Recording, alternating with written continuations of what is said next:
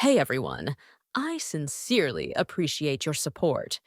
If you enjoy my audiobooks, I would be truly grateful if you could subscribe to the channel.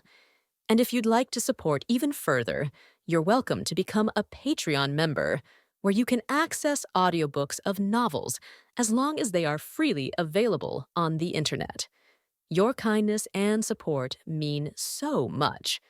Thank you. Time flows, and the world continues to change. The time when a small village becomes a large one, and a shallow stream gradually grows into a respectable river. The time when a small sprout grows into a towering tree and falls to the ground, cut down by human hands. As such time passed, something that greatly caught my attention appeared as I wandered around the world. Something that looked like a human with a blurry form. It didn't have a physical body, but it definitely existed there, moving. It was quite blurry, but it was something that maintained a bit of self-awareness, different from spirits, something very frail, fleeting. I was able to quickly realize what it was, because there was a dead human body at its feet, a human body that looked exactly like it. It was the soul of a dead human. The soul, which was a young man, stood blankly, letting out a small voice as if it didn't know it was dead. This was my first time seeing such a soul. What? Why has this appeared? No, if souls existed, there should have been countless souls in this world by now. How many humans have died until now? Could it be? As human intelligence gradually increased, they began to think about life, death, and souls. Thinking about it in the past, when one died, that was it, and it ended with just burying the body in a designated place. But nowadays, humans seem to be doing something similar to funerals. Has belief in the afterlife emerged? Is that it? And so, belief in the existence of souls began to establish. Then there must have been some event that served as a trigger. If it changed so suddenly, among the most recent events, the cause could be laws. No executions due to the enforcement of laws have been around for a long time. If souls start appearing because of executions, they should have appeared long ago. Could there be a cause I'm missing? I'm not sure. Is it because of the clear existence of gods that they started thinking about what comes after death? Or is it because of the solar eclipse that happened before? I don't know. There are too many guesses to be certain about anything. I approach the soul standing still. I am. Where is this, exactly? It seemed the man hadn't been dead for long. Whether he slipped and fell from a high place, he was covered in wounds and his neck was broken, but the body wasn't severely decomposed. How pitiful, seeing a stone axe for woodcutting at his waist. He must have been a woodcutter who came to gather suitable firewood. I cautiously spoke to the man's soul. What is your name? Roman 2M. My name is. The soul responded to my words but couldn't properly speak about itself. This is troublesome. I didn't want to leave this body and soul here. No choice then. I raised my magical power and lifted the man's broken body, moving slowly. First, let's head towards the nearby human village. As the body began to walk, the soul, which had been standing blankly, also started to follow behind the body. Thus, the man's body, his soul, and I headed towards the nearby human village. Finding the man's family wasn't difficult. As soon as we entered the village, people who saw the man's body were shocked. Roughly counting, the village population was about 50 people. In such a small village, it would be impossible not to recognize a member of the village. Good heavens, Krut, what happened to you? Go call one right away. Krut has come back in terrible shape. Bring all the herbs you have. The humans, who hadn't noticed me hiding in plain sight, saw the man called Krut and thought he was injured, attempting to care for him. But what could they do in a situation where he was already dead? I withdrew the magical power that was moving the man's body, and the body lifelessly collapsed. Damn it, Krut.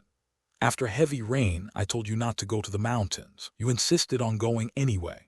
The people supported the man's corpse and entered the village, and not long after, a loud cry was heard. It seemed to be the crying of the man's family, his younger sister. This is our village. The man's soul, after standing still and watching the village, entered and soon saw a girl hugging his corpse and crying. Oh, my sister. Even though he had forgotten everything about himself, did he remember his family. It was then that the man's soul seemed to realize his own death, and he weakly fell to his knees. Am I dead? We will rely solely on your kindness. Click here, donate now. Yes, you are dead. Who are you? The man's soul looked at me, empty eyes, the eyes of a man facing death. What emotions were contained within them? Regret, pessimism, sadness, desperation. It's hard to tell. What are the emotions of a dead person? What are the emotions of someone who died leaving behind their beloved family? Are you a god? Why would you think that? I don't know. You just seem like a very grand being to my eyes. Is it because he's a soul that he can see? Or is it because he's in a state of having faced death?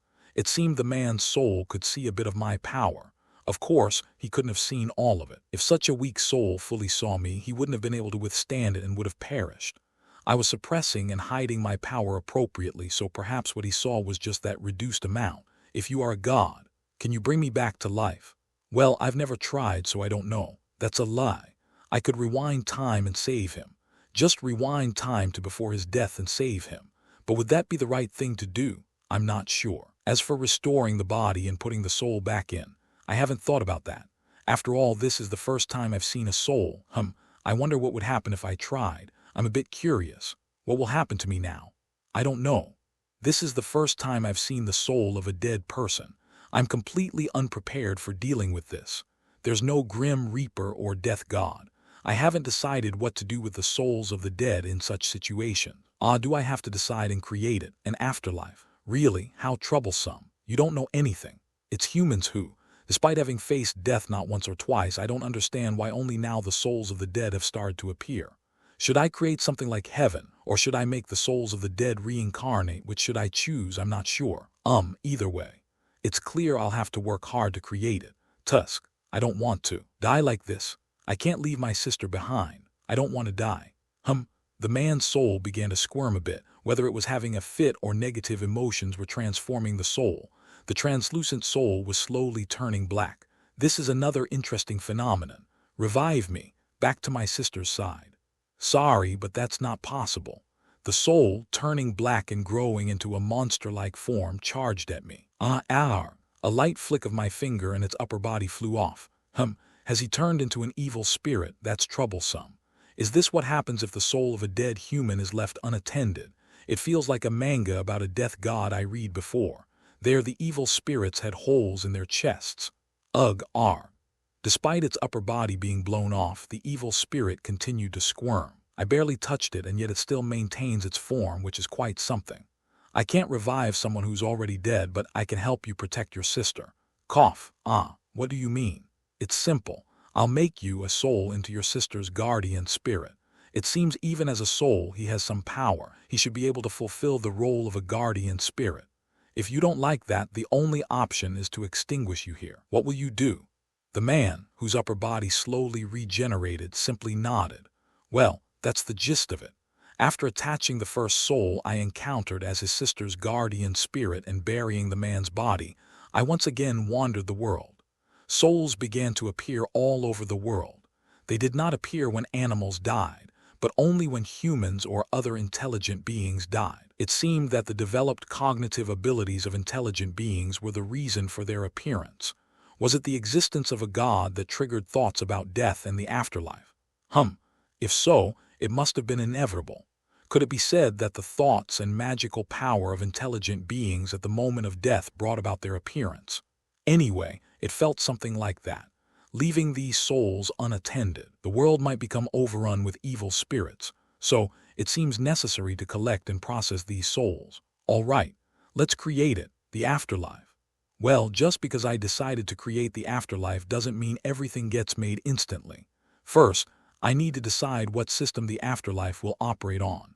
The afterlife I envision can be broadly classified into two types.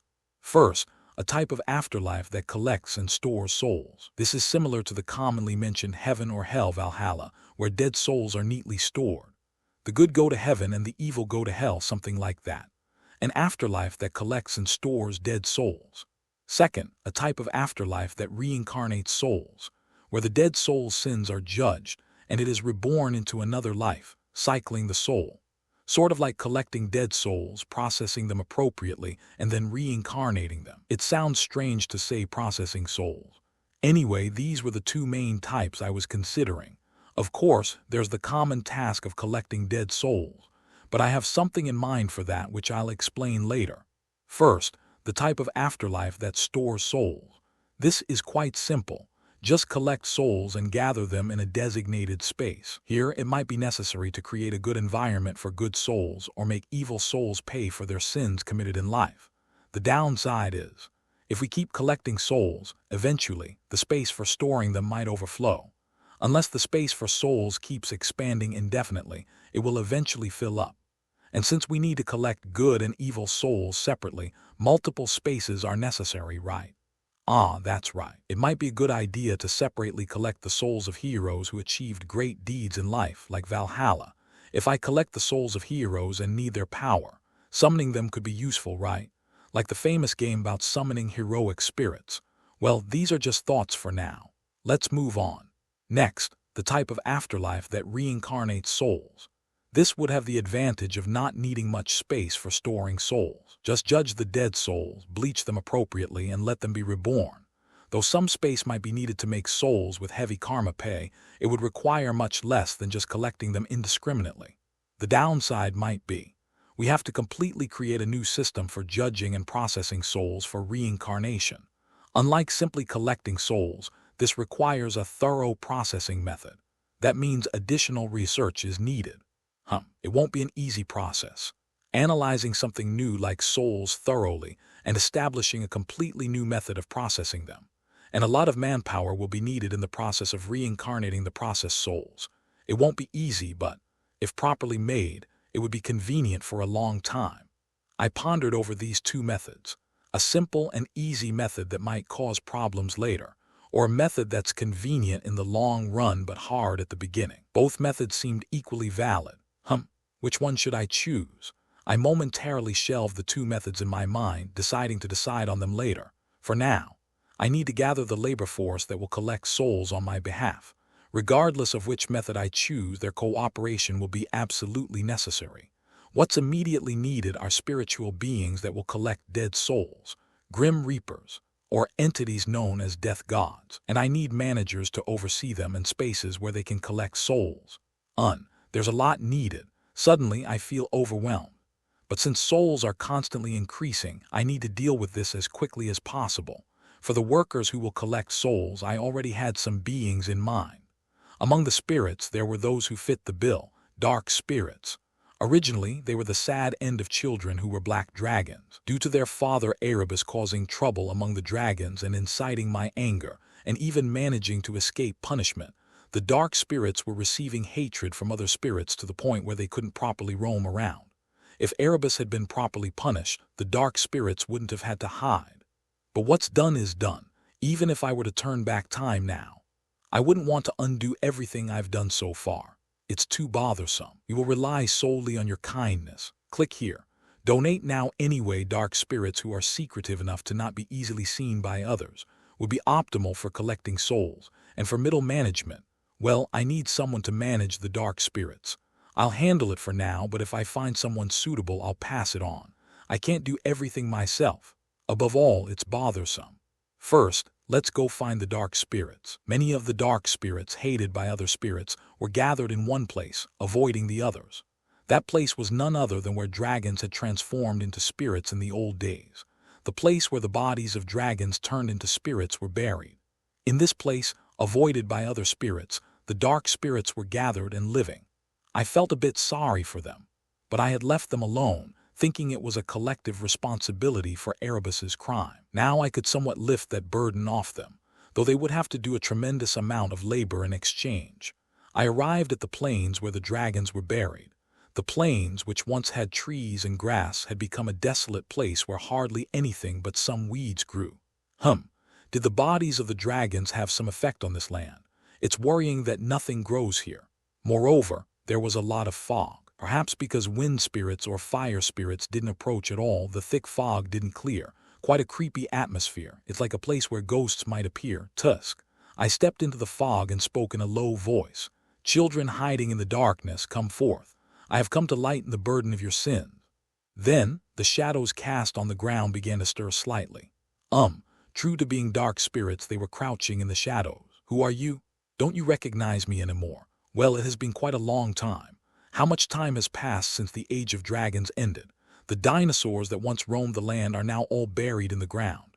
This aura, could it be the creator dragon god? One of the dark spirits, who still maintained a sense of self, appeared before me. Though it had lost its body and declined into a spirit, it was a child with considerable power. Compared to other spirits, could it be considered a high-ranking spirit? "What is your name?" "I have forgotten the name I had when I had a body. Now the children call me Shade." "Forgotten your name? Even though it was my doing, it's somewhat bitter." "All right, Shade. I have come to release the collar of sin that weighs on you all." "Is that so? Finally, we can be freed from the persecution we have suffered for so long. Of course, there will be a price to pay." Shade responded without hesitation. "It's all right. If we can shed the sin imposed on us by our parent, we are willing to pay any price." "I see. That's good to hear. Then gather all the dark spirits, as many as possible." "All the dark spirits." "It won't take long if it's just the dark spirits gathered here, but it might take some time for those who are scattered and hiding." "That's fine. In exchange for lifting your sins, I plan to give you all a significant task." "A task? Could you tell us what it is?" Nodding slightly, I replied. "I can only give you a rough idea. Roughly, it's about collecting and organizing things that will overflow in this world. Souls, that is, organizing and collecting." "Understood. If it means we can shed the sin imposed on us by our parent, we will do anything." "Good. Then gather as many dark spirits here as possible. The more hands, the better. Those born here and those not yet born, as many as possible. Really a lot. If the number is too small, it will be hard on you all." "Understood." With that, Shade and the other dark spirits melted into the shadows and dispersed. I didn't say that they had to do this forever. Well, it should be fine. A permanent job. A black job with no holidays, but an important job to maintain the system of the world. Now, while the scattered dark spirits gather the others, I should investigate the souls. By thoroughly investigating, I'll be able to understand what can be done with these souls. I traveled the world collecting various types of human souls. Well, saying it like this makes me sound like a dark wizard who uses souls as offerings for something. But still, I gathered them through moderate means, by putting in the legwork. The easiest way would have been to collect them by killing humans, but I didn't want to do that. I continued to search for and gradually gather the souls of those who had met death in various parts of the world. I collected souls from the bodies of young people who died suddenly in accidents without even knowing how they died, from criminals who were executed for their crimes, from old people who died of old age after living a long life. And although I was reluctant, even from stillborn babies who died before they were born, after traveling around the world and collecting the souls of the dead, I was able to learn about the structure of souls to some extent through investigation and research. It might be a bit of a boring story, but I guess I should explain the nature of souls. First, although souls appear to be a single entity, their internal structure revealed upon closer inspection consists of two opposing parts intertwined, like the yin and yang yin-yang, where each part consumes and merges with the other to form a whole. One side is bright, light, and warm, while the other is dark, heavy, and cold. These two completely opposite qualities are tangled together to form a soul. First, the bright part. This is the part I arbitrarily named the soul Chinese letter, Hun. This part was related to the innate nature of humans. It was formed from a combination of innate personality, tendencies, and elements inherited from parents, and had a tendency to fly to the sky because it was basically warm and light. Next, the dark part. This is the part I named the spirit Chinese letter, Po. This part was related to the personality formed after a human is born. It was related to the personality completed through various memories and experiences created during the growth process, and had a tendency to sink to the ground and scatter because it was basically cold and heavy. Thus, the innate nature and the personality formed after birth intertwined to complete a human soul. If you ask how I knew about these two, I could say it was a fact I learned by examining various souls. First, Sample A, the soul of an old man who died satisfied after living a long life.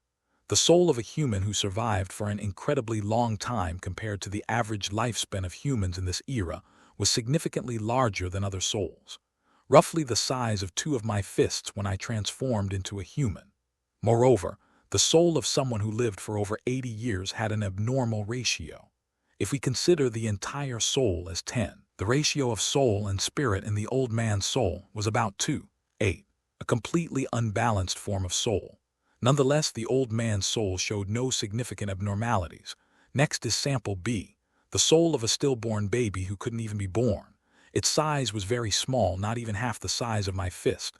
The ratio of this sad soul was about 9:1, meaning it was almost entirely soul. A sad soul that remembered nothing but what it heard in its mother's womb.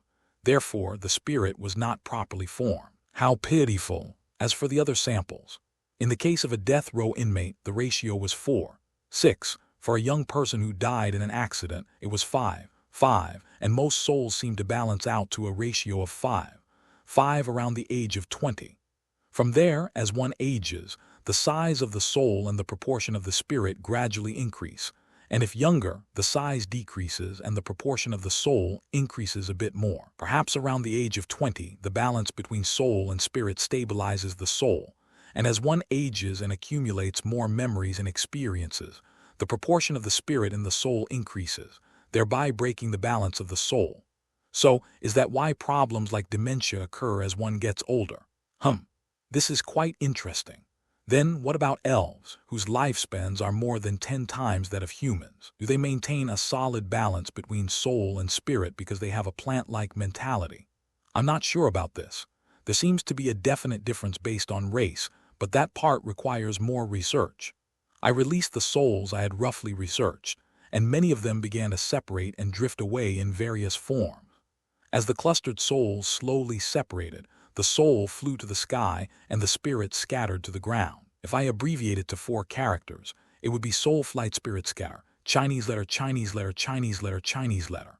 This is also why I named the 2 parts of the soul as soul and spirit. Most of the released souls disappeared quickly. Do ordinary souls disappear this quickly? If so, what are the souls that remain on the ground now? That question was quickly resolved.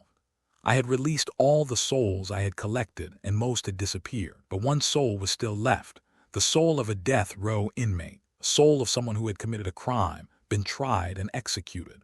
We will rely solely on your kindness. Click here.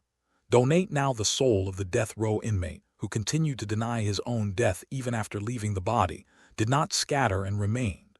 Investigating this soul, I could understand why some souls remain on the ground.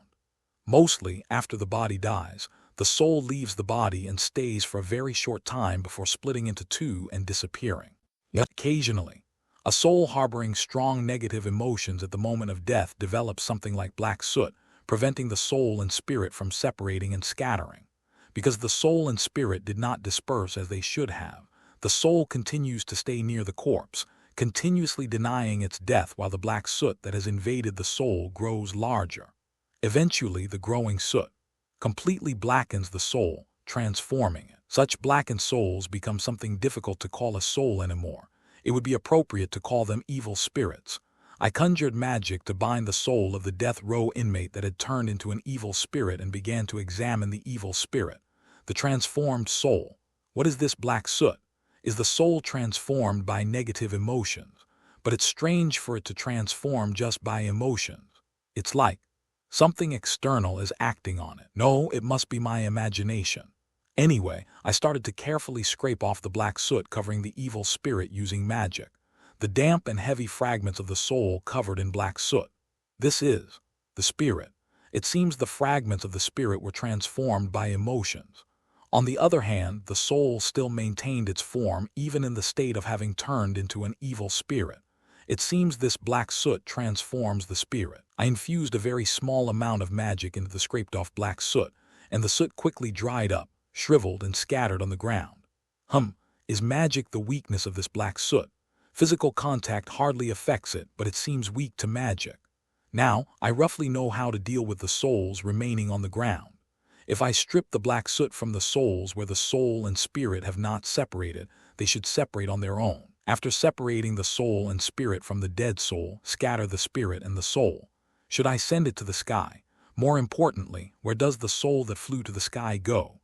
The spirit scatters and disappears, but the soul that flew to the sky. Since the existence of souls, numerous intelligent beings must have died. Where did all those souls go?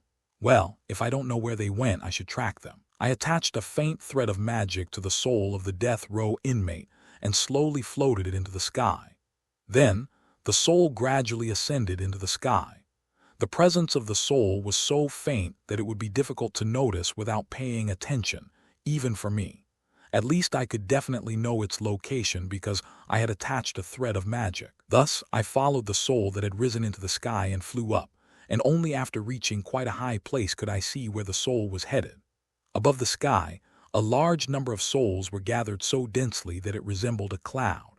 The gathered souls varied in size, but for some reason, souls significantly larger than others split in half and divided into two, maintaining a similar size to other souls. Do souls have a property to maintain a certain size? I'm not sure, but looking closely at the gathered souls, there's something somewhat creepy about it. Watching these faint, round things gathered in large numbers, I get the feeling that something is bound to happen if so many souls gather like this. In the meantime, some of the souls floating in the sky fall to the ground. Souls so faint they are almost imperceptible pour down like raindrops, and I follow them down to the ground. As if being drawn by something, the soul that fell from the sky drops onto a small cabin and seeps into it. It seemed as if something was pulling the soul in, and inside that cabin, humans to a fetus. I flew back up to where the souls were gathering. It seems that there is some circulation of souls after all. Although a considerable amount has already gathered, it's still better than having no circulation at all. Wait, if souls gather like this, what about the spirits? The spirits scattered on the ground, do they just disappear, or do they seep into the ground and go down? I had a very ominous feeling. How long has it been since souls started to appear? If so many souls have gathered, what about the spirits? The spirits scattered and seeped into the ground. If the spirits, which turn black just by being exposed to negative emotions and transform souls into evil spirits, seep into the ground in large numbers. If something triggers the spirits filled in the ground to develop soot, then, and most importantly, the ground is a likely place where that child ran off to. Not good. Yeah, not good. I feel like something big will happen if we don't hurry. Indeed, souls require thorough management. If left alone, who knows what problems might arise. But wait, if souls gather like this and spirits scatter like that, what about those who died before souls existed? Do their souls not exist, or have they disappeared? What happened? And what about me? Does my soul exist within me? Many questions arose, but for now, let's bury them. I got the feeling that it's not good to think too deeply about it, putting the creepy feeling deep down. The analysis on souls has progressed to some extent, and it seems that the dark spirits are also gathering. What remains now is preparing the location where the afterlife will be created and deciding the system of the afterlife. Among these two, the first thing to do should be creating the place where the afterlife will be located. So, what should I do? Should I create the afterlife somewhere in this world? In Greek mythology, the underworld exists within the earth, and the dead souls cross the river Styx there. Maybe underground is good after all. No. There was an element of unease underground, the element of unease called Erebus. The only place left where that child, who is darkness itself and whom I couldn't find the slightest clue about even after thoroughly searching the surface, could be hiding is underground, and to create the afterlife there, and to have that child's descendants transformed into dark spirits work there. Surely it's 100% certain that problems will arise. Underground won't work. Not underground. At least not until I find Erebus and give it a good thrashing. It's out of the question. Then how about above the sky? Since souls naturally rise to the sky, it might be quite easy to gather them. This won't work either. Due to the nature of the dark spirits, it's impossible to be above the sky. Dark spirits can move by seeping into the ground, or in places with little light, or even in places with light if there are shadows. They can hide in the shadows and move stealthily, but they can't operate properly in places with strong light or without shadows. And above the high sky, there's nothing like the ground for dark spirits to seep into, and except for the faint clouds, there won't be any shadows and the light shines strongly. Dark spirits with a certain level of power might be able to move somewhat without shadows, but their number is limited. They are just a few. Weak dark spirits will inevitably become unable to move easily. If it's the night sky after the sun has set, they might be able to move freely. But then people who die during the day can't be led to the afterlife. If I want to make use of the dark spirits, the sky is also out of the question. Perhaps, is it impossible to create the afterlife somewhere in this world? I let out a small sigh. I didn't want to use this method, but I have no choice. I used the first privilege I received from the Creator God, creation. A translucent window appeared before my eyes. A window where I could set what to create. A screen that could create anything I wanted. Using that ability, I created a door. A large door made roughly from black rock. Ignoring the bizarre sight of a door standing by itself without any wall to anchor it, I opened the doors wide on both sides. Inside the giant door, which opened wide like spreading wings, was a wall of black rock. Although it was a door not attached to anything, inside was a bizarre sight filled with black rock. It looked like it led to another world. I tried it out just in case, but it really got created. A door leading to another world. I only wrote and created it as a door leading to another world in the setting of creating objects. I never imagined it would really be created. Moreover, a door leading to a world with nothing but rocks. It perfectly reflected the setting. Really.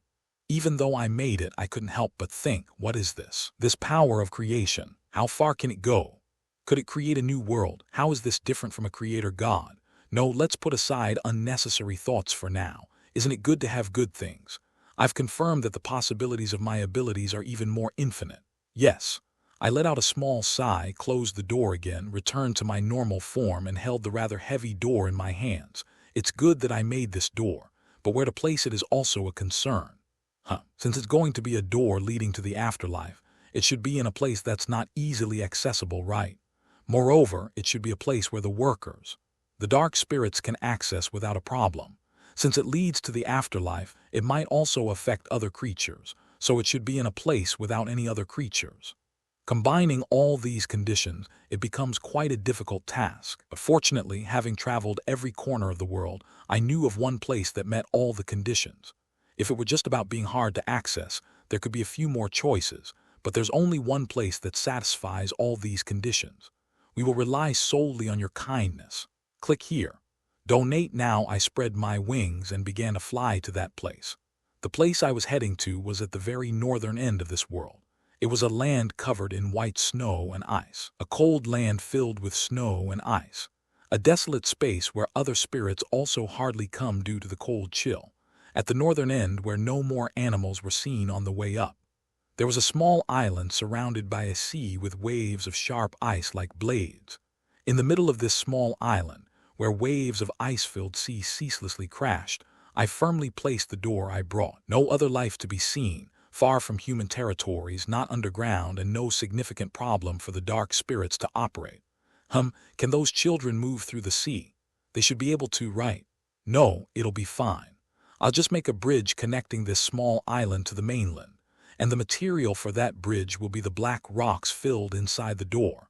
After transforming into a human form, I opened the door wide. A door filled to the brim with black rocks. All right. Let's first cast a spell on the door so it doesn't break. Of course, excluding the black rocks inside. Those are meant to be completely shattered. After confirming the door wouldn't break by lightly tapping it, I looked at the sealed wall, clenched my fist lightly, and thrust it forward with all my might, filled with magical power. Quang! With a massive roar, the black rocks shattered into pieces and spilled out of the door. Just one punch. Even though I filled it with magical power, it's hard to believe this small fist wielded such destructive power. With that single strike, a large hole was formed inside the door. Good. After gathering the shattered fragments with magical power, I poured them into the sea facing the island and the continent. Of course, this alone wouldn't be enough to connect the island and the sea. I clenched my fist again. Mining starts. It strangely reminds me of an old game.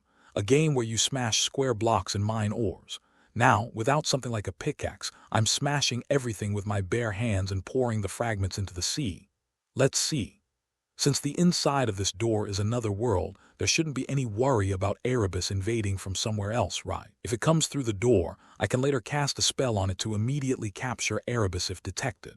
I began to break down the world of black rocks inside the door at an angle as I descended. Of course, while pouring all the fragments into the sea. The hero who inherited the blood of a god. Richland, who achieved numerous feats, killed a friend while drunk, and decided to go to the afterlife to retrieve the soul of his dead friend, embarking on an adventure. However, this journey was not an easy one even for Richland, a hero among heroes. Having learned the way to the afterlife from a sage in the deep forest, Richland heads to the northern end of the world where the entrance to the afterlife is said to be. Richland, heading towards the end of the world. Sometimes with the help of giants, sometimes attacked by wild beasts and creatures, Richland headed to the northern end where the entrance to the afterlife is said to be. The place Richland reached, after crossing the Black Bridge surrounded by a sea with waves of sharp ice, which once crossed, one could never return, was the door to the afterlife, terrifying just by looking at it. Abandon all hope, ye who enter here. The terrifying black door of the afterlife, inscribed with these dreadful words, was attached to a black rock, a terrifying object that seemed to grip the soul with pain just by looking at it. Ordinary people wouldn't even be able to make it here, and even a considerable hero would run away just by seeing this door. But Richland, a hero among heroes, did not back down and silently rolled up his sleeves before starting to push the two doors. The door to the afterlife, so heavy that even with the strength to move mountains, it took a great effort to barely move. Richland, who took half a day just to open it enough for one person to pass through, finally entered and proceeded towards the afterlife. The experiences Richland had afterward were entirely different from any adventure Richland had embarked on before. Descending into a black cave leading underground, Richland had to tremble with fear at every step he took. Not even with the strength to move mountains, nor with skin as invulnerable as steel to any blade, could protect him from the fear of the afterlife.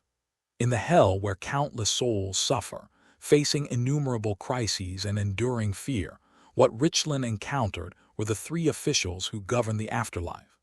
The commander who gathers the souls of the dead from the darkness, leading the messengers of death. The inspector who finds the souls of the dead in the registry, checking if they met their proper end.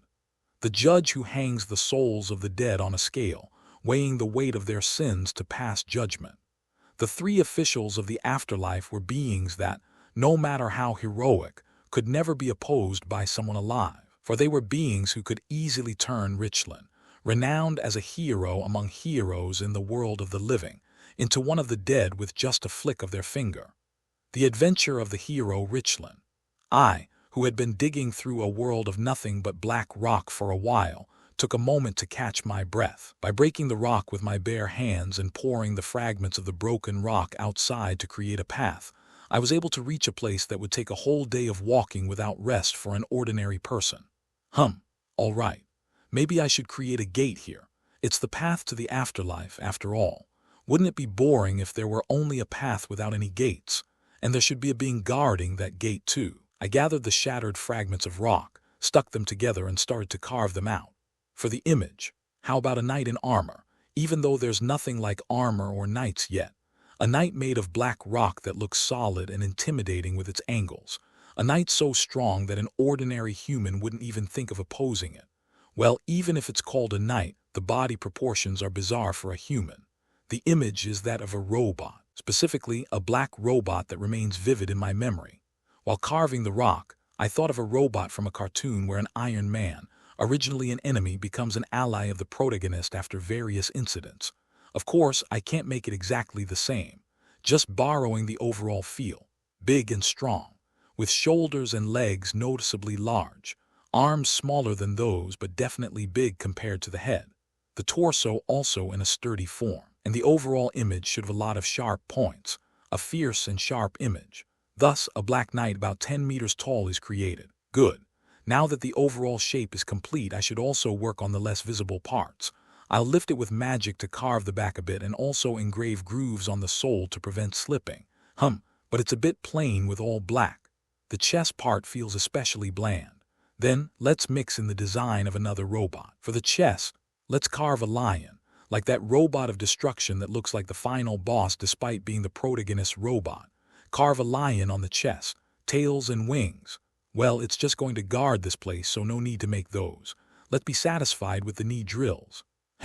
Good, it's become more colorful. Now, shall we paint it in different colors? It would be nice to mix dark red on the instep, forearm, and shoulders. Let's also paint the head red. And for the lion on the chest and the knees, let's add a golden highlight. For the eyes, red would suit them, to give the impression of a fearsome knight guarding the underworld. Paint the eyes red. For the face, to give a non-human impression, go for a robot look with sharp angles. And the most important, the horns. Horns that spread diagonally in a V-shape from the forehead. Should be made of gold, right? Red or gold. I debated in my mind, but after all, the robot's horns should suit gold. Of course, there might be opinions for white or red or such, but this is purely my personal opinion. After deciding all the parts to paint, I magically color the Black Knight. The dark red is about RGB 13308, hex hash 850,008. A reddish brown close to brown. A color that reminds one of slightly dried blood, making it seem like anyone would lose their courage just by looking at it. And the gold. For the parts to be changed to gold, I'll thinly transform the black rock into gold for plating. Good. It looks more splendid than I thought. It looks strong and terrifying. The lion on the chest is also splendidly completed. Roman 2 was supposed to make it feel like a gatekeeper guarding the underworld. Why did I end up making a splendid robot when I came to my senses? Can't help it, since it's already made. It would be a waste to destroy it now. The gatekeeper of the underworld. The Black Knight of the netherworld, completed. But should it have a weapon? It's not like this Black Knight will be firing rocket punches or shooting guns or beams. For the weapon, let's make the weapon out of the same black rock and coat it with black iron or something. What kind of weapon should I make? A sword, an axe, a spear? A one-handed sword and shield are also good, or a heavy two-handed sword. Yes, a two-handed sword would be great. A two-handed sword larger than its own height. A two-handed sword so powerful that it could split the earth if struck down. Holding such a two-handed sword and aiming it forward would truly be an unparalleled swordsmanship. I roughly mined a large rock from the surroundings, then carefully carved it with the edge of my hand. Big and crude, but sharp. Decorations can be added later, so for now, it's all one piece from the blade to the handle. No need for a scabbard. After diligently carving, a giant two-handed sword is completed. It was too big to be called a sword. A two-handed sword so huge, thick, and heavy that it would be more appropriate to call it a mace. The motif was, of course, the two-handed sword of a protagonist from a certain manga. The dwarves might get angry if we call this a sword, but what does it matter? After roughly finishing the rock sword, I covered it with black iron, sharpened the blade, and carved delicate sculptures on the sides. The carvings were of a skull relief, a relief of a powerless skull, bound and unable to move by chains. Only after engraving a sculpture that would plunge the viewer into fear on both sides of the sword could I smile with satisfaction. Moreover, since it was made of black iron, it could cut through anything. After completing the sword, I placed it in the hands of the Black Knight and infused it with magic.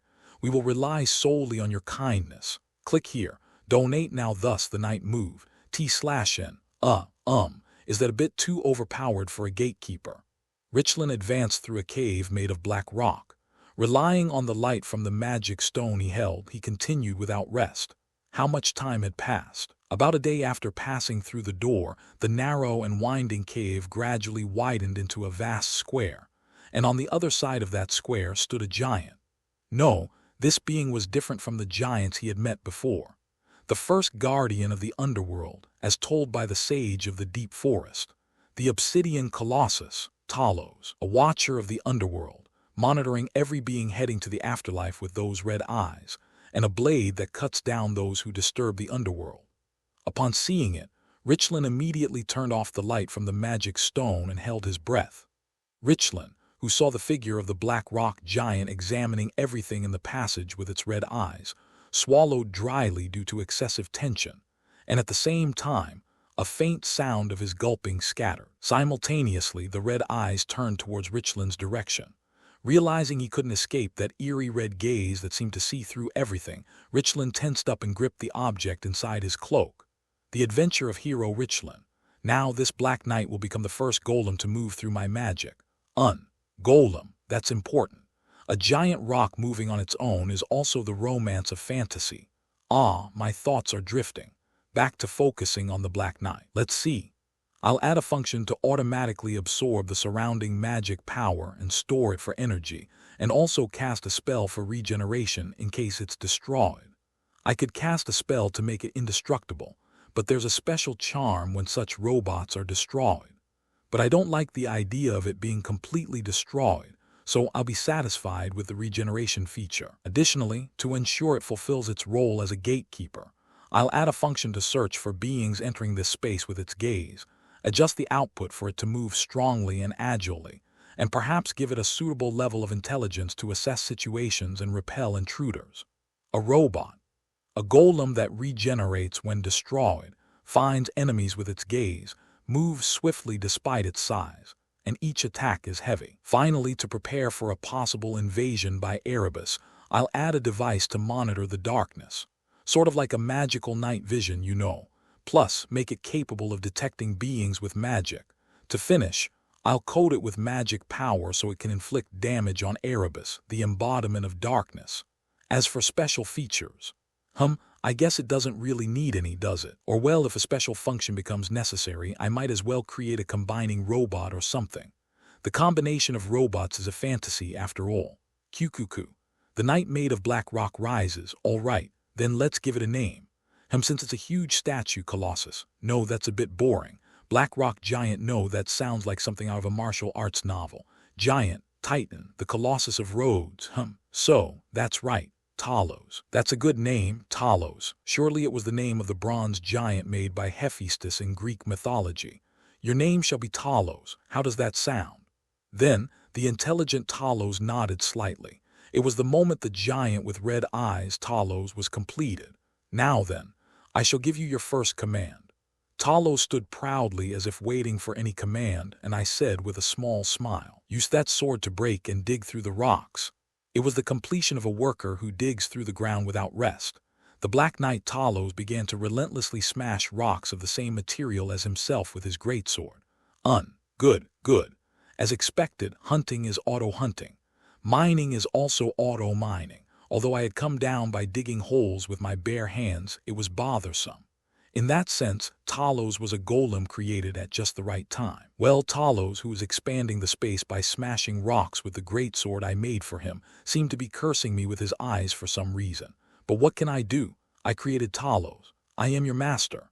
Anyway, as Talos smashed the black rocks and pushed the fragments behind him, I started to plan the afterlife by moving the fragments outside with my magic. Let's see. How many gates do we need to start with? Would about 7 be enough? Since the first gate, Talos, is ready, I should secure the remaining 6. After passing the last, the 7th gate, if something like a god ruling the underworld appears. Good. I like this. Now, let's think about what kind of gatekeepers to prepare. Well, one of them was already decided. If it's a gatekeeper of the underworld, of course, it has to be that. A guardian dog or wolf to prevent the souls of the underworld from escaping. In Greek mythology, there was Cerberus, and in Norse mythology, there was Garmr. So there has to be a wolf or dog to guard the souls. And I would also like to have that. The ferryman, was it Charon? But for the ferryman to row the boat, a river is needed. But here, there's nothing but black rocks, which is problematic. Well, if there isn't one, I'll just have to create it. As for the other gatekeepers, I'll think about it later. For now, just this much, and I can expand and increase it gradually. So then, what form should the afterlife I create take? Should I gather the dead in heaven or hell? Or should I reincarnate souls into a cycle of rebirth? Well, the direction my heart was leaning towards was already decided. I was thinking of creating a form of afterlife that mixes both ways. If both have their pros and cons, what if I combine them? That was the decision that came from such a thought. It might be a bit of a lazy decision, but still, it would be nice if only the advantages of both were combined. Reality is harsh. Usually the disadvantages of both are also combined. But still, I wanted to create a combined afterlife. First, the appearance of the afterlife I envisioned is as follows. First of all, the dark spirits. In the future, they will be called messengers of death, gathering the souls of the dead from all over the world and bringing them here. Then, from the entrance of the underworld, slowly descending, showing the souls the appearance of the underworld to make them regret their sins. Well, it doesn't matter if they don't regret it, but it's better if they do. If they regret it, their sins will be slightly lessened at the final judgment. Souls heading deep into the underworld past various terrifying gatekeepers. Souls without bodies will not be able to think of escaping or avoiding the gatekeepers. I must not forget to show the suffering souls during their descent into the underworld. Various forms of torture are needed. Just watching such scenes should be enough to make them regret their sins. Anyway, by witnessing terrible sights, it makes it easier for souls to confess their sins. and then their names, causes of death, and sins committed are meticulously recorded. And then, finally, the sins of the soul are judged. Weighing on the scales, if the committed sins are heavy, the scale will drop. Through such a process, the soul is judged. Souls without or with few sins are allowed into heaven, and if they wish, they can be sent in the direction of reincarnation. And souls with sins, well, they will suffer in the underworld. Depending on the sins committed, they will roll in various types of hell and suffer. By doing so, the impurities within the soul are scattered, and only the pure soul remains, allowing for reincarnation. Here, if there are many sins and a lot of impurity, then the more pain they will have to endure. Well, there is a method of completely annihilating them with overwhelming power, but wouldn't that be too much work? It would be more efficient to process them all at once in a wide area by pushing them in together. After cleanly handling them, the process of the soul's reincarnation ends by reincarnating the pure souls. Thus, the afterlife I envisioned is completed. Of course, there would be the issue of inserting souls into newly born babies, but this is something that the clouds formed by the souls floating above automatically did. It would be nice to have something like an angel that inserts souls into newborn babies. It seems more thorough than indiscriminately inserting souls. Well, let's skip over what to think about later. Even as I was planning, I continuously sent the fragments of rocks that Talos had smashed outside. Ugh, cha. We will rely solely on your kindness. Click here. Donate now. After loosening my slightly stiff body, I looked at the icy sea filled with fierce winds. No, to be precise, I looked at what used to be the sea. It's really being filled. Between the small island and the continent, there was a sea with cold waves swirling around, but now it was filled with black rocks that had sunk to the bottom. I lightly jumped onto the black rocks that had risen in front of the island. The rocks are stacked solidly enough not to shake even when I climb on them. Due to such rocks, a thin connection was being made between the continent and the island. It would be fine to leave it as is, but somehow it doesn't sit right with me. All right, let's carve it. Let's shape it into a proper bridge. It won't be satisfactory unless it's a decent bridge. After setting up the waterway, I began to carve the black rocks by infusing magic into them. First, I cut off the rough parts to make them flat, attached the cut fragments to both ends, and then carved them into handles of appropriate height. Without touching the rocks connected to the sea, just by simply touching the top part, a rather decent bridge is completed. All right. With such a bridge, anyone should be able to cross it. Even giants or dragons would be fine. O Creator Dragon God. Suddenly, I hear someone calling me. No, to be precise, it wasn't a voice I heard, but my God talk reacting. Who is calling me? O Creator Dragon God, we need your help. A voice comes from afar. The owner of this voice is, that's right. It was the voice of the child I had appointed as Dragon Lord before. It took me a while to recall because it had been a long time since I heard the voice and it was a bit vague. I lightly jumped up and flew in the direction from where the voice came through. God talk. O Creator Dragon God, why do you call out to me like that? A giant dragon with golden scales.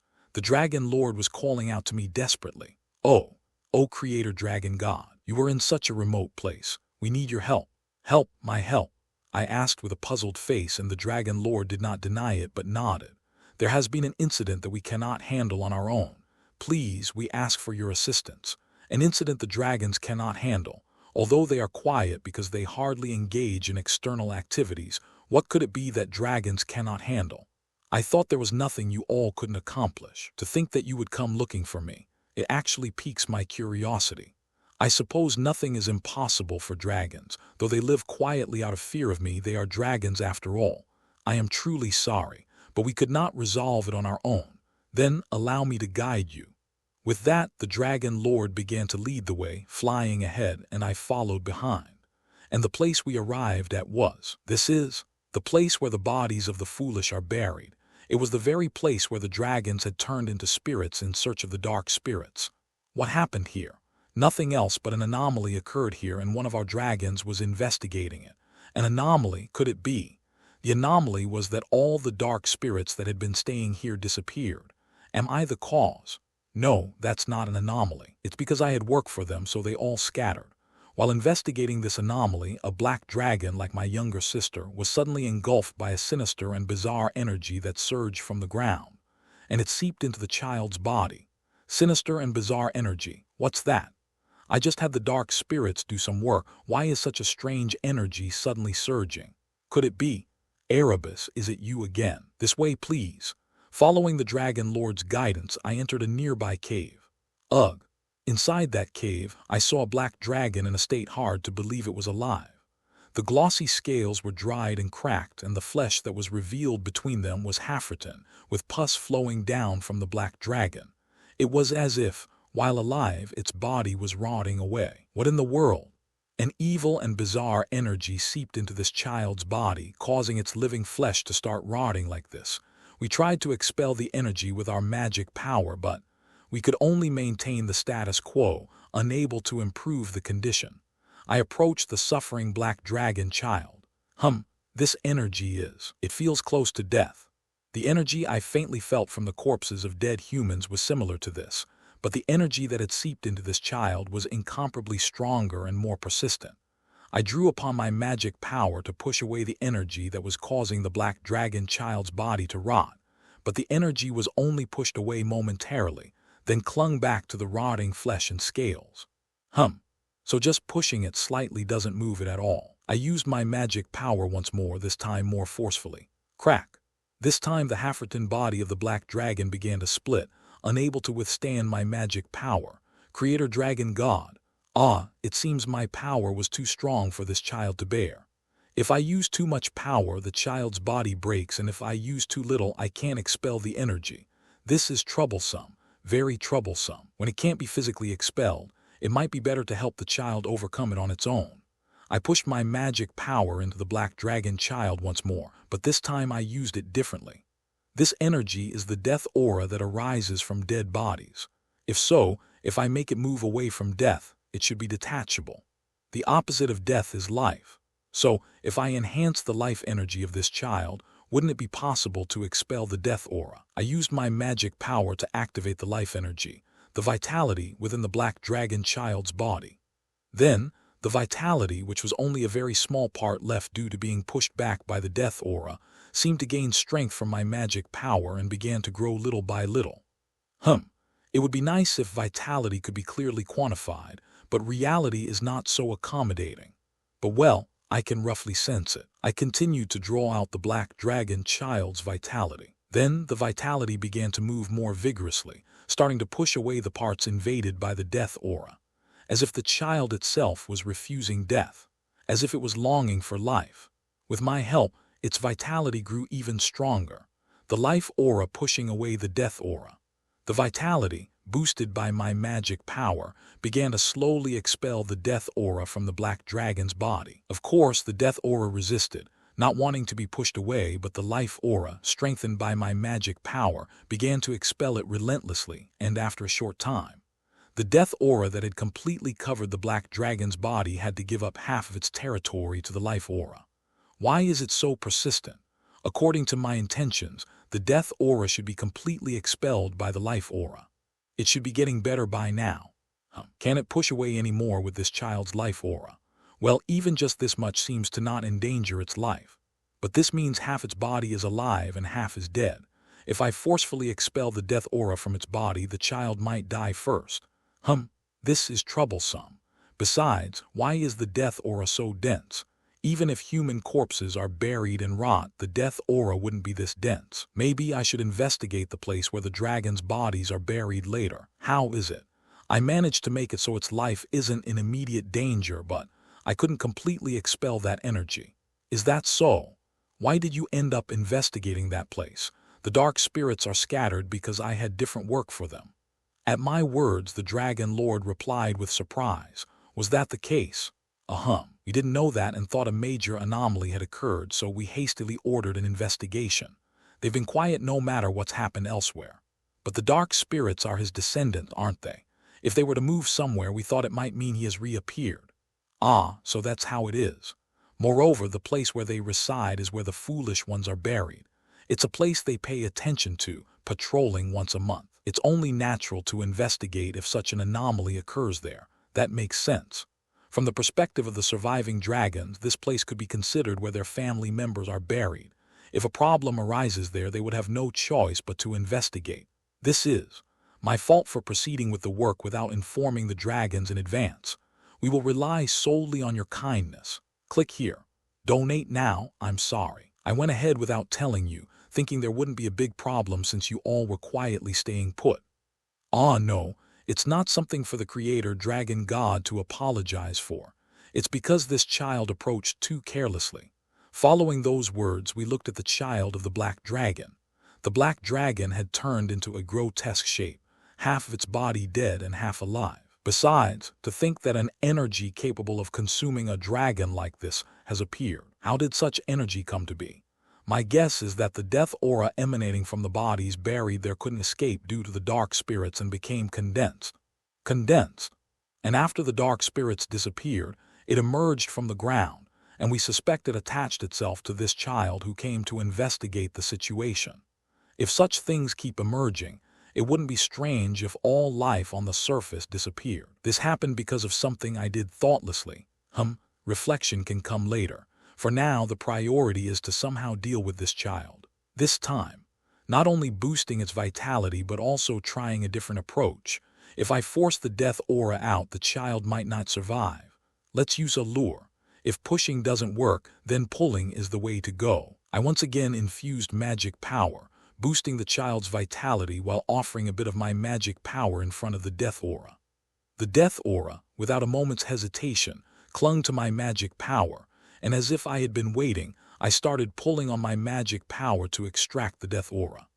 The death aura resisted like a live fish flailing, but once it clung to my magic power, it couldn't escape. As the death aura was being pulled out by my magic power, the vitality, as if not wanting to miss the opportunity, began to push the death aura out.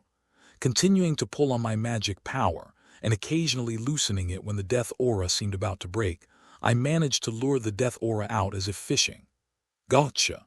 The sticky death aura, looking like black mud, was extracted, clinging to my magic power. Once I cut off the magic power attached to the death aura, it swallowed up all of my magic power, and as if that wasn't enough, began to slowly extend to its surroundings. Fascinating. I froze the death aura in its surrounding space, and the death aura became completely immobilized. This looks exactly like the black alien substance from a superhero movie. It also somewhat resembles slime. I'll have to investigate it separately later. Anyway, with this, most of the death aura that had seeped into the black dragon's body was extracted, and the half of the black dragon's body that was like a corpse began to recover quickly. The rotting flesh began to regenerate and fill out again, and the dried, cracked scales started to recover, shining with their original black luster. After a little time, the black dragon child began to breathe comfortably, as if the pain from its decaying body had disappeared. Is it over? It seems so for now. Since it looks so well on the outside, it must be definitely over, to drive out an energy that consumes magic power and flesh. Did you boost its life force to drive it out? That's right. If death can be driven out, then life seemed to be the answer. If I had forcefully pushed it out with my power, the child wouldn't have survived. It's like using a medicine too strong that, while it can cure, the body can't withstand it. That's why I changed the approach of extracting the death aura by maximizing the vitality and using its own life force to drive out the death aura. Moreover, there was a peculiar liveliness in its movements. It seemed that its will to live was quite strong. Thank you, Creator Dragon God. How can I ever repay this kindness? What kindness? It's not such a big deal. But I lightly flicked the head of the Dragon Lord, who kept trying to say something, and then said, "Don't say anything more, and don't worry about the dark spirits anymore. It's not an anomaly." Understood. Then what should we do about this evil and grotesque energy? That energy, you mean? I looked at the unpleasant energy writhing on the ground. Even a dragon filled with vitality and magic power is consumed by this energy. Other creatures would rot immediately upon contact. It seems the dark spirits were suppressing the energy by being on top of it until now. This is troublesome. I have a use for those guys. Deathly aura. Regarding this energy that originates from death, it seems more investigation is needed, so let's keep it for now. Who knows? If this dangerous energy is processed well, it might be used effectively. And if vitality is utilized well, it seems possible to suppress the deathly aura, so some control seems feasible. Looks like we can suppress this deathly energy using the energy of life for now. but it seems more investigation is needed, so I'll take this with me. I picked up the frozen chunk of deathly aura, because we can't just leave such dangerous energy unattended. The reason for this energy's emergence, I have a rough guess. It probably comes from the decaying bodies of dragons buried underground. Yuck.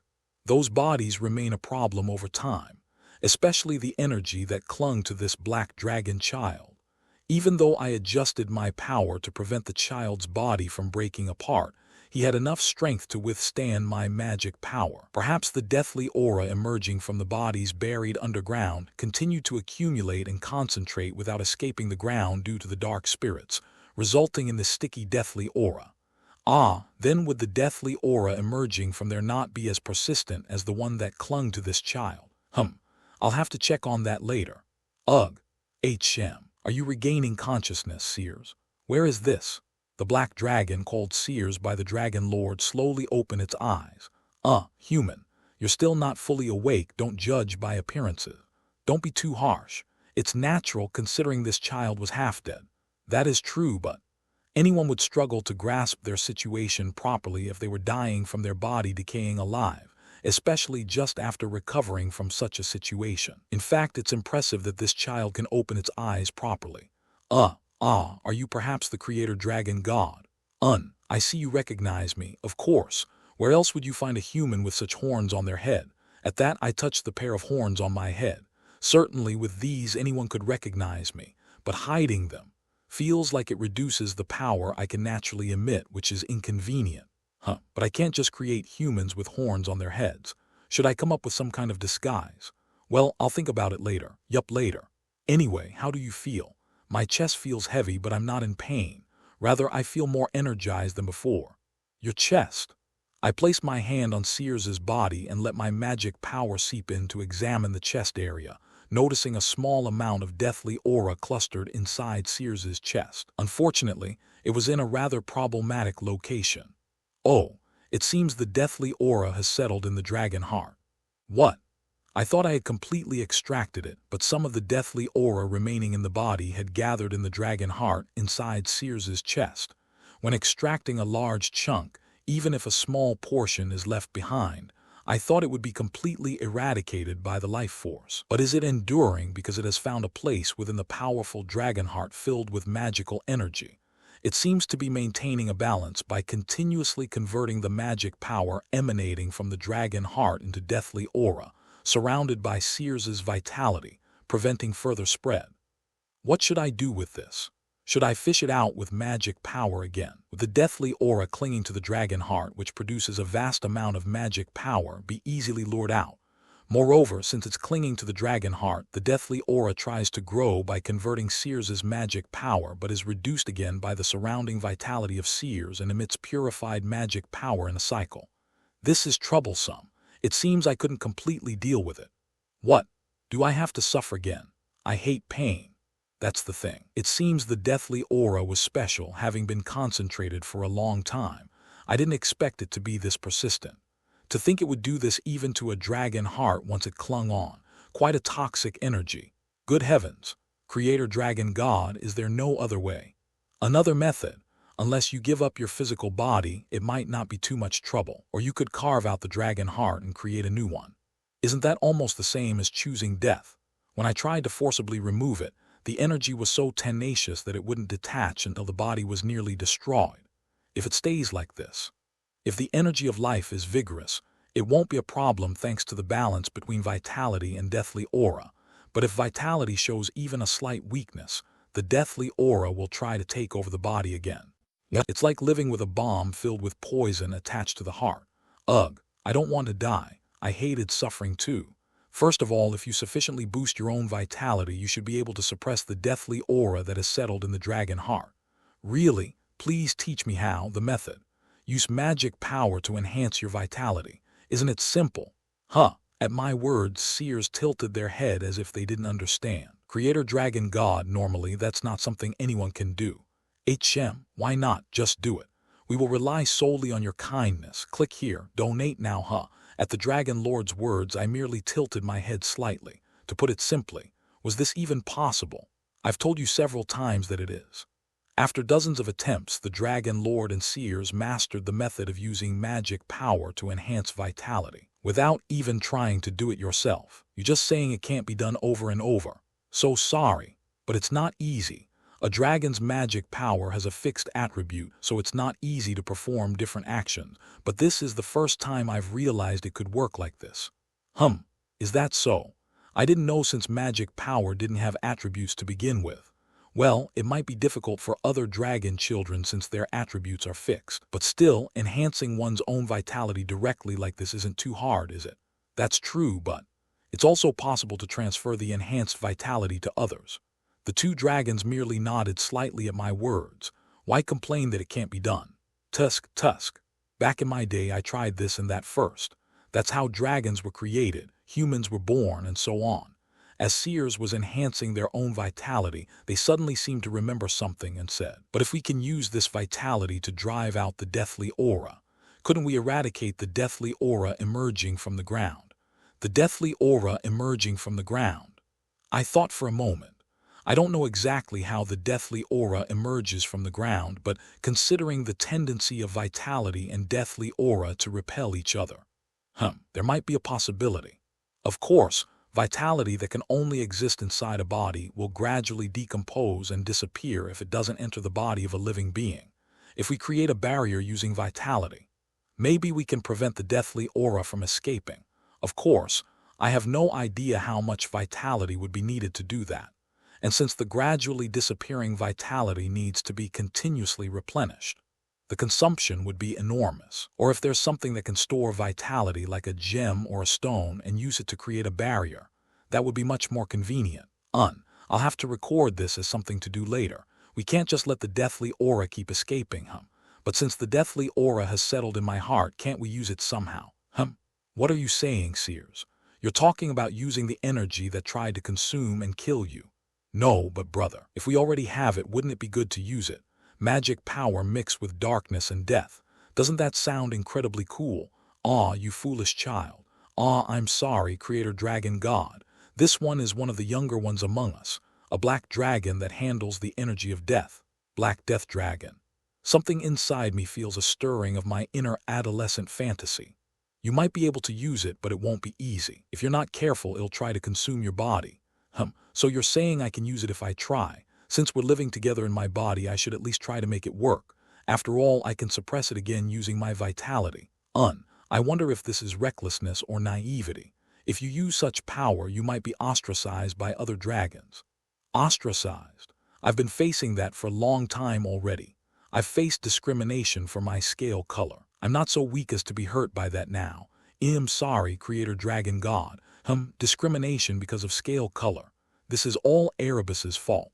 Just like the dark spirits were ostracized, now the black dragons are facing discrimination too. Tell the other dragons, we're all same kin, so don't discriminate based on scale color. If they go too far, I might get angry. Understood. I'll definitely pass the message along, saying this should make the dragons reflect on their actions. I doubt I'll need to get angry. And Seers, why yes. If you're discriminated against by other dragons because of the deathly aura within you, come find me. What? Are you planning to make dragons extinct again? Why does it always go in that direction? I mean, there is a precedent, but still, if you who harbors the aura of death and are considering using it might be helpful for what I'm planning to do. Me? Helpful? Yes.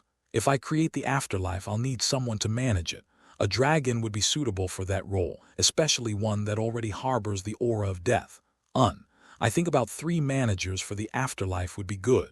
One could be the largest shade among the dark spirits. What kind of work is it? I'm preparing to collect deceased souls, assess them, and then reincarnate them after judgment. It's still in the initial stages, but once it's fully operational, we'll be able to organize the souls wandering this world. There aren't many wandering souls in the world yet, but it'll become problematic as they accumulate. We need a system for timely processing deceased souls.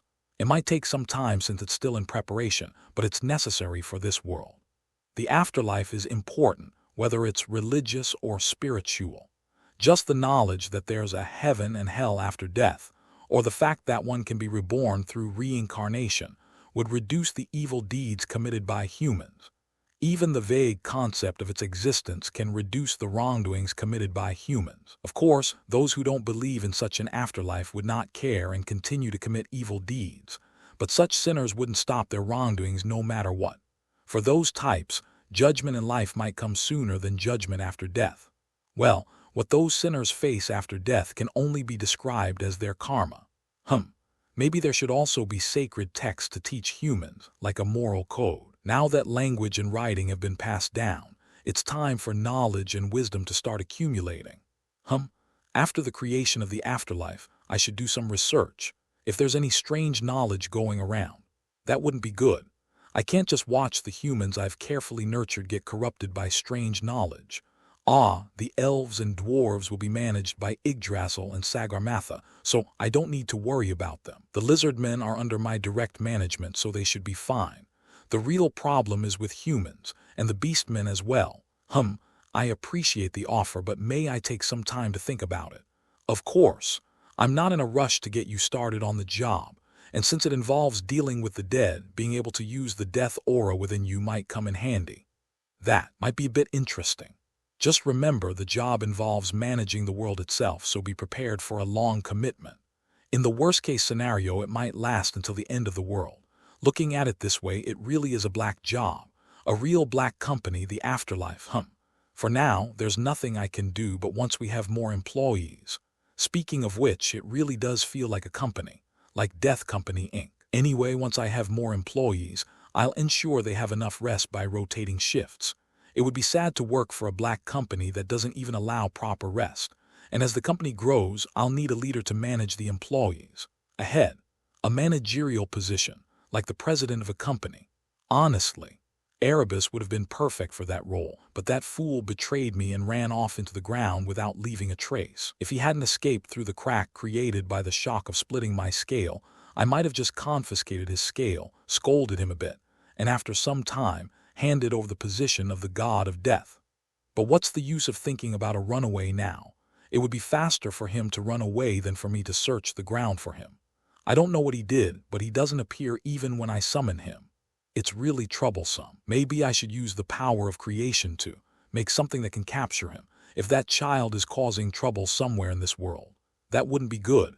Let's think about this later. The Erebus capture plan, but if I can capture him, could I forgive him? If I can forgive him, what kind of punishment should I give? Why am I even thinking about rehabilitating someone who committed such acts and ran away? But let's not forget, before washing machines were invented, laundry was beaten with a washboard to remove stubborn stains. No, since Erebus is entirely black, that might not be enough. I'll have to beat him until he's ragged, slightly heal him, and then beat him again until all the stubborn stains are gone and he turns completely white.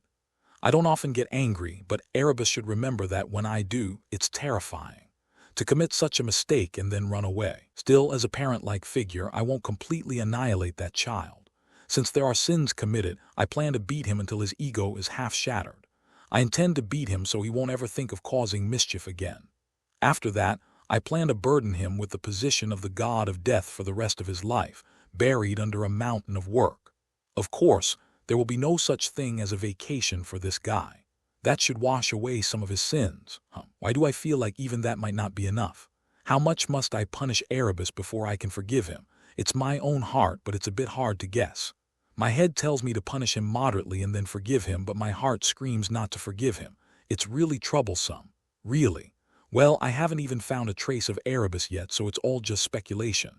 Lost in thought, Sears said in a small voice.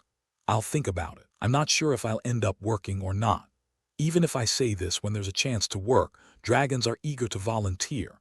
Most dragons live a life of idleness and hibernation in their caves, not wanting to anger the creator dragon god. If there's a chance to go outside, they all volunteer. We will rely solely on your kindness. Click here. Donate now. Have they been forced into a corner because they're wary of me? On the last day of the era of dragons, I said that if they don't commit the same sins, they won't have to do the same work. That's a bit regrettable. This child, too. I gave him work because I felt sorry for him crouching in a corner of the cave. But then he caused this trouble. It's really troublesome. Well, it's not like this child wanted to cause trouble. Besides, he suffered because of it. It hurt so much. I thought I was going to die. Actually, he almost died and came back to life. At my words, the dragon lord could only give a bitter smile. If the dragons have become reluctant to leave their caves because of me, tell them they don't have to do so anymore. I only warned them because I was worried they might repeat the same mistakes as those before them. At my words, both the dragon lord and seers looked slightly surprised. Is that so? But we remember seeing the creator dragon god transform other dragons. That was really scary at the time, seeing other adults being pulled out of their bodies and turning into spirits. From the perspective of young dragons and hatchlings, it must have been a terrifying sight. As long as you don't commit the same mistakes, it's fine. Anyway, pass that message along. Understood, the other dragons will be pleased. But somehow, even if we pass along that message, why do I feel like everyone will still huddle in their caves and not move properly? I'm not sure why. Maybe because dragons seem like they would be lazy. Well, I've said it. They're free to live as they please. By the way, what do you plan to do about the place where the evil energy was spewing out? Let's see. I think I need to investigate a bit and then decide on the follow-up actions.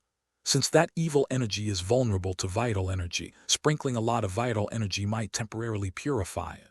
But then again, that means more work for me. It's bothersome. Should I just dig up the corpses buried in the ground and annihilate them all? Dragon corpses are annoyingly durable to get rid of. If it's okay, can we handle it on our side? On your side, yes. We plan to give the dragons a reason to go outside.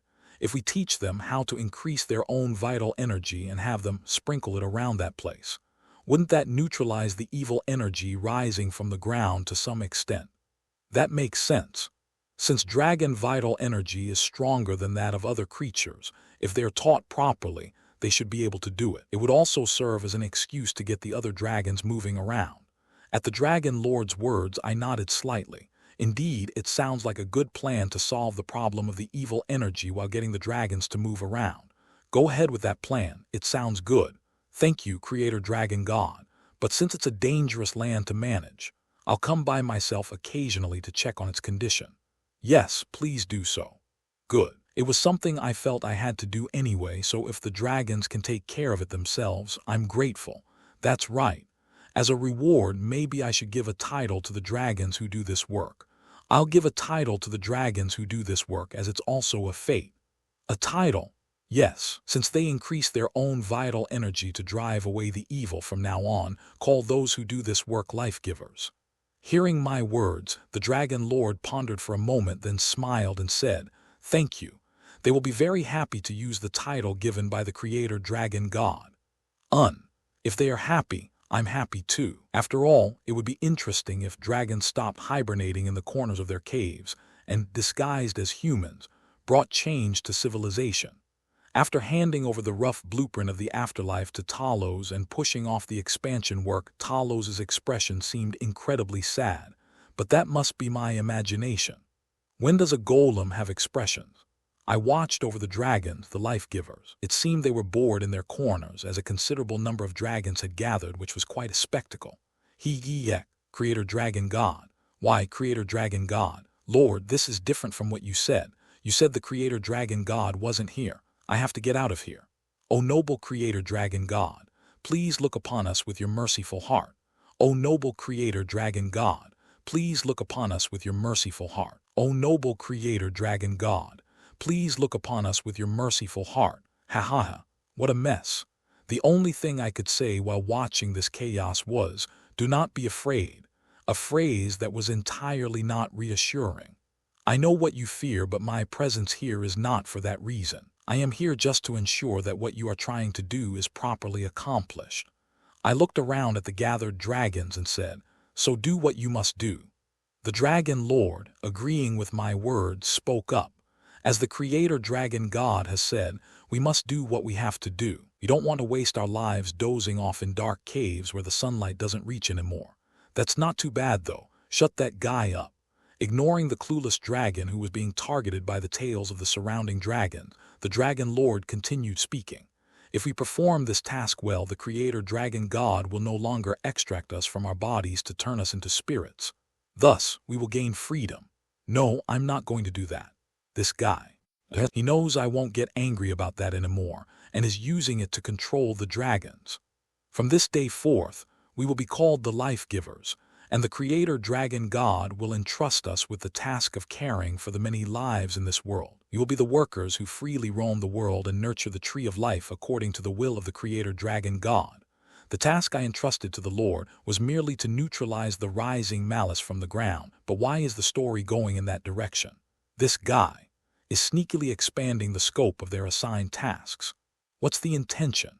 Surely he doesn't have a perverse hobby of increasing his workload. Now, O Creator Dragon God, those who will follow you will have gathered, so please say a word to them. Suddenly turning the attention to me.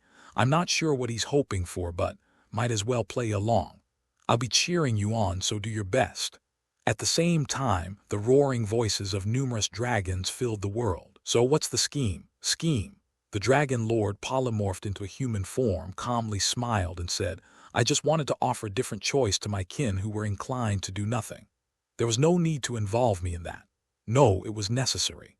The Dragon Lord continued in a light tone, the last of the dragon era. The scene shown by the Creator Dragon God became a strong bond for the surviving dragons. The sight of countless dragons losing their bodies and turning into spirits at your mere gesture, even thinking about it makes me tremble. I thought that was a bit harsh, but it was what they had wanted. Even knowing the outcome, it was what they had wanted. If that's the case, so what about the other dragons? They would think that if they fall out of your favor even slightly, they will end up like those spirits. I said I won't do that anymore. Even if you say so, it won't resonate the same with the other dragons. In such a situation, voila, a new task has emerged. A new task. It must mean the task named Life Givers.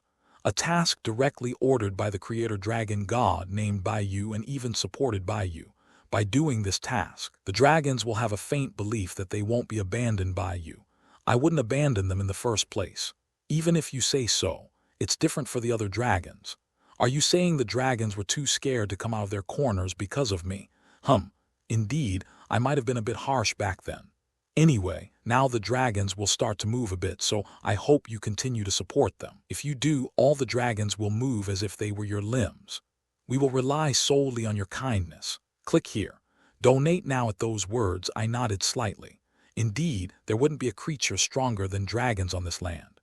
Their usefulness would be unparalleled, though I would have to worry about the balance of the world possibly collapsing due to their overwhelming strength.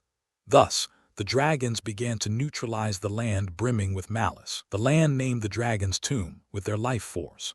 The dragons, who greatly increased life force with magic and washed away the malice with the increased life force.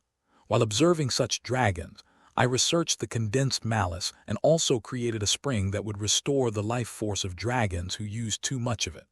A spring whose water was effective whether drunk or poured on the body. This spring was proving to be of considerable help to the dragons who had excessively used their life force, but building buildings around such a spring and eventually creating a grand temple.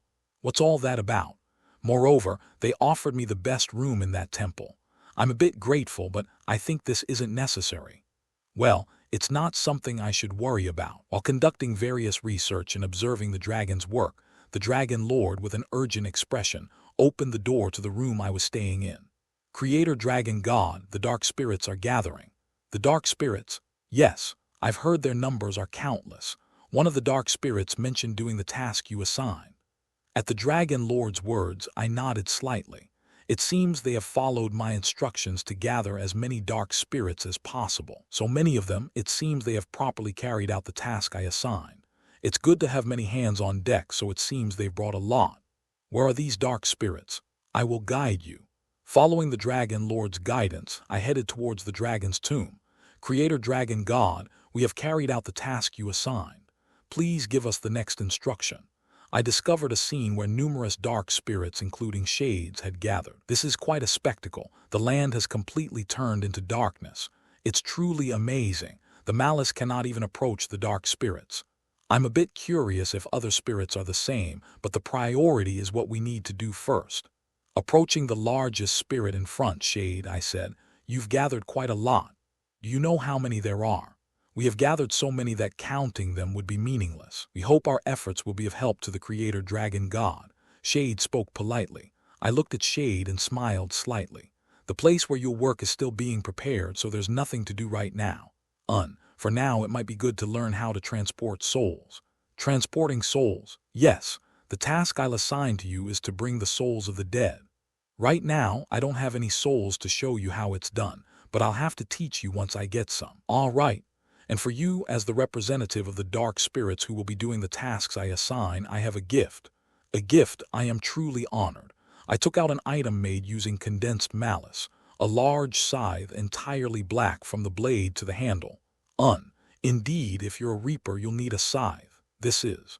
It's a scythe made by materializing condensed malice. It's a weapon made for you, the leader of the dark spirits who transport souls. I handed the large scythe to Shade, and Shade carefully accepted it. As expected, a scythe that might be dangerous even to hold for other creatures has no effect on the Shade, a dark spirit. That aside, it suits him just as I thought. And here's one more gift. I will give you a new name. You, the leader of those who transport the souls of the dead, will henceforth be called Thanatos, the god of death from Greek mythology. That was the name I was giving him. Thanatos, my new name. Yes, I look forward to working with you, Thanatos. The dark spirit, who lost his name in life and was called a Shade, now bore the name Thanatos and seemed very moved, bowing his head towards me. Thanatos, having received a new name, headed towards the entrance of the afterlife located at the northern end, along with numerous dark spirits. Since it was still under construction, the place was empty except for Talos, who was digging the ground. Sending them, there was meant to familiarize them with their future workplace, and it was a bonus to have them dispose of the rocks broken by Talos into the sea. Let's see. The work of neutralizing the morale emanating from the dragon's tomb was progressing well, and there were so many assigned to the task that a significant number were idle, to the point of complaints. I had even chased out the dragons lounging around in the newly built temple to take a look around the world. Of course, I left those who needed to neutralize the morale from the dragon's tomb. I rotated the personnel for the morale neutralization work periodically and sent the rest to explore various parts of the world, naturally hiding the fact that they were dragons, just casually exploring the world. And to practice handling life force, I also had them heal injured people. Kind of like wandering doctors.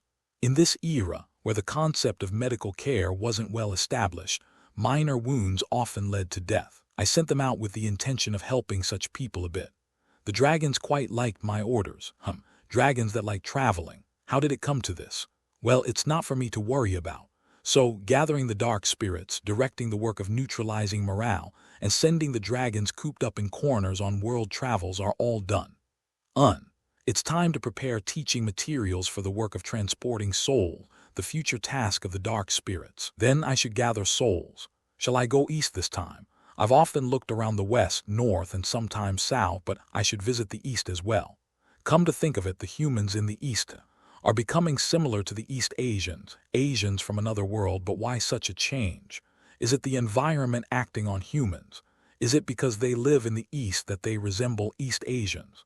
What's that about? I don't understand. If someone manipulated things to make it so, I'd like to see their face. Why would they do such incomprehensible things? The humans in the east lived in large numbers. In the largest city, someone using the king's name had already established and was ruling a country, making it difficult to compare its scale with other places. Simply put, the population was enormous. It was 2 to 3 times that of other places. Why are so many born? How can so many people live? They grow rice in the east. Could that be the reason? What was it? Carrying capacity. Even if you farm the same area, rice can feed more people than wheat. I seem to have heard something like that. Maybe that's the reason, and so many people living means. When will you come back? That there are also many who die. The dead person's body is placed in a wooden coffin, a bier, and then carried somewhere by a few young people. Following the bier, several people were walking, wailing. Is funeral culture quite developed here? Well, it means that many people died. I quietly followed the bier. The bier, decorated with various trees and flowers, headed towards a mountain north of the city. Not very tall, but a mountain with splendid terrain. However, that mountain was filled with numerous graves. People called that Mangson Mountain. Mangson. Because the people living here resemble East Asians, is the name also styled in an Eastern way. After hearing Western-style names all the time, Eastern-style names feel very unfamiliar.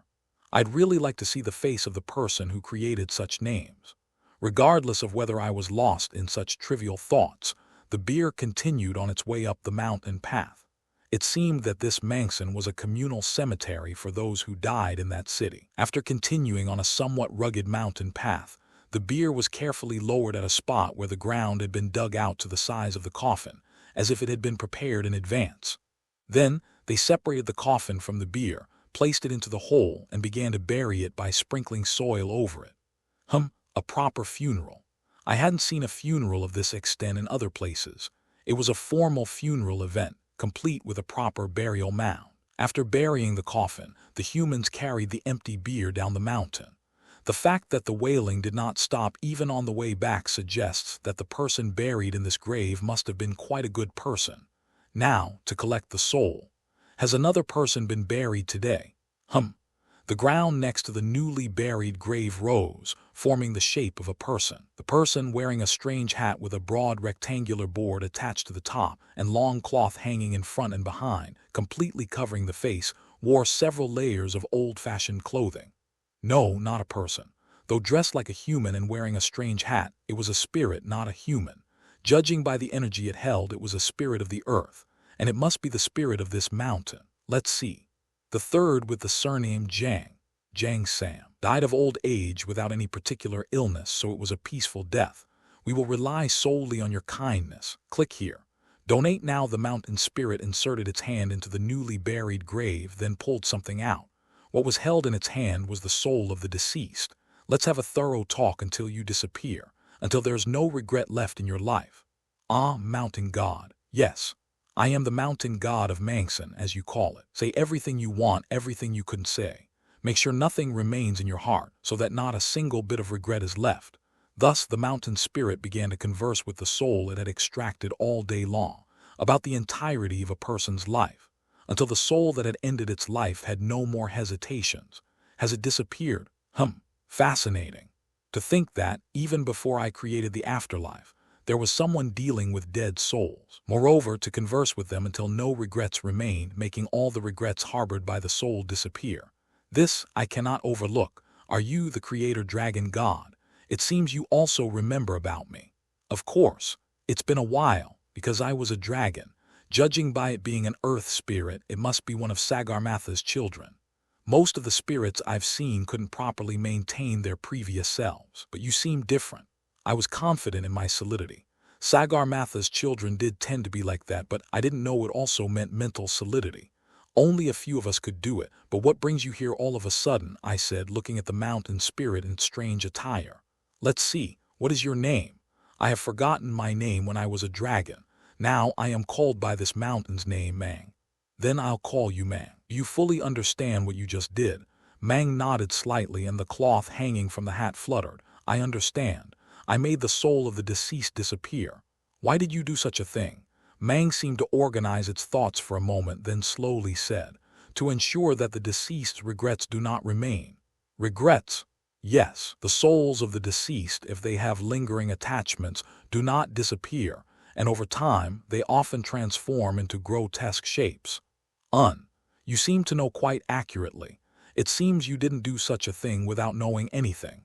There have been a few incidents where such beings attack the living. However, if we sufficiently converse with them so that no regrets of the deceased remain, they do not transform in such a way. So that's why you had those conversations. Yes, I could have eliminated it with power, but then the soul would only be pitied. I just wanted to solve it through conversation if possible, if not done this way. Burning the dead body can produce a similar effect, but I do not wish to do that. Good. Quite a desirable talent. The fact that you try to solve things calmly through conversation rather than force adds even more points. Nice. I like it. I looked at Mang and smiled. Mang, would you like to work with me on something? Me, work. The work you're doing, but on a larger scale, preparing to manage the souls of the dead for the entire world. Mang did not say anything for a moment. Is that possible? It won't be easy, but I'm preparing for it right now. It will take some more time, but it's gradually coming together. Talos is continuously digging the place, and the dark spirits to transport the souls are ready. Now, if we prepare the role of the afterlife's manager, the process of handling the souls and the rebirth of the process souls. Is that the end of the afterlife? I should also prepare something like heaven. Indeed, creating something completely new is not easy. May I take some time to think and decide? Of course, take your time. A talent like you is always welcome. Plus, you have experience in handling souls and resolving their resentments. Can't resist an experienced employee. Ah, T/N. Let's have a moment of silence for our employee candidate. So, I visited Manson Mountain from time to time while creating the afterlife. Is it my imagination that I see a few people being buried at Manson Mountain every time I went? Or were there really that many people dying?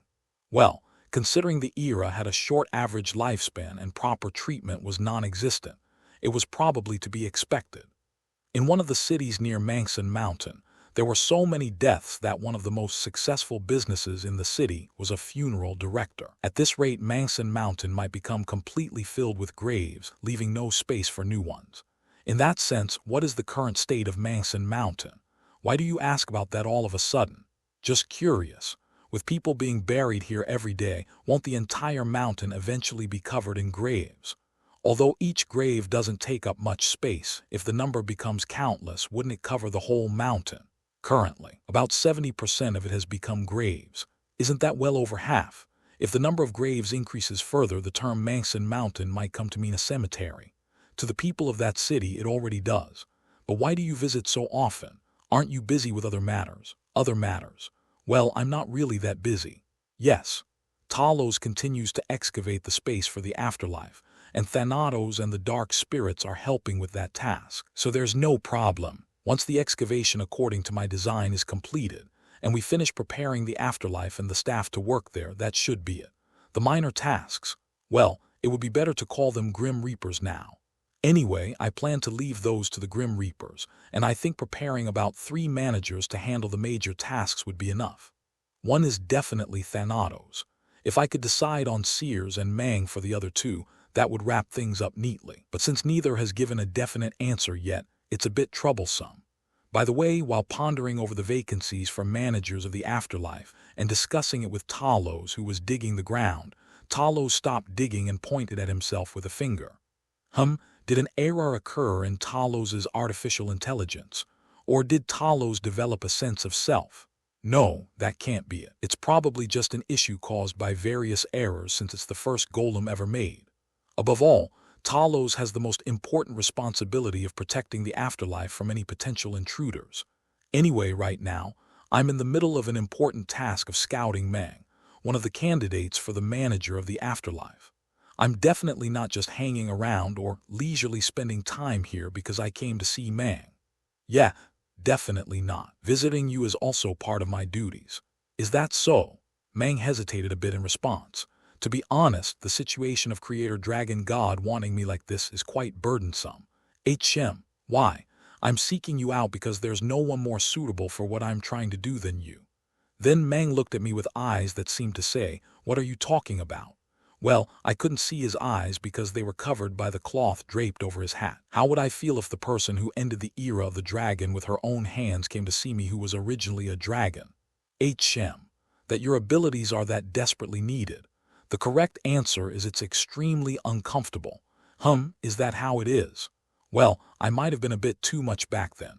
But that incident happened because I was fulfilling the dragon's wishes. If they hadn't wished for it, I wouldn't have done it. Well, I had somewhat expected it to turn out this way. The fear of losing my physical body, my consciousness fading away, and losing the distinction between friend and foe. I still can't forget it. Mang shivered slightly. Just recalling that incident made him this afraid. Well, if the dragon children who hadn't turned into spirits were scared, how much more so for the one who actually transformed? After struggling to maintain my fragile self and wandering aimlessly around the world, I finally arrived at this mountain and was barely able to define myself. And now the Creator Dragon God who did such things needs me, but I can't resist experienced newcomers. What? Experienced? No, it's a personal story, don't mind it. In this world, no one would understand talks of experienced newcomers anyway. Even now, myself is maintained by being defined as the mountain god by this mountain. But if the Creator Dragon God assigns me another task, I would have to leave this mountain and then wouldn't my self blur again? So that was the reason his self was maintained. Considering he maintained his self until he settled on this mountain is quite remarkable. Then, if yourself can be fully maintained, would you accept my proposal? We will rely solely on your kindness. Click here, donate now. That I'll need to think more about it. There's still hesitation in Mang's heart. Well, it's natural. Since he retains the memories of being a dragon, it's natural for him to fear me. Then, if I make you not just a god of this mountain, but a complete god, would you help me with my work? A complete god. Yes, a complete god of death. Wouldn't all problems be solved if he becomes a god of death dealing with dead souls rather than a god of a mountain soon to be covered in graves? If there's anything you need, I'll make it for you. How about it? This is a special offer just this time, because I don't want to miss out on talent like Mang, god of death. Something I need. After pondering for a moment, Mang cautiously spoke. Then could you make something that allows me to fully understand the life of a dead soul? The life of a dead soul. Yes. Although I hear stories from dead souls, it's often not enough. It would be helpful to have something that allows me to see the life of a soul for easier work. The life of a soul. Ah, yes. I remember one of the gods of death in another world, King Yama, had such a mirror. Was it called the mirror of karma, or the mirror of retribution? Anyway, I remember there was a mirror with such a name. If I make that item, will you cooperate with me? Yes.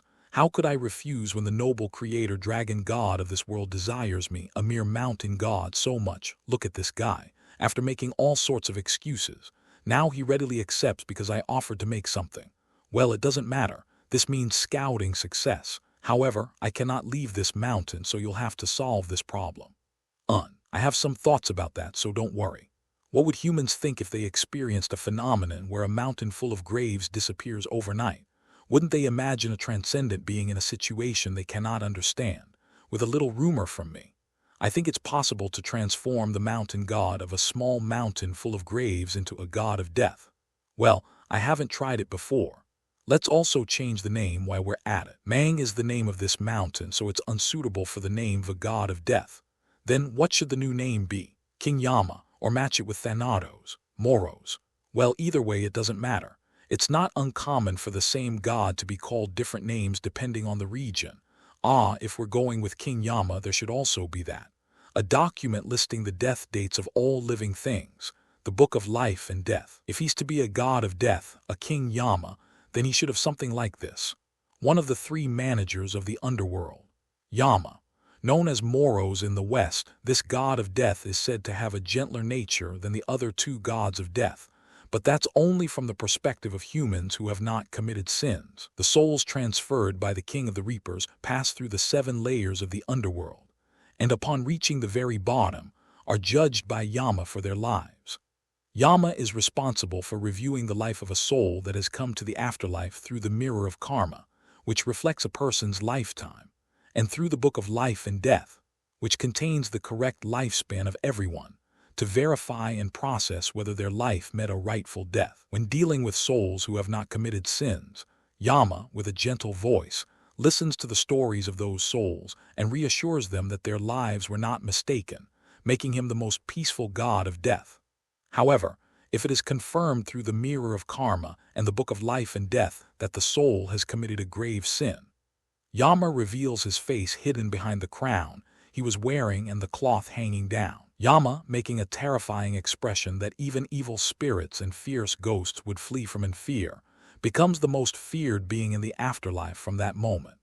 As Yama recounts each sin committed by the soul in front of him has no choice but to reflect on each sin they have committed. Those who do not know shame deny their sins and lie, but in front of the mirror of karma, which reflects their entire life, and the book of life and death, which contains their correct lifespan, lies will not work. For such individuals, Yama imposes the sin of contempt, immediately pulling out their tongue as punishment, and then proceeds with the trial of the soul. Therefore, let the reader of this book take heed. The meaning of committing sins. Even if the sin was perfectly hidden while alive, it will be fully revealed after death. Records of observations in the afterlife. The author of this book fell into a coma for several days, and during that time, he was able to tour the afterlife. The description of the afterlife is quite detailed, more so than the afterlife adventures of the ancient hero Richland. Some say that the description is an elaboration on the widely known tales of Richland's afterlife adventures, while others say it is a true depiction of the afterlife visited by the author. However, the author died 3 days after the publication of this book, so the truth of the matter remains unclear. If asked where a person's life is recorded in the soul, I could simply answer that it is recorded on the back. I think I've mentioned this before while investigating the structure of the soul. Anyway, thanks to having precisely understood that fact, it was not difficult to implement the function of the object that Mang asked to be made, and I was able to complete the tool Mang wanted by engraving that technology into the bronze mirror I had prepared in advance. It was a simple tool that, when reflecting the soul in the mirror, retrieves and reads the memories recorded on its back. And one more thing as a bonus. Since paper had not been invented in this era, I had no choice but to hand over to Mang an object made of bamboo slips which were used as books in this era, along with the bronze mirror. What is this? Would you like to unfold it? Upon my words, Mang carefully unfolded the bamboo slips. There's nothing written on it. Ah, it's working properly. I smiled and handed over a soul I had roughly caught nearby to Mang. Would you like to reflect this soul in the bronze mirror? It was a soul I had picked up around here not long ago. When I read the memory in a mirror, I found that he was a stupid man who died after being stoned in the back of the head in the middle of the night while acting as a gangster in the city. Truly, such a foolish human. You mean to test the mirror, I understand. Mang reflected the soul in the bronze mirror, and at the same time, a faint light leaked from the mirror, showing the soul's memories. Of course, reading an entire lifetime takes a lot of time, so it significantly shortens the process, selecting and summarizing only important events or scenes of committing sins. Otherwise, it would take an immense amount of time to view each and every human life. Amazing. To implement the function I wanted so precisely.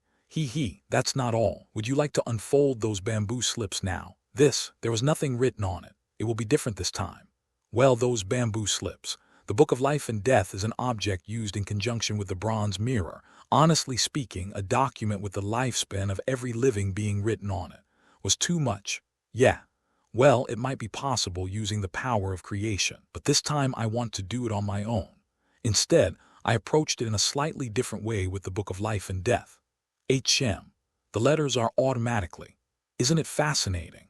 The memories read through the bronze mirror are automatically recorded in the Book of Life and Death, and through those memories, it evaluates various possibilities and records the lifespan if the soul had lived a life without committing sins or any major problems. Simply put, it's an object that displays the lifespan the soul would have had if it had lived a righteous life. Well, it's a tool for evaluating possibilities, so it can't be completely trusted, but it gives a rough idea of the expected lifespan. Of course, a righteous life doesn't necessarily mean a longer life, so there are cases where the expected lifespan is shorter than the actual lifespan. But this is strange. This person died at the age of 28, but it says died at 78. That means the person had the lifespan to live up to 78 years. However, due to various problems, he died without living even half of his lifespan. Didn't live his full lifespan. You could think of it that way. Of course, it's just a possibility, so it could be wrong. You never know if one day, suddenly getting into a quarrel, bearing a grudge, and then being hit in the back of the head with a sharp stone while walking at night could happen. Using these objects, you can read the memories of the soul and understand whether its life was in the right direction, can't you? Upon my words, Mang nodded slightly. If these objects can judge a righteous life, they will be helpful in evaluating the life the soul has lived. Exactly, but these objects are not omnipotent. They only judge lifespan, so they can't assess the weight of the sins committed. That part will have to be judged separately. I nodded slightly, and the role of judging the weight of those sins. I don't plan to leave it to Mang. It's not right to assign too much responsibility to one person. Of course, that role, if Sears says he will work in the afterlife, I'm thinking of entrusting it to him. While making these items for Mang, I also prepared in advance the item for that task. I plan to hand it over as soon as Sears decides. If a system is established where the afterlife is operated by the three of them, Thanatos, who commands the dark spirits that gather the souls of the dead, Mang, who checks if the souls of the dead lived their rightful lifespan through the mirror and the register, Sears, who weighs the sins of the souls on a scale and decides their treatment. It was planned to be organized in such a composition. Of course, it could change depending on the situation. Anyway, it seems like these amazing items would have proper names. What are the names of these items?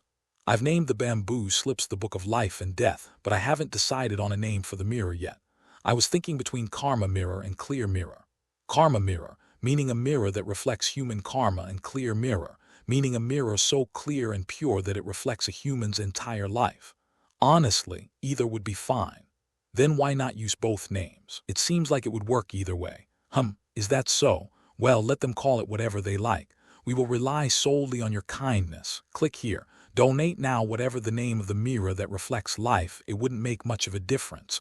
Anyway, to prepare such items, I can no longer refuse your proposal. I was only waiting for those words.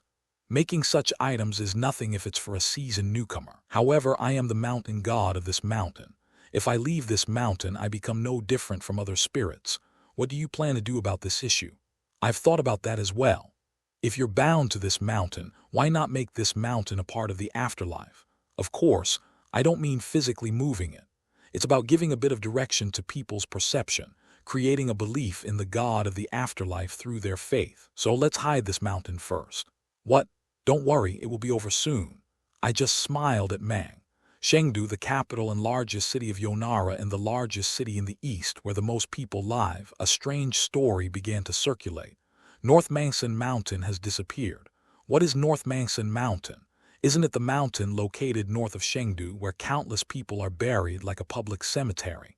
But one day, the mountain simply vanished. Where the mountain used to be, thick fog now lingered, and undertakers heading to the foggy North Mangsan Mountain to find burial sites ended up on the other side of the mountain, without understanding why. It was a ghostly scene. Some said that the mountain god of North Mangsan Mountain was angry, that covering the mountain with graves had angered the mountain god.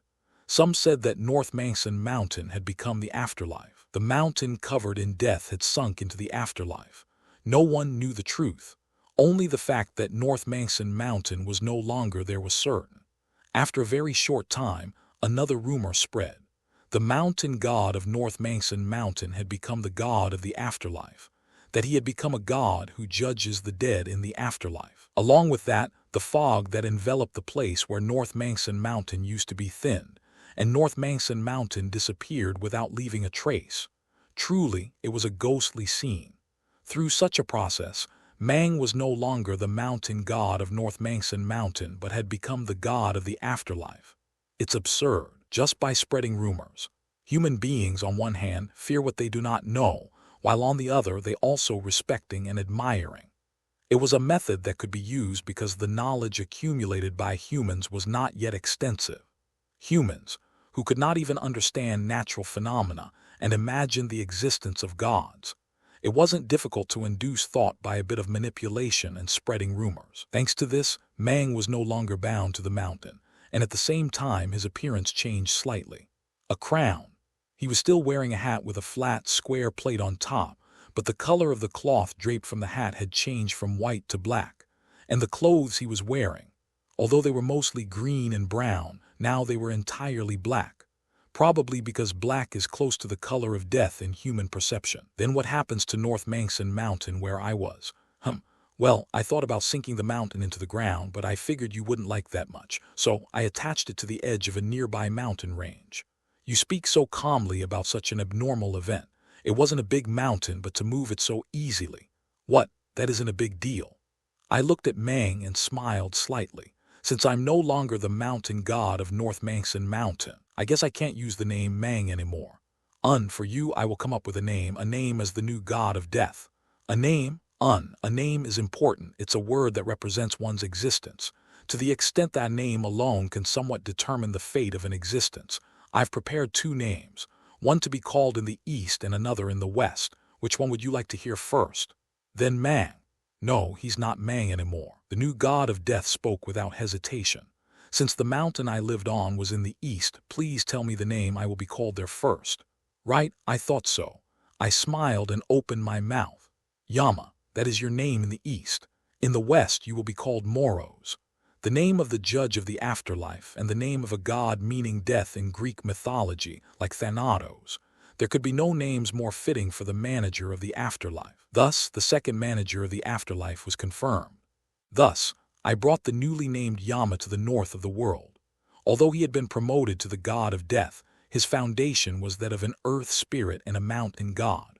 So, traveling long distances must have been unfamiliar to him.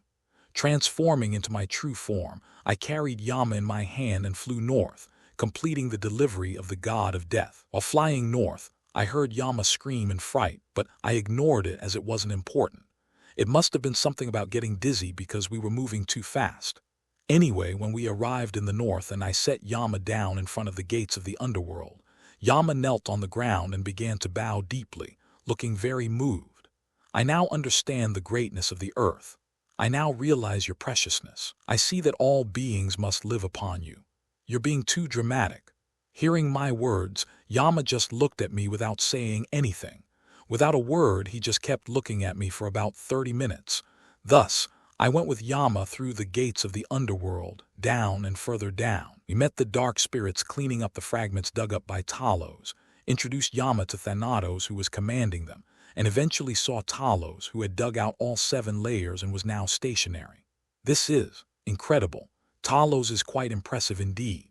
Although it was a golem created in a moment of folly, its performance was an undeniable truth. I praised the commendable Talos. Now that we have the place, it's time to complete the underworld. But before that, I had to check if Yama had properly ascended to the god of death. The method was very simple. I had a way to know the list of all gods. God talk, the list of gods. Seeing Yama's name appear on that list, I smiled slightly. Being able to become a god through some unreal events, a bit of rumor and manipulation of public opinion. This might be the easiest era to become a god. The god of death, Yama. His name was fully listed there. Maybe I should just create gods to my liking this way. Thetis, Ifrit, and Sylphid becoming gods wouldn't be bad either. Well, Thetis and Sylphid will be revered as gods once navigation fully takes off. Just need to plant the seeds. Ifrit. Maybe I should give it a hand. An unquenchable flame would be a significant merit in this era, but the location of Ifrit was too much of a demerit. If I distribute fragments of Ifrit here and there, or perhaps manipulate the situation to cremate dead bodies with sacred flames. Or maybe introduce Ifrit as the god of flames and forges to the dwarves. Yeah, that wouldn't be bad. While having such trivial thoughts and looking at the god talk list, I saw a name I hadn't seen before. Cloud whale. What's this now? A whale made of clouds. But being on this list means it's gaining faith as a god, right? A cloud whale. What is this? Humans wouldn't know about whales, right? With their current seafaring technology, they couldn't have seen whales. No. They might know from dead whale bodies washed ashore. They could know. Well, not sure. After all, I'm not the only one who knows the word whale. I had told Shamash and the children various stories. Maybe the stories I told those children spread to others, like elves or dwarves. After all, I unified them under the same language, and elves or dwarves could have heard those children's words. Could they? Did they directly hear it? Didn't they just understand the general meaning? Then where did the word whale come from? Really don't know. No, maybe by a huge coincidence they ended up using the same word. Anyway, what kind of being is a cloud whale? Seeing its name properly listed on God Talk, it seems to be a god. I'm very curious, extremely curious. Although I was in the middle of creating the underworld, I couldn't shake off the rising curiosity. Cloud whale. Maybe humans saw a huge whale-shaped cloud, thinking it might be a god after seeing such a shape. We will rely solely on your kindness. Click here. Donate now. I'm curious. I should finish up the underworld, but I can't help being curious. Let's leave the work I was doing aside for now. It feels like my focus has been stolen by the newly born god while I was dedicated to creating hell, but it can't be helped. I have to check what kind of being this newly born god is. The cloud whale I ended up looking for was a giant cloud-like being flying across the calm sky. It really looked like a whale, similar to a humpback whale. But its essence was not something soft or cloud-like.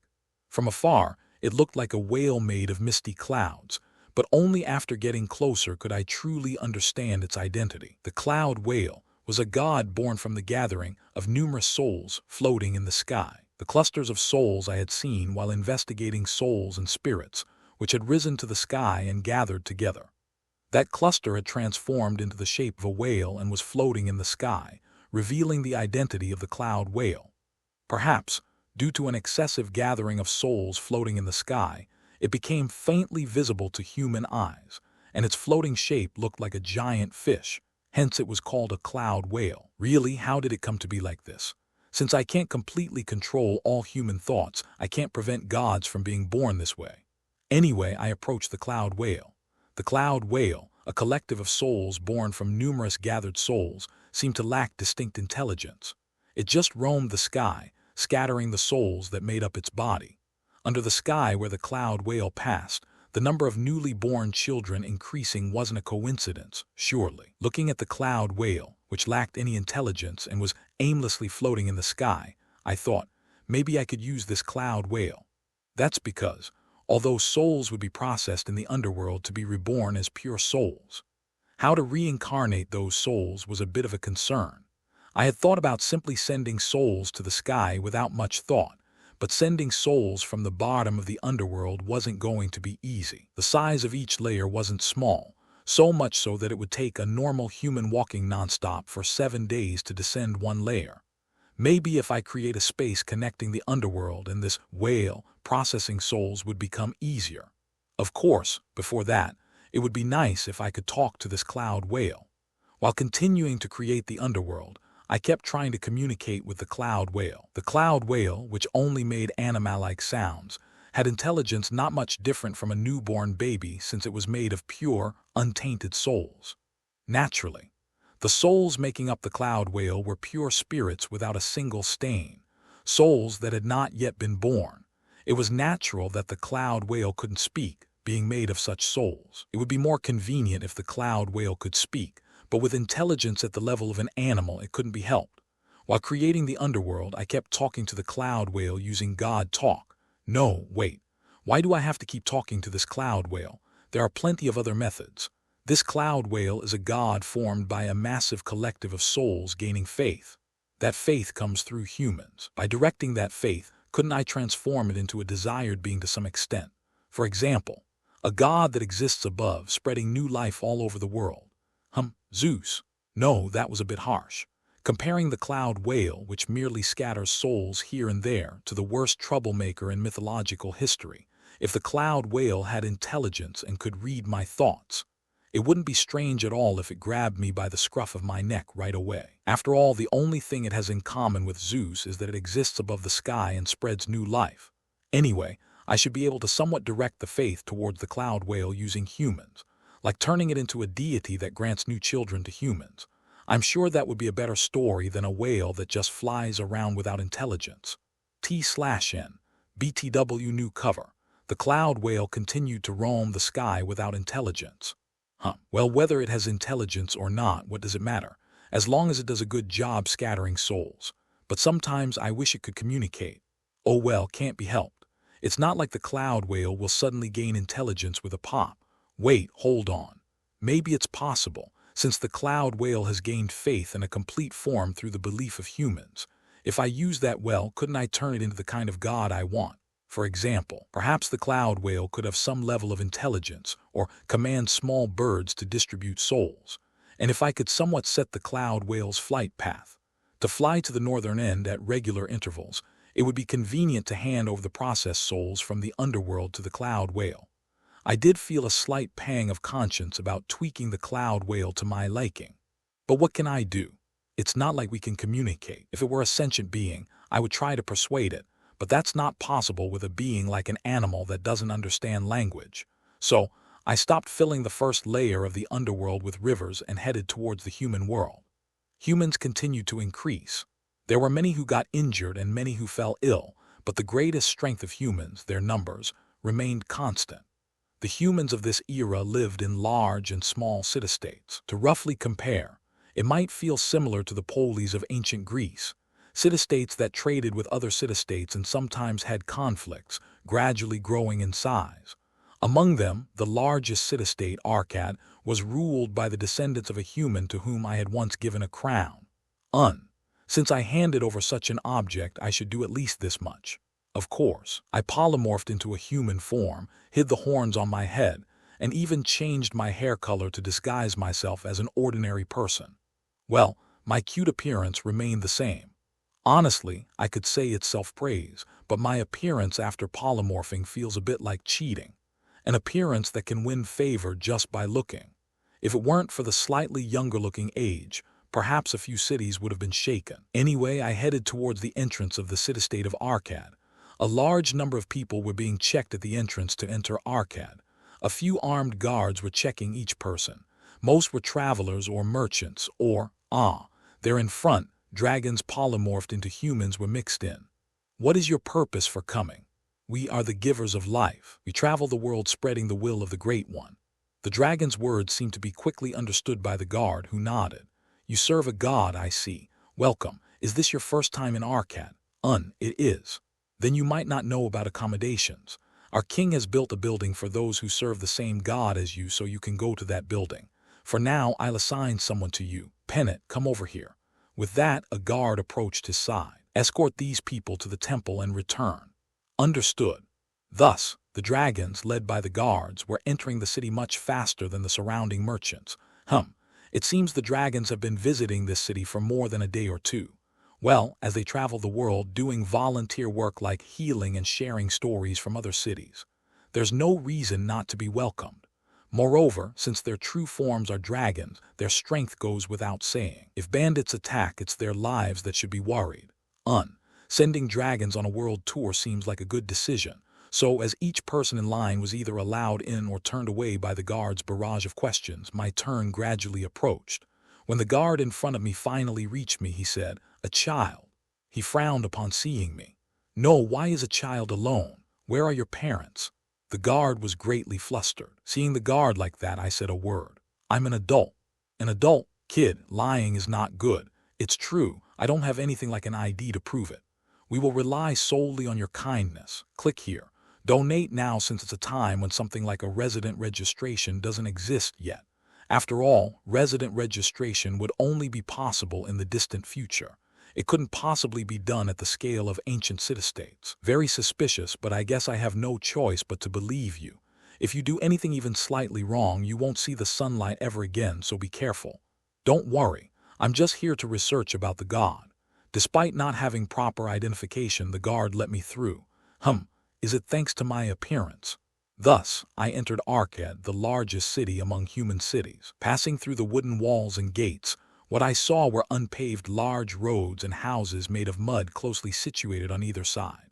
Houses were made by erecting wooden pillars and temporary walls, then applying mud to complete the walls and roofs. Seeing this, I felt a slight advancement. Humans who used to live in huts have now built such houses. Moreover, in the central square, a primitive market was taking place with bartering. Goods trading is also active. It was a human city that was developing in quite a good direction, but not every aspect was developing positively. Here, prisoners captured in the last war, they are strong and can easily do any work. You there, don't you need a pretty female slave? I could see people selling humans. Slavery, not something I'm fond of, but if I were to strike them with lightning for that, it wouldn't be right, would it? After all, slavery was a problem that couldn't be eradicated for a long time on Earth. It's natural since the concept of human rights doesn't exist yet. Not something I'm fond of, but still. Ignoring the slight dissatisfaction in my heart, I started collecting information about the cloud whale while wandering around the city. A huge whale floating in the sky. Cloud whale. New life begins to sprout under its massive body. Therefore, couples wishing for a new child pray for the cloud whale to bestow new life. This was all there was to the meager faith in the cloud whale. Maybe all naturally occurring faith feels like this. It's not very specific, so there's a lot of room for intervention. Thus, I began to spread rumors about the cloud whale a little bit. First, about the cloud whale's subordinates. The white birds flying in the sky are the subordinates of the cloud whale, delivering new life across the continent on behalf of the cloud whale. The cloud whale, with its considerable size and relatively fast speed, was insufficient to distribute souls across the entire continent by itself. Therefore, let's add subordinates. Just like storks deliver babies, the white birds would distribute souls in places the cloud whale doesn't visit. Next, let's add some intelligence to the cloud whale. The cloud whale has the intelligence of a child and feels great fulfillment in distributing life. For now, let's give it the intelligence of a child. If it's given too high intelligence, It's unpredictable what actions it might take. Let's observe the situation a bit more. With intelligence slightly better than that of a beast, the cloud whale travels around the world from morning until evening, and when night falls, it heads to the northern sky and sleeps under the night sky. This part is to make it come closer to the underworld. Although the underworld is still incomplete, when it's finished, the processed souls will have to be returned to the cloud whale. It would be troublesome if the cloud whale's flight path was arbitrary. The cloud whale is the god of birth, a god that brings forth new life. It is a being cherished by the god of life. To solidify the faith in the cloud whale, it's better to firmly establish its role rather than attaching various kinds of faith to it. And about the god of life, I put it on a leash just in case. The god of life here it's pretty much me. The dragons that are active as givers of life. I was the one whom those dragons revered like a god. It would be problematic if I left the great value of life unattended, and some other strange being became a god. Let's at least hold on to the faith regarding the parts I need to control. Let's see. Then the faith in the cloud whale is a huge whale floating in the sky. The cloud whale. The cloud whale, with the intelligence of a child, is a being cherished by the god of life and a god of birth that finds great fulfillment in bringing forth new life. The cloud whale wakes up in the morning, travels around the world until the evening, and when night falls, it heads to the northern sky and sleeps under the night sky. Always surrounding its massive body are the cloud whale's subordinates, the white birds, who act as messengers delivering new life to the world on behalf of the cloud whale. It would be wrong to harm them carelessly. Those who wish for a new child, pray for the cloud whale to bestow new life. Then the cloud whale will deliver new life to you. Is this it? Good. Now let's spread it. Thus, the newly completed faith in the cloud whale began to spread slowly, bit by bit, but surely throughout the city. Manipulating the faith in the cloud whale was a great success. In an era vaguely aware of the existence of gods, where each region had its own arbitrary traditions, and proper documentation of these traditions was not even established, it was very convenient to be able to slightly manipulate and disseminate information to change the traditions to the desired form and function of the god.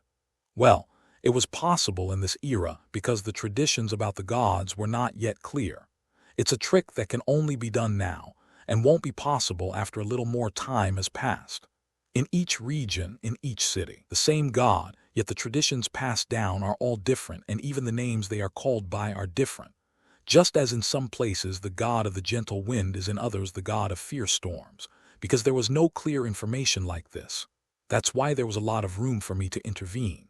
With just the right amount of rumor and magic, I could be able to make the god I want. There's no scam like it. Well, I won't be able to use this later. As records about the gods increase and the same content is unified in other regions, my room to intervene will be reduced a bit. Speaking of which, Sylphid has also made it onto the list of gods. It seems that the spread of fear caused by storms was effective. Honestly, I thought that sailors might develop faith in Sylphid after sailing began, but faith must have arisen from the fear caused by destructive storms. Well, I'll congratulate Sylphid on this content next time when I have time. The cloud whale was roaming the world according to my intentions, leading various types of white birds and helping the birth of new life.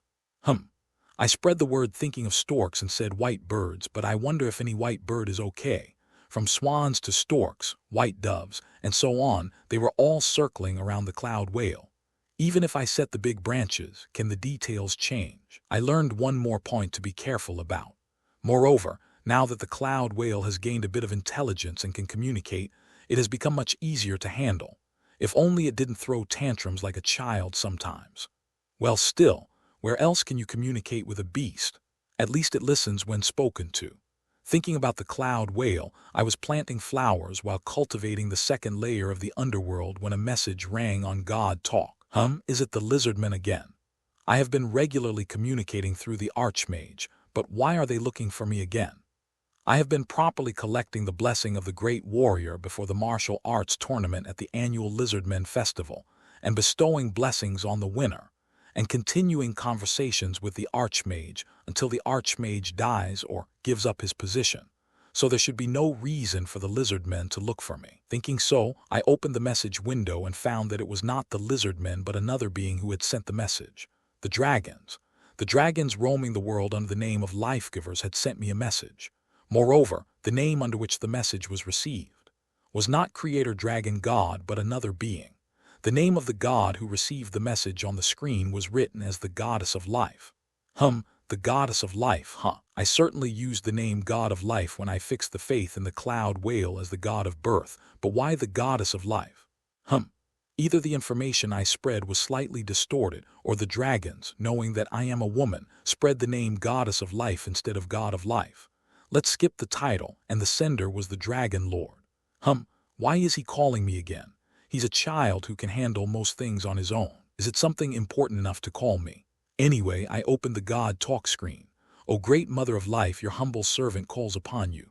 Why is he calling me the Mother of Life instead of Creator Dragon God? Suddenly, I have two titles. I cleared my throat softly and turned on the recording before speaking. What's the matter? Thank you for answering my call. It's just that there's something I find difficult to decide on my own, so I called upon you. What now? Isn't it something you can handle on your own for the most part? It's a matter too grave for me to decide alone, and it's also an important matter related to the future of those who bestow life. For the representative of the dragons to say this much, what kind of matter could it be? Tell me, what is it? It's about the expansion of those who bestow life. Expansion. Expansion, as in, has a new dragon been born? Or has a hatchling matured into an adult dragon and become one who bestows life? No, it hasn't been that long. It's only been a few years at most. What made me understand the situation was a single statement from the Dragon Lord. Some humans have admired us and expressed their desire to become those who bestow life. What should we do? What? We will rely solely on your kindness. Click here. Donate now, humans, those who bestow life. No, that's. What is it? It's possible because it's dragons, right? Creating an excessive life force with magic and sharing the surplus life force is something they can do. Humans, like dragons, normally that would be impossible. Could you tell me how this came to be? While wandering around the city healing the sick, a human child who saw their sick mother become completely healed and healthy said they wanted to do the same. A child. Isn't that just a child's admiration? We thought so too and told them that it's not something that can be easily achieved, that it's a task that requires dedicating one's life to the Goddess of Life, but the child was adamant. The dragon who was talking to the child told me about it, and I too didn't know what to do, so I brought it to your attention. Besides that child, several others have also asked to become like us. What to do? Humans and dragons are entirely different beings, and humans can't do anything the way dragons do. Lacking in magic and the overflowing life force is possible because they are dragons. Can humans even possess such overflowing life force? I view it negatively. If humans, whose bodies are neither as sturdy nor as large, were to have cells endlessly regenerating due to excessive life force, that's just getting cancer. If I were to make them give up their dream, that seems like the most realistic approach, but why don't I want to do that? Is it because I don't want to ruin that child's dream? This is a difficult problem. I fell deep into thought, even though it was a position created for dragons, humans wanting to do the same work. Maybe I should expand the scale, make it a group that anyone, be it human or dragon, can belong to. But even then, humans wouldn't be able to restore life force. That child wants to become one who bestows life because they want to heal others, right? While thinking, an idea crossed my mind. Unlike dragons who use magic to activate life force for healing, could I create a system that uses a different resource for healing? For example, could they utilize faith in a god? Of course, it sounds quite fanciful under the current circumstances. But if it works properly, it could be a great help to those who believe in a god. Priests who gain power through faith and heal others would be born. So, have them pray to me for 10 minutes every morning and before bed. Pray. What significance does such an action have? It's a simple test. It's an experiment to gauge what can be done using human faith. If it works properly, priests who perform miracles through faith will emerge, and my experiment, bestow upon me the light to heal them, concluded with the young child who prayed to me every day becoming a youth and a priest who heals others through faith. Apart from that young man, there were several humans who wanted to become those who bestow life, but he was the only among humans who could do such a thing through faith. Thus, the young man, with faith in God in his heart, became a priest who heals others by carrying out the will of God. A priest who uses faith, not magic or life force, to produce magical effects was a being that did not exist before, but now they will certainly exist. Thanks to them, the members of those who bestow life began to increase little by little. No, they are no longer simply those who bestow life. Now, as members of the Temple of Life, they have become proper members of a temple. Of course, most of the followers are still dragons, and the human followers are a minority. But it's a good thing that there's even a little diversity in the species of the members, isn't it? Anyway, thanks to the clear miracle of healing, the Temple of Life is bustling every day. The Temple of Life has become the most important healing center for those who are sick. Thanks to that, the voices of the followers seeking me have become more numerous and louder. That would be a minor issue. I continued to ignore the voices of those seeking God as I finished up the last layer of the afterlife. When I was only known by the name of Creator Dragon God, not many called upon me. At most, it was lizard men or dragons. Even then, it was very rare, or they would call upon me only through the Archmage designated as my communication channel. But now, as the owner of the Temple of Life and also taking on the role of the Goddess of Life, please heal my illness. My mother is unwell. Please listen to my prayer. The wounds I received in the war continue to ache. Please do something. O Goddess of Life, I want a partner. Please give me a pretty, good at housework and kind woman. Countless prayers were pouring down on me, but that last one praying, I'm the Goddess of Life, not some goddess of matches. Ahem. I realize anew there are really countless people suffering in this world. Most of those praying to me were either sick or afflicted with diseases. Well, it's not like I can respond to every prayer that's made. I tried sending a message reply, thinking maybe it wasn't impossible, but unfortunately it failed. Sending messages from here doesn't seem to transmit properly, though messages do get sent properly to dragons. Ah, that reminds me, there was a case where a message was transmitted to someone other than dragons, to the priest who became a servant of the Goddess of Life, who is now moving from youth to middle age. My message was properly transmitted. When I first sent a message reply to that priest, he was so startled, I couldn't help but burst into laughter. But seeing that messages are properly transmitted to dragons and priests unlike ordinary people, it seems that if the other party doesn't have enough faith, I can't send messages. Dragons worship me as both the Goddess of Life and Creator Dragon God, so it's only natural. Anyway, with such restrictions on replies, I couldn't respond to those who prayed to me, but I did fulfill the prayers of those who were truly desperate, making those with life-related diseases or injuries slightly better, so that their lives were no longer in jeopardy. Though I can't send replies to prayers, I can fulfill the prayers of those who are truly desperate. While taking care of the poor lives as the Goddess of Life, I was finishing up the construction of the afterlife when a message arrived from the priest. O Mother of Life, please lend me your wisdom. No, I'd really prefer if you'd stop calling me Mother of Life. Being called that makes me feel like I'm destined to be caught and forced to lay eggs over and over. I've never laid eggs in the first place. Anyway, what wisdom do you seek from me? I wish to know the answer to a question that has remained unsolved for a long time. I could not find the answer on my own. A question, huh? This priest is quite intelligent among humans, but he wants to know the answer to an unsolved question. What could the question be? What is your question? What is life? It was a very vague question. Life. Life, huh? The ability of living things to live and breathe and be active. No, that's just the dictionary definition. That's not the answer he's looking for. A very vague question, but one with much to ponder. What is life? The most precious thing that cannot be exchanged for anything else. Life, existence. The choice is between birth and death, claiming to be the Goddess of Life, yet unable to give a clear answer to the question of what is life. I'm truly pathetic. Unable to give a clear answer, I asked the priest in return. There's nothing more foolish than answering a question with a question, but I became curious about what he thinks. What do you think life is? Are you talking about my thoughts? We will rely solely on your kindness. Click here. Donate now. The priest pondered deeply at my words, then spoke slowly. Could it not be the driving force for movement? Just as a living being's body circulates warmth, their heart beats and they breathe, a non-living being's body grows cold and can no longer move. Is that what he was thinking? Well, it's not exactly wrong. Your words do have a point. If one cannot possess life, they simply become a cold corpse. Life has many meanings. What you're thinking of is just one aspect of life. Many meanings. It could be the choice between birth and death, or something invaluable that cannot be compared to anything else. I paused to catch my breath and continued. It's the ability for living beings to breathe and move. It's the power that allows living beings to exist as living beings. The definition of life differs depending on who defines it. It was a rather vague explanation, but I could not put it any other way. No one in this world had deeply contemplated the meaning of life, including myself, differs depending on who defines it. The priest seemed deep in thought. Did I handle that well? He caught me off guard by asking such a difficult question suddenly.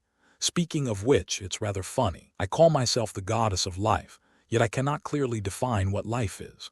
I can manipulate life force at will and easily strengthen others' life forces. Yet I am a foolish deity who cannot clearly define life itself. If he realized I was such a pathetic deity, would that child be disappointed too? Thank you, Mother of Life. It feels like the fog obscuring my vision is clearing. What? He gained such an enlightenment from my ambiguous answer. Where in my words did he find that? Contrary to my doubts, the priest looked extremely satisfied, as if finding the answer to a question that had long tormented him. Well, if he's happy with it, then it's good. Yes. Leaving the priest behind, I proceeded with the final preparations for the underworld construction. The 7 layers were all ready. The cloud whale to return souls was prepared too. Good. Shall I open the underworld soon? The Church of Life, humanity's first faith. Or, if including non-human beings, then not the first. But for humans, it was as now become inseparable from humans. From assisting pregnant women in childbirth to performing funeral rites after death. It is said that the Church of Life, which accompanies humans from birth to death, originated from pilgrims who called themselves those who bestow life. The pilgrims who called themselves those who bestow life helped countless people as they traveled the world but never settled in one place, so they could not avoid prejudice as outsiders. The goddess of life, the faith of these wanderers, underwent a major transformation by a figure named Haim. Haim was the first priest to serve the goddess of life and the only person who heard her voice. He was known for being the first to use divine power originating from faith, healing others through devotion to the goddess of life. Unlike those who bestow life, who use their own life force to help others. Among his achievements were enshrining the goddess of life, who was originally the faith of the wandering pilgrims, as his own deity and building a proper temple to concretize the faith in the goddess. He also compiled scriptures with the help of those who bestow life. He also organized the genealogies of the gods of birth and death who assist the goddess of life, and left behind many writings. Among his famous writings are What is Life?, which can be summarized as the definition of life differs for each person, and A Small Consideration on the Afterlife, the first record of the structure of the afterlife. In particular, his depiction of the afterlife as divided into 7 layers was a great shock to society at the time. Moreover, the idea that one would receive terrible punishments according to the sins committed in life, though novel at the time, implied primitive justice by suggesting that no sin could be hidden and would be punished after death. This fear of the underworld lingered long in the human psyche, to the extent that even the legendary hero Richland, said to have no equal under heaven, had to resort to various tricks rather than a frontal assault to pass through its gates. The Origins of the Church of Life, a book containing much information about the Church of Life, said to have been written with the cooperation of the Church itself. The afterlife is ready. There are 2 gods of death to manage the afterlife, and the messengers to gather the souls of the dead are also prepared. There are also preparations to restore severely damaged souls, to relieve their anguish, and so on. The cloud whale to receive the processed souls has also been directed to the northern entrance of the afterlife. The space to judge and punish the sinful souls has also been prepared, so the operation of the afterlife can begin any time.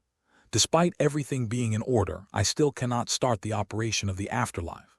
The reason is not a particularly grand one. It's simply because Sears is still hesitating. Sears, the child of the black dragon who has absorbed the power of death that emerged from the dragon's tomb/grave. The child I thought I could entrust the management of the afterlife to is still in doubt. I don't know what kind of dilemma he is grappling with, but I wish he would decide soon.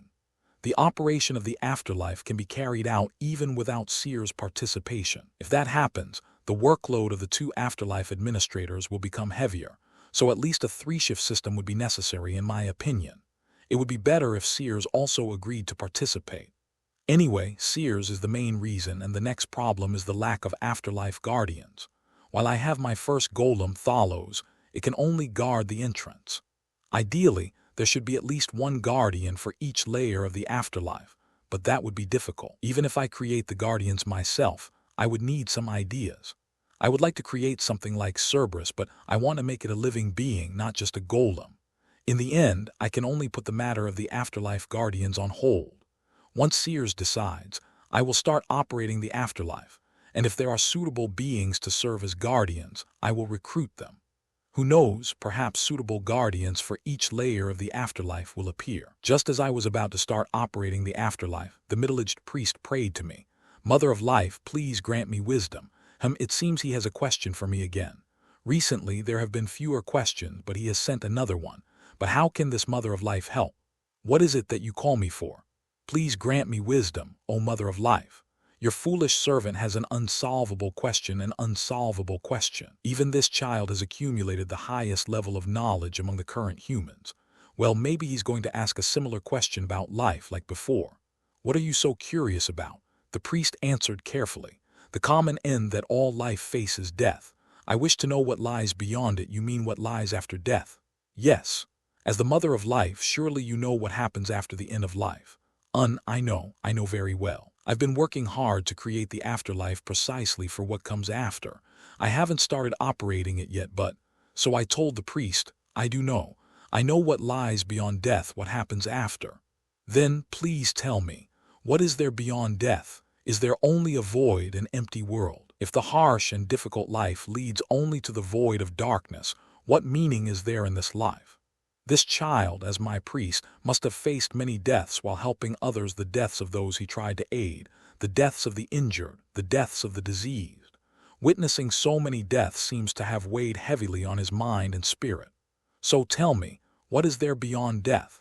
What meaning is there in life? Why must life endure such suffering? There was a hint of resentment in his voice. How did the voice of this kind child who worked so hard to help others become so sorrowful? Was it the burden of witnessing so many deaths that made him this way? His voice was laced with deep sadness. Please give me the answer. If there is no meaning in life, then why did my wife and child have to die from the plague? Plague? Could it be that plague has broken out? After leaving the cave where I was staying and hiding my appearance, I headed towards the city-state of Arcad where the priest lived. The city was bustling with the usual liveliness. There were no signs of the outbreak of an epidemic. I hurried to the Temple of Life where the priest was, but I could not find him. Instead, I heard that he had gone to a village near Urk, the city-state that was at war with Arcad. When I arrived at the village, it had become a battlefield, a horrific scene of war. Dozens or hundreds of lives were lost, and the abandoned bodies had caused an epidemic to spread. And among those who died from the epidemic were the priest's wife and child. Please answer. Help me understand their deaths. Let me find solace. Tell me what lies beyond death. I see.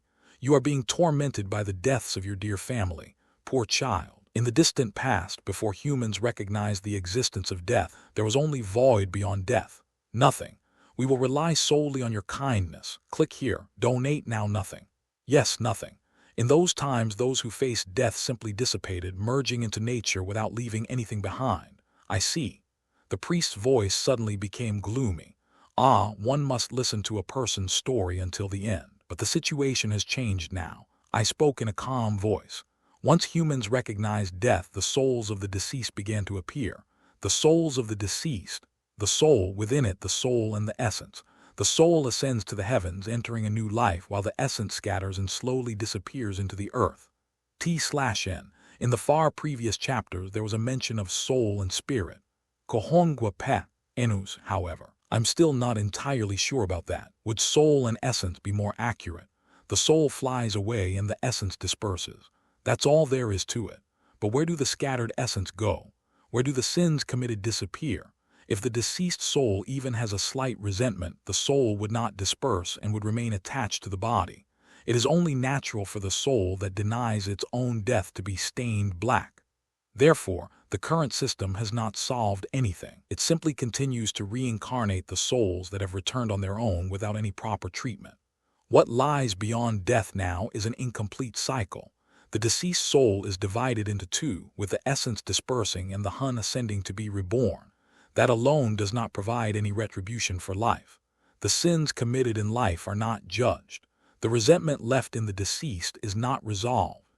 And I truly dislike this fact. It's a simple story, rewarding the good and punishing the evil. That was all I wished for, a world where such justice is realized.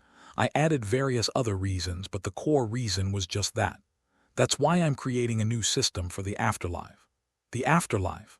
Yes, a world that the souls of the deceased reach.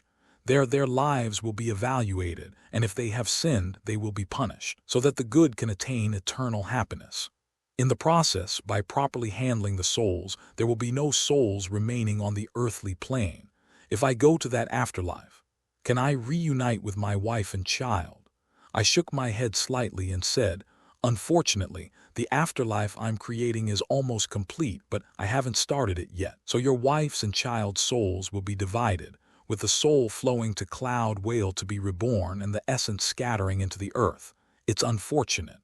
If the afterlife had already begun, I could have let you briefly meet the souls of your family. How regrettable. And even if I tried to revive them, their souls have already disappeared. Reincarnation. I see. The priest's voice was heavy. Then, if I wait in the afterlife, can I eventually meet my reincarnated wife and child? Shem, won't I be able to reunite with their souls? No, wait. Even if you were to meet their souls again, they would be in a different state than the ones you knew. Even if you were to find the souls of your wife and child by some miraculous chance, they would not remember you.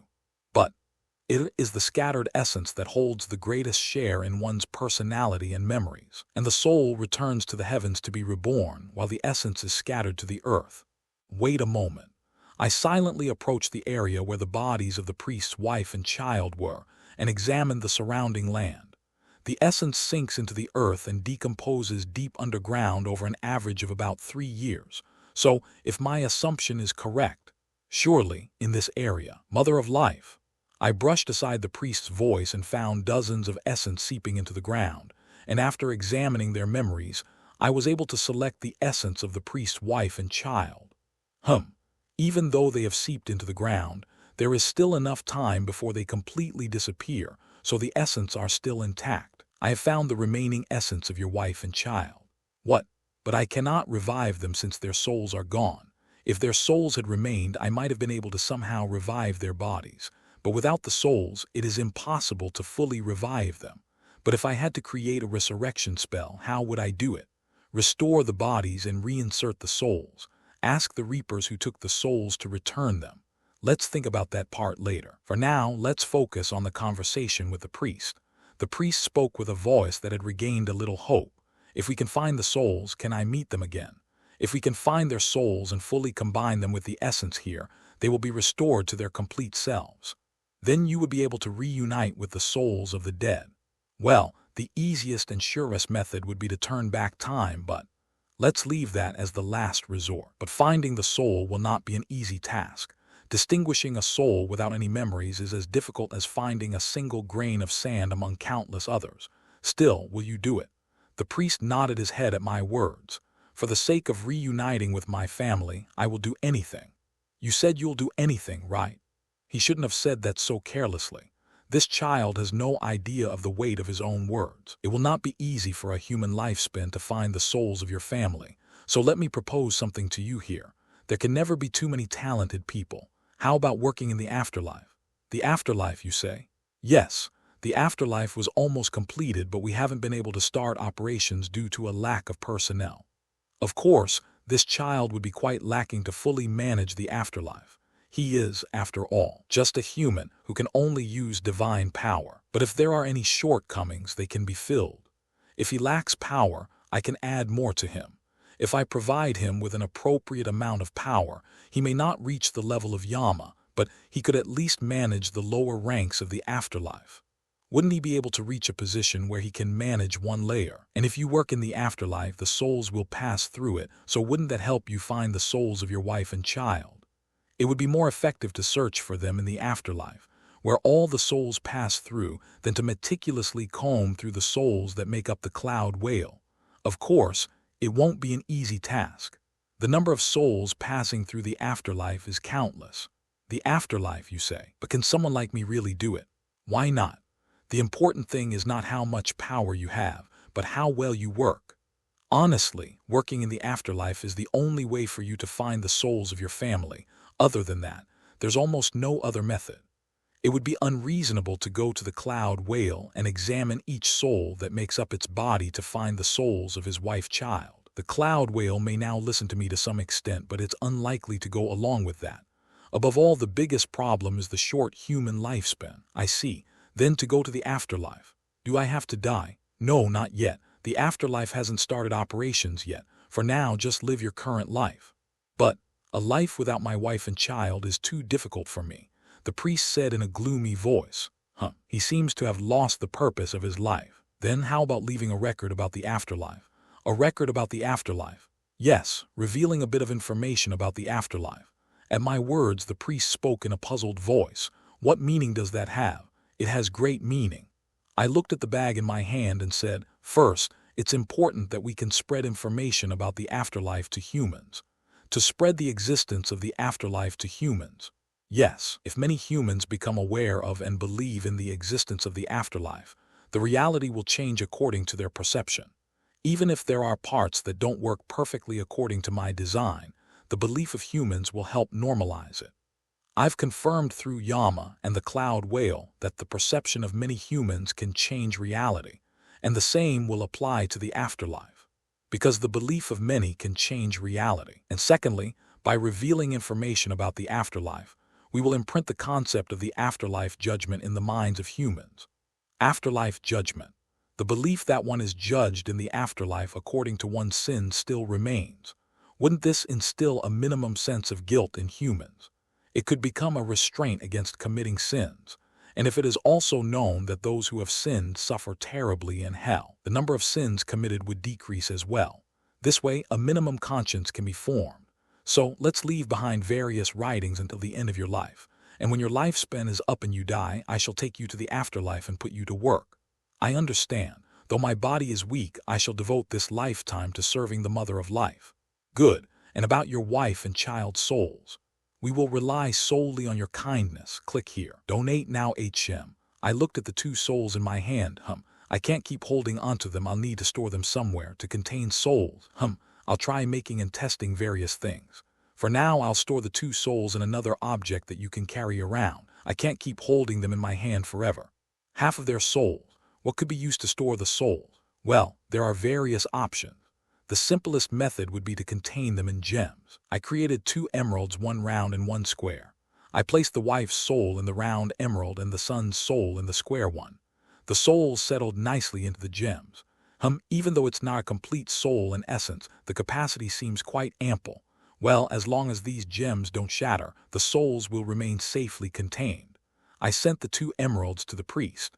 The round emerald contains your wife and the square one contains your son. Keep them safe. If the gems are broken, you'll have to find them again. If they break, it would be easy to find them right away. But if not, digging through the earth to search for them would be a pain. Thank you. Thank you so much. From now on, spend your remaining life writing books. I will teach you in detail about what to write. As the priest is considered a wise man among humans, his writings will be recognized by many. In this way, I was able to have various books written through this one scribe. Afterwards, while the priest carried out his duties, he wrote in his spare time, "Mother of life, I lack enough clay tablets. I cannot write so much content." He encountered a major problem in leaving behind books. How troublesome. It's already full and you haven't even written much.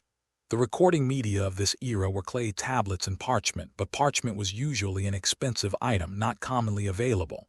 If he were to write and leave behind books on such materials, they would likely become symbols of wealth only the affluent could possess. In the East, they make bamboo slips to record, but there is no bamboo in the West. How troublesome. No choice then. Here, I'll bring out papyrus. Of course, if it's primitive paper, papyrus is the only option. I spoke to the great shaman of the lizard men. T/N, Archmage Great Shaman. Well, someone told me if it's still incorrect, PLS comment, can you hear my voice? Oh, the great creator dragon god has spoken to me. Your mighty name shall illuminate the world. No need for such flowery language. I seek a certain plant in the wetlands of the lizard men's territory. Can you find it? Creator Dragon God seeks a mere plant, whatever could be the reason. I am looking for a material to create something that will benefit all. It is a plant around 1 to 2 meters tall with leaves spreading out from the top like reeds. Understood. I shall send the lizard men to search for it. Good. Since it's a plant from the wetlands, the lizard men can find it quickly. It might even become a major source of income for the lizard men. The best thing is to find it themselves, but lizard men don't seem to need paper, so I should at least tell them to find it. To be honest, if I don't have them find it, the lizard men won't even feel the need for paper. Lizard men, who can easily carry and move large stone tablets, like how humans use clay tablets. Lizard men who carve letters into solid rock with just their claws. It seems they feel they don't need paper with their overwhelming physical strength. The lizard men. Anyway, since papyrus grows in wetlands, if it exists in this world, it would be within their territory. If it's not there, I'll just create some seeds and plant them, I guess. I've instructed them to find an object to write on instead of clay tablets. What kind of object? Something made from plants like parchment. It's thin, lightweight, and best for recording written words. If papyrus is discovered and made, the knowledge level of this world could greatly improve. Instead of the limited recording media like clay tablets or parchment, the widespread use of papyrus as a recording medium could arise. Perhaps the overall intellectual level could significantly increase. Speaking of which, what about the elves? From their perspective, papyrus would be like peeling the skin of their family, the soft part inside the stem, to be more precise, to make something like parchment. T/N. Bahaha. Their family, well, there's nothing to be done about the elves. They are the ones who instinctively avoid even the fruits that were intentionally made to be eaten to spread the seeds. Let's just tell them to use parchment. T/N. By the way, guys, if you want, you can join Discord to maybe receive information about if there are delays in the release of the chapters. Lizardmen thoroughly searched the wetland, swamps, and discovered plants that appeared to be papyrus. Indeed, when you give lizardmen a task, they do it well. Almighty Creator Dragon God, is this the plant you asked us to find? It is correct. But it seems like you've harvested too much. Surely you didn't cut down all of them, did you? Should we have left some behind? The problem is that you worked too hard. A mountain of papyrus. The amount they had cut down was enough to create a small hill in the wide clearing. All right, the wetlands are vast, so you'll find more if you search. But from now on, don't cut them all down. Harvest moderately and consider planting the seeds to cultivate papyrus. Yes, we're sorry. This is the first time the Creator Dragon God has directly assigned us a task, so everyone got a bit too enthusiastic. It's good to be passionate about work, but not to this extreme. Well then, let me teach you how to make papyrus. First, cut them to an appropriate length and peel off the outer skin. What would be an appropriate length? What length would be good? Around 25 cm should be sufficient. Since the lizardmen's hands are a bit larger than human hands, a palm's width would be around 25 cm.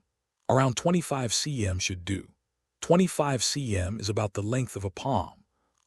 It was a good idea to teach them the metric system.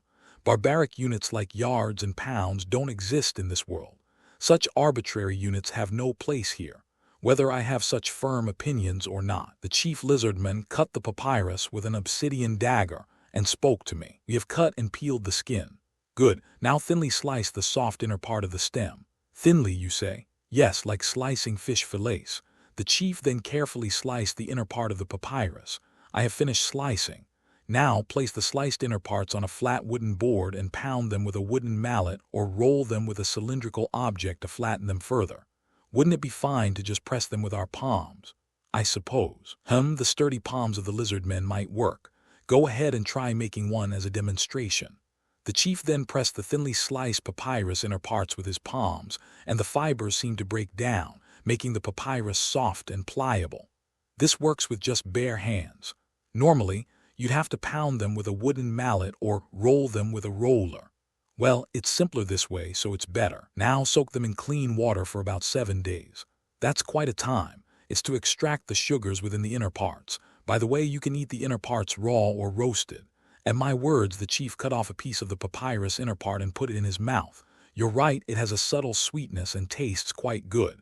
Don't eat too much of it. We need to save some to make papyrus paper after all. 1 week later. Shall we take them out now? Ah, yes, a week has already passed.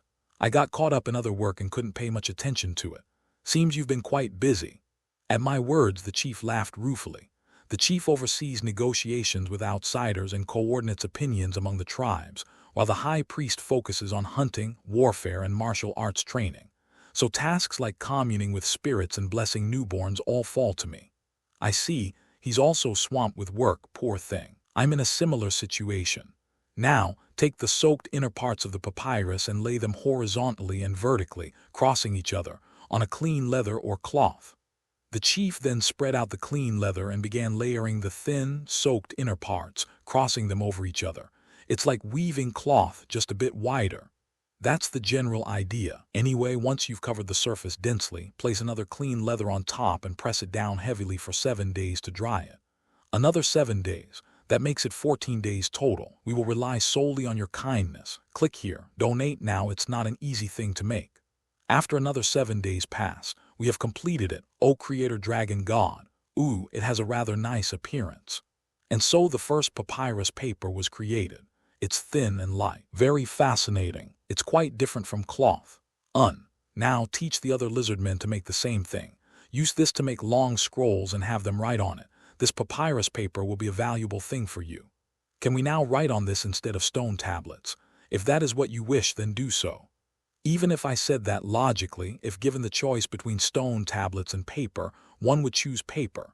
It's light, easy to carry around, and full of conveniences. Incomparable to stone tablets. Incomparable. Was that just my delusion? Even after the invention of papyrus paper, the lizard men still preferred to write on stone tablets. But why? Why stone tablets? And so the papyrus paper, which became the specialty product of the lizard men, quickly spread throughout the world. The thin, lightweight papyrus paper, much cheaper than parchment, had a value that could greatly overturn the world. Clay tablets were heavy and could not be used much, while parchment was expensive as it required tearing the skin of sheep. In the East, bamboo slips were in vogue, and since they were far from the territory of the lizard men, only a small amount flowed in, but their convenience could not be ignored, as some noble figures like the king used them. Anyway, that's how papyrus paper spread throughout the world.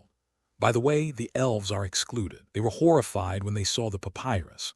Is this something that can replace clay tablets? Yes, it's called papyrus paper. It's thin, lightweight, and suitable for writing on. Write on it. O Mother of Life, how do I write on this? The priest, who had received the set of papyrus scrolls sent by me through the disguised dragon, was perplexed as he looked at the papyrus scroll. Since they've only been writing on clay tablets, they don't know about ink. Look at the things that came with the papyrus paper. A small stick and a small leather pouch. Is the contents liquid? Don't drink the contents. It's for writing on the papyrus paper. Bring a small clay vessel and pour a little of the liquid from the pouch. The priest did as I instructed, and a black liquid came out of the pouch, filling the small clay vessel. Black water. What is this? That is ink for writing. Having the lizard men make the paper was good, but they also need ink to write with. The ink was made by mixing the charred bark of the papyrus plant and glue made from fish bladders, then adding water to create the right viscosity. It's fortunate that the lizard men are using fish bladder glue. When I asked if they had something suitably, the alchemist told me about it. To think they invented making glue from dried fish bladders without me telling them. How impressive. The downside is that the fish bladder glue doesn't yield much, so the price is a bit high. But that's understandable for a prototype ink. After all, I just passed on the papyrus paper scrolls and ink sets to the lizard men. Now dip the small stick into the black liquid and try writing on it. How fascinating. Unlike the clay tablets that require pressing hard, I can just lightly skim over it and the letters appear. Well, since you just need to dip the stick in ink, unlike the clay tablets where you have to carve the letters deeply. But the downside is that there's no pen nib, so you have to dip the stick in ink frequently. Shall I write here then? Yes, that's right. By writing and conveying that writing to others, knowledge can be transmitted without having to speak it out loud. Well, there are still some issues, such as papyrus paper needing to spread more throughout the world or needing a bit more affordable ink. But those problems can be solved gradually. We can take it step by step. We've just taken the first step, and if we try to sprint from the start, won't we end up rolling backwards? Let's go slowly. Slowly and calmly. So what should I write about? In response to the priest's words, I paused for a moment and then opened my mouth. Let's start by writing about the afterlife. What is beyond death? The thorn that has been piercing my heart as a servant of the goddess of life for a long time has been tormenting me endlessly. What is life born for? What is it lived for? And what is it died for? The Mother of Life said that I must find the answer to such questions myself, and I have continued to ponder the questions. What is life? What is death? What should I live for? My hands, which have lived for a long time, have become wrinkled like an old man, and my vision has begun to blur. All of my physical being was telling me that the time given to me was running out. The answer I have come to after a long period of contemplation may differ from the answers of others, so I will not write it here. Instead, I will pick up the pen to write about the afterlife that I heard from the Mother of Life. I hope that what is written here can be helpful to others. Where there is light, there is darkness, and where there is birth, there is death. All living beings live a life of being born, living, and dying, and the soul of the living being that reaches the destination sheds the armor of the body. But that does not mean it is liberated. What lies behind it is a cold judgment that evaluates life. The Grim Reaper who collects the souls exists everywhere. The Grim Reapers walking in the dim darkness are the most secret harvesters of this world, wandering the world with a huge scythe to harvest the souls of the dead. There is no soul that can escape their touch. Just as death is inevitable, they too are an inevitable existence. There is no place in this world where there is no darkness, and they can go anywhere in the darkness. There will be no place they cannot go. However, they were not as cold as ice. They are said to give the departed a moment to leave a last word to their family before departing for the afterlife. If there are family members by their side, they give them the strength to speak in their own voice. And if there are no family members, they allow them to leave a last word through a dream. They may be kind. However, one should not rely on their goodwill to try to live a little longer. All they can give is a word. If you expect more, the cold scythe will only start the harvest. The soul grasped by the hand of the Grim Reaper crosses the endlessly cold world and reaches the door of the afterlife. Beyond the door made of black rock, another world unfolds. After passing through the deep cave made of black rock and passing the fierce gaze of the guardian statues of the afterlife, the place reached is a vast river that cannot be thought of as having passed through the cave. The river, so wide that the opposite bank cannot be seen, is filled with pitch-black water. On the riverbank of this black river, there is a place covered with small pebbles. This river, called by various names, is the river that divides the world of the living and the world of the dead. It is called the Samdachin River or the Styx River, and it is said to be a clear boundary that divides the world of the living and the world of the dead. To prevent the living from accidentally crossing this river, and to prevent the dead who have crossed the river from returning to the realm of the living, the wide river blocks the way. As you walk along the side of such a river, you can see the figures of young children on the riverbank, the children in the afterlife. It is said that the unfortunate souls of the children who died before their parents stay on the riverbank. Children who died before their parents. Children who died without becoming adults. Children who have driven a huge nail into the hearts of their parents. These unfortunate children are not allowed to go down to the lower layers of the afterlife, and they spend their time on the riverbank, gazing down at the black river. We will rely solely on your kindness. Click here. Donate now. It is said that in the Black River, the faces of their living parents can be seen. The sight of the children in the silent afterlife, unable to take their eyes off the faces of their parents reflected in the river, is truly heartbreaking, even though I have not seen it directly. The children continue to gaze at the images of their parents, the images of the parents left behind in the mortal world. The images of the parents struggling and suffering in the absence of their children. The children, making a sad face while looking at their parents' images, unconsciously reach out their hands to the river. But the images of their parents in the river are just illusions, and the ripples caused by the children's hands only make the images blurry.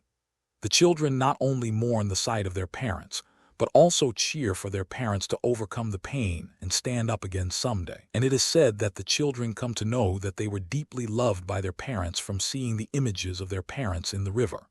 The pure sorrow of the children is washed away by the river.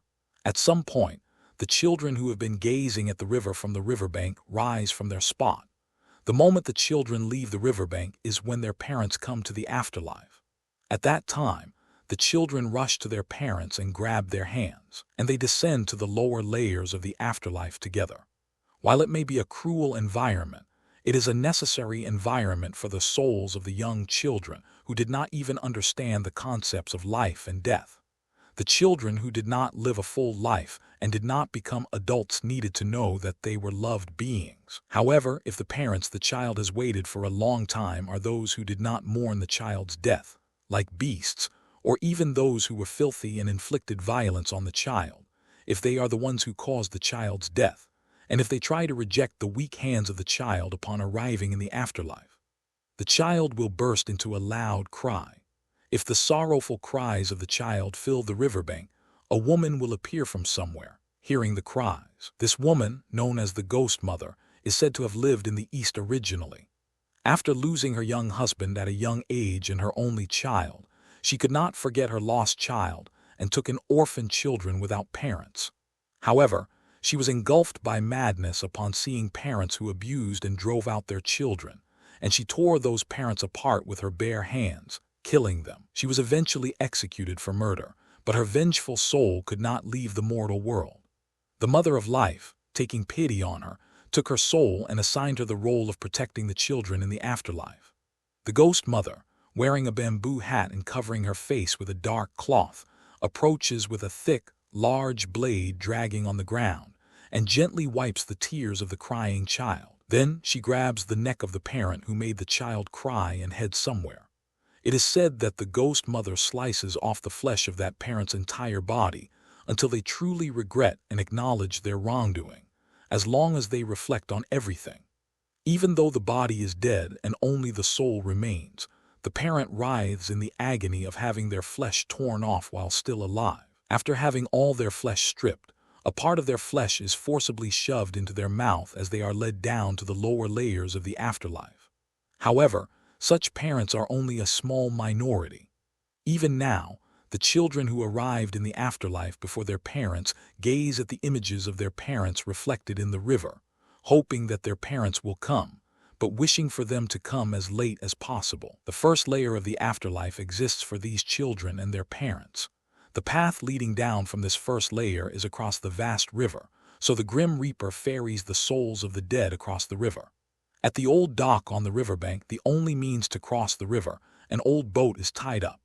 The boatman who operates this boat, said to be on the verge of sinking at any moment, is a man whose tongue has been cut off, so he cannot speak. Originally skilled with words and clever, he managed to trick the Grim Reaper who came to fetch him, and gained 3 more years of life. Even after those 3 years, he tried to deceive the Grim Reaper again with his eloquent speech. However, his tongue was cut off by the Grim Reaper's black scythe, and as punishment for tricking the Grim Reaper to extend his lifespan, he was condemned to be the boatman of the afterlife for the rest of his life. While it can be considered self-inflicted, after this incident, the time the Grim Reaper can give to the dead was reduced from 1 night to just enough time to speak a few words, so many of the dead must be resent that boatman. This boatman demands a fare from the dead, and although the dead are surely penniless, for some reason they take a small pouch from their clothes to pay the fare. The nature of this fare is the help the dead have rendered for others in life, and the gratitude of those they have helped. What one has done to help others in life becomes helpful in the afterlife. If one has lived selfishly without helping others and even oppressed others, they would not be able to pay the boatman's fare in the afterlife. But it is said that such cases are extremely rare, so there is no need to worry about it. However, if there were such a person, what would happen to them?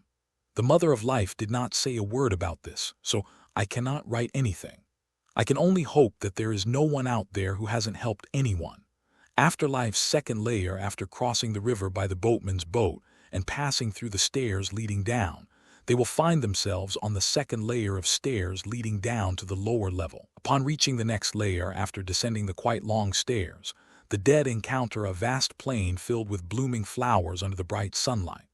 Though they were clearly in a cave before, for some reason, the serene plain with abundant flowers welcomes the souls of the dead. As the dead walk through the flowers, they feel their own wounds and ailments being healed by the beautiful flowers. The second layer of the afterlife is an exceptionally gentle realm. Injuries, fatal illnesses, and even fatal wounds sustained in life can be healed through the flowers of the flowery meadow, allowing the souls to move on as whole. Even those whose flesh was torn off by the ghost mother in the previous layer can be made whole in this layer. The flower-filled meadow is so comforting and beautiful that the souls who enter wish to linger here as long as possible. However, it is not right for the souls who must progress through the afterlife to remain in this flower garden indefinitely. The dead are only permitted to stay in this place for 7 days. As the allotted time approaches, the Grim Reaper tries to forcibly drag the souls to the next layer, as the souls generally cannot resist the Reaper's grasp. But very rarely, some souls manage to evade the Reaper's hand, remain in this layer beyond the 7 days. Those who succeed in staying longer than 7 days will gradually feel their souls transforming, their feet becoming roots, their legs and torso becoming stems, their arms becoming leaves, and their heads blooming into flowers. They will become flowers blooming in the flowery meadow. The dead who are not permitted to stay here will remain as flowers in this meadow, forgetting everything about themselves, until they have completely lost their sense of self. Of course, after forgetting themselves entirely, they will go through the remaining process properly and be reborn into the next life. But what does it matter by then? Afterlife's third layer, the third layer of the afterlife, like the second, is a gentle realm. No, gentle is an insufficient word to describe it. This layer is a path that fulfills the desires of the souls. The black pebble path laid across the verdant meadow grants the wishes of those who walk it. Those who starved to death will be able to fill their bellies here. Those who died of thirst will be able to drink sweet water. Those who desired wealth in life will be buried in gold and silver, and those who sought fame and glory will hear the praises of many. However, this path, the desire-fulfilling road, is also not meant to be lingered upon for too long. The things that appear on this path are manifestations of the karma the soul accumulated in life. If one remains here beyond 7 days without moving on to the next layer, it will exhaust its karma and begin to consume the part of the soul responsible for memories. Even if the soul loses all its memories and sense of self, it will continue to manifest its endless desires until nothing remains but a pure, empty spirit. This spirit will then simply be transferred to the next life. Afterlife's lower layers, the lower 4 layers of the afterlife, are places that strictly judge and punish the sins of the souls. These layers, known as hell, make the sinful souls suffer until their sins are cleansed and washed away. The identities of those being punished in this layer are those who wielded violence and inflicted harm on others. They were the criminals who were found guilty of the crime of violence in the afterlife's judgment. Suffering in the raging flames that burn their souls, they burn while shackled by the surging fetters until all the sins engraved on their souls are completely burned away and disappear. Is it only those who wielded violence that burn in this layer? We will rely solely on your kindness. Click here. Donate now. The scope of the word violence is broader than you think. There is also psychological violence that shakes the mind of the other party with harsh words, you see.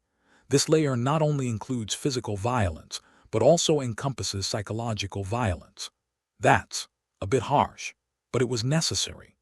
Gazing at that horrific sight, the dead who are advancing to the bottom of the afterlife to receive judgment fear the possibility that they too could end up like that, and proceed to the next layer with the Grim Reaper. The 5th layer is Cocytus. It is also known by the name of the Ice Hell layer, a cold cave. The ceiling of the cave was densely covered with large and small icicles, and humans were impaled on those icicles. The humans pierced by the icy icicles as sharp as needles suffer from the agony of their nerves freezing and the cold that freezes their very bones.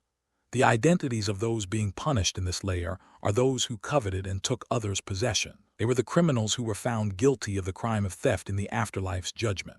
Pierced by the icicles that freeze their souls, they become frozen in the cold of the icicles until all the sins engraved on their souls fall off. So theft is punished as severely as violence. Of course, isn't that obvious? The theft punished in this layer is the act of coveting and obtaining by unrighteous means something that is not one's own. Didn't they directly violate the articles of the law code handed down by the God of light, law, and justice? Indeed, it was written not to steal. Gazing up at that horrific sight, The dead who are advancing to the bottom of the afterlife to receive judgment fear the possibility that they too could end up like that, and proceed to the next layer with the Grim Reaper. The sixth layer is Malebulge. It is also known by the name of the Thorn Hell layer. The appearance of the vast plain where countless thorn bushes grow may seem ordinary at first glance, but this too was a hell that punishes the criminals. Each and every one of those thorn bushes had a criminal entangled in it. No, the criminals' body parts had grown into the thorn bushes, entangling themselves. The identities of those being punished in this layer are those who deceived others to obtain wicked profits. They were the criminals who were found guilty of the crime of fraud in the afterlife's judgment. Those who had used their sharp tongues to deceive others and planted thorns in their hearts during their lifetime now have thorns growing from their own tongues, entwining their entire bodies. In this layer, they are being torn apart by the thorns that grew from their own tongues. That's a cruel punishment. The mouth is the gateway that calls forth calamity. Since they had wounded and harmed others with their own lies, it is not strange that they receive such punishment. And it was also written in the law code not to lie. The act of fraud is a crime whose scope of harm can grow limitlessly when compared to other crimes. The law demands that it be punished thoroughly. Observing that horrific sight, the dead who are advancing to the bottom of the afterlife to receive judgment fear the possibility that they too could end up like that, and proceed to the next layer with the Grim Reaper. The seventh layer is the Abyss. It is also known by the name of the Dark Hell layer. Darkness where one cannot see even an inch ahead. Unlike the other hells where the criminals are, this hell is one where the forms of those paying their dues cannot be seen. Only the faint cries and agonized groans can be heard, indicating that this is a hell no less horrific than the other layers. The identities of those being punished in this layer are those who took the lives of others.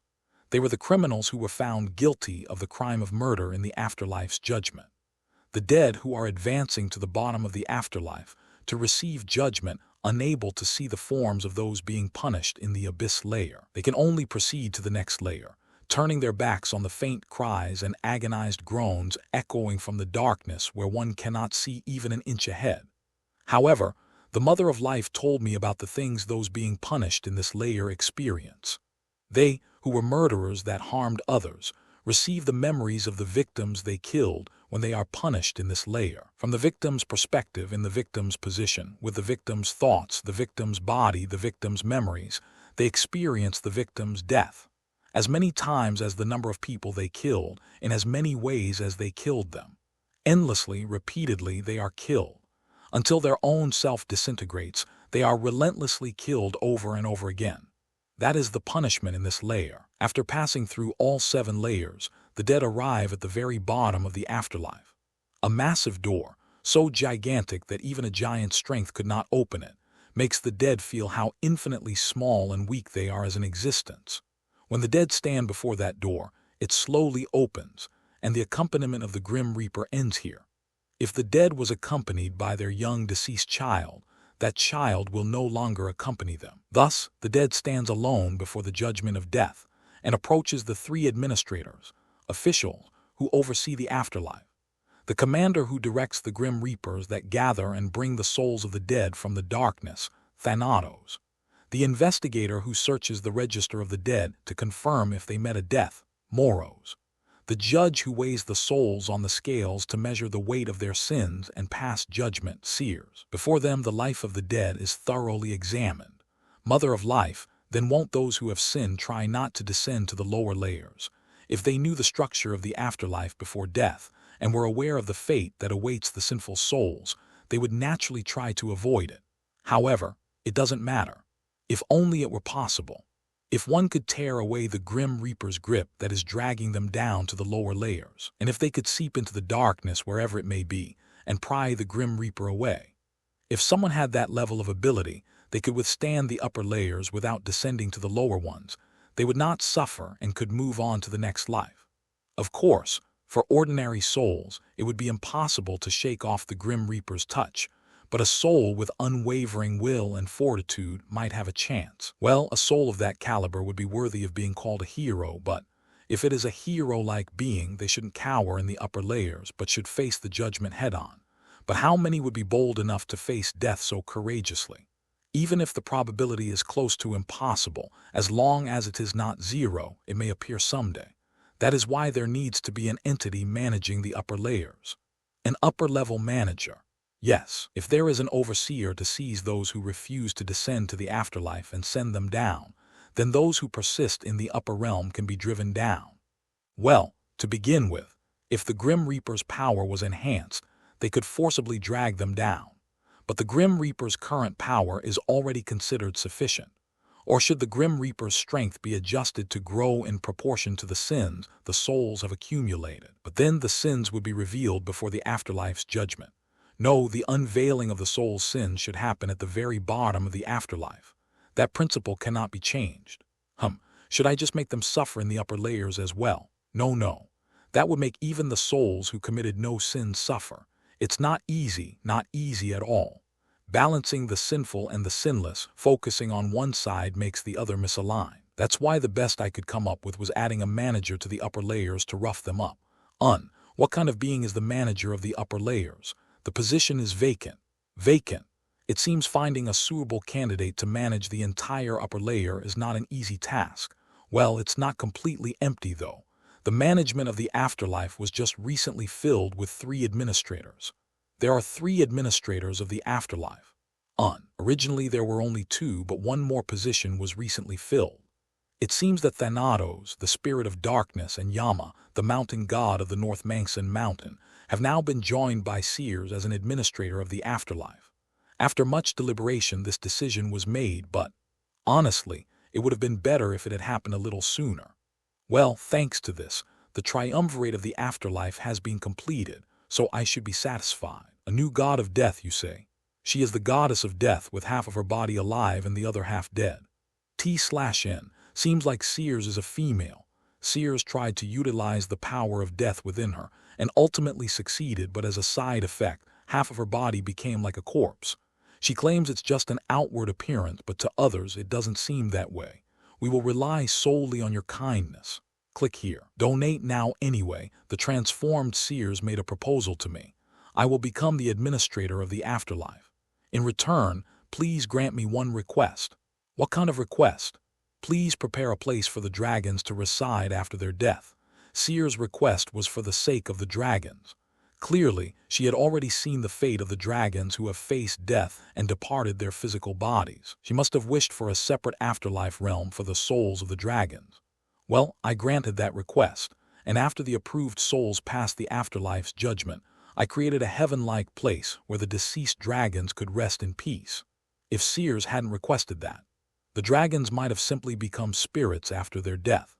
Anyway, since I ended up doing something completely different from my usual work, I even gave her a slightly different name, Kiers. And as an additional task, I made a scale to measure the sins of the souls, to help Kiers work more smoothly as the god of death. Thanks to these 3 afterlife administrators, the afterlife is now running smoothly. The 3 afterlife administrators, are they all gods of death?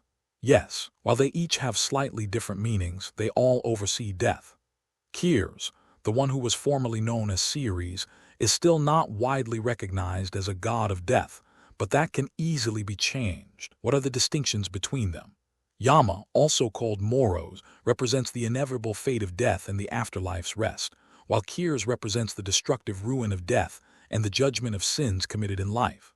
What about Thanatos? Thanatos is the impartial reaper of death, the king of soul-collecting reapers, unbound by anything. It is entirely thanks to Thanatos' command that countless reapers can collect souls in an orderly manner. Anyway, I think the book containing knowledge about the afterlife is sufficient enough now. The content may be a bit sparse, but the priests can add more detailed information themselves. They just need to trust and rely on it. Now then, since I've arranged for the afterlife to be managed on its own, I should take a break. I wonder why it was so tiring to create just this one thing. Ugh, I'll never do something like this again. Absolutely not. Richland proceeded down the stairs. At the end was a massive river, so large that the opposite bank was not visible. Richland looked around the riverbank and found a small dock with a ferryman sitting on a boat. Richland approached the ferryman and said, "Take me to the other side." But the ferryman simply stared at Richland without saying a word, holding out his hand. He must be asking for the ferry fare. Richland reached into his pocket and pulled out a small pouch. Richland pulled a small silver coin from the pouch the sage of the deep forest had prepared for him. The ferryman took the coin, stood up from his seat, and grabbed the oars of the boat. Richland boarded the old vessel, and it headed across the river. What lay at the end of the dark cave was a vast flower field. If everything Richland had heard from the sage of the deep forest was true, this flower field was not a place to linger. Richland tried to conceal his presence and hide his large frame as he searched for the entrance to the lower levels. "Who are you?" Naturally, his muscular body was not easily concealed. "Are you a soul seeking to reside in the western side of the paradise? You seem strong enough to shake off the god of death, but please turn back and leave. This place is beautiful, but not one to linger in for long." The beautiful woman holding a few flowers frowned as she examined Richland. "You are still alive. I will not speak ill. Please leave before you are discovered by others." Richland did not respond, only gently touching the handle of the club at his waist. "If you have come here alive, it must be to retrieve a cherished one, but reviving the dead goes against the natural order. As a senior who has attempted the same, I advise you to turn back." The woman's words were calm, but Richland shook his head silently. Richland descended to the lower levels, his injured body battered. He had only passed through 2 of the 7 layers the sage had spoken of, yet his body was already in tatters. But Richland did not give up. He continued forward, determined to revive his friend who had died by his own mistake. The next layer was a plain paved with black pebbles. At the entrance stood a man dressed entirely in black, with a necklace adorned with 2 emeralds. It was as if he had been waiting for Richland. Time passed. During this time, various things happened, but nothing too important, so I will briefly explain and move on. The priest, who had discovered that the cause of the epidemic that had taken the lives of his wife and child was the unattended corpses, asked me about the method of disposing of the bodies, and I simply said, "Just burn them." Since the unattended corpses that were not properly handled had caused the epidemic to spread, if there was no time to bury them, it would be better to burn them. However, humans were quite reluctant to cremate the bodies and have them cremated. Is it because they think of it as desecration of the dead? Even if the bodies are buried, they will rot and only the bones will remain. Therefore, I spread a little rumor. Offering the deceased's body to the sacred flame can alleviate some of the sins the soul is burdened with. However, the sacred flame burns eternally deep within the volcanic depths of the scorching desert, where human feet cannot tread. While I'm at it, I'll also do a bit of reputation work for Ifrit. That child is also a bit pitiful to be alone, so it's not a bad idea to spread a feeling like the sacred flame that burns away the wickedness, right? While not as much as offering to the sacred flame, burning the dead body to leave only the bones can also alleviate a very small amount of sin. When it says, a very small amount, it should be read as an amount that has almost no influence on the verdict. Well, ultimately, the purpose is to burn the bodies to prevent the epidemic after all. If the bodies of the dead could be buried immediately, there would be no need for this, but not all bodies can be buried in time. For example, in times of war, humans and other subraces continue to spread their influence. The most widespread are humans, and the beastmen living mixed in with them. The elves spread out in the great forest centered around the world tree, and the dwarves burrowed into the mountain ranges around Sagarmatha like ant nests. The lizardmen did not expand their territory significantly due to the problems of humidity and temperature, but thanks to the first-mover advantage, their current territory was still quite extensive. As for the giants, their numbers had increased, but there were only a few hundred of them. Despite the vast individual territories, their small population made their territory embarrassingly small compared to other races. Dragons.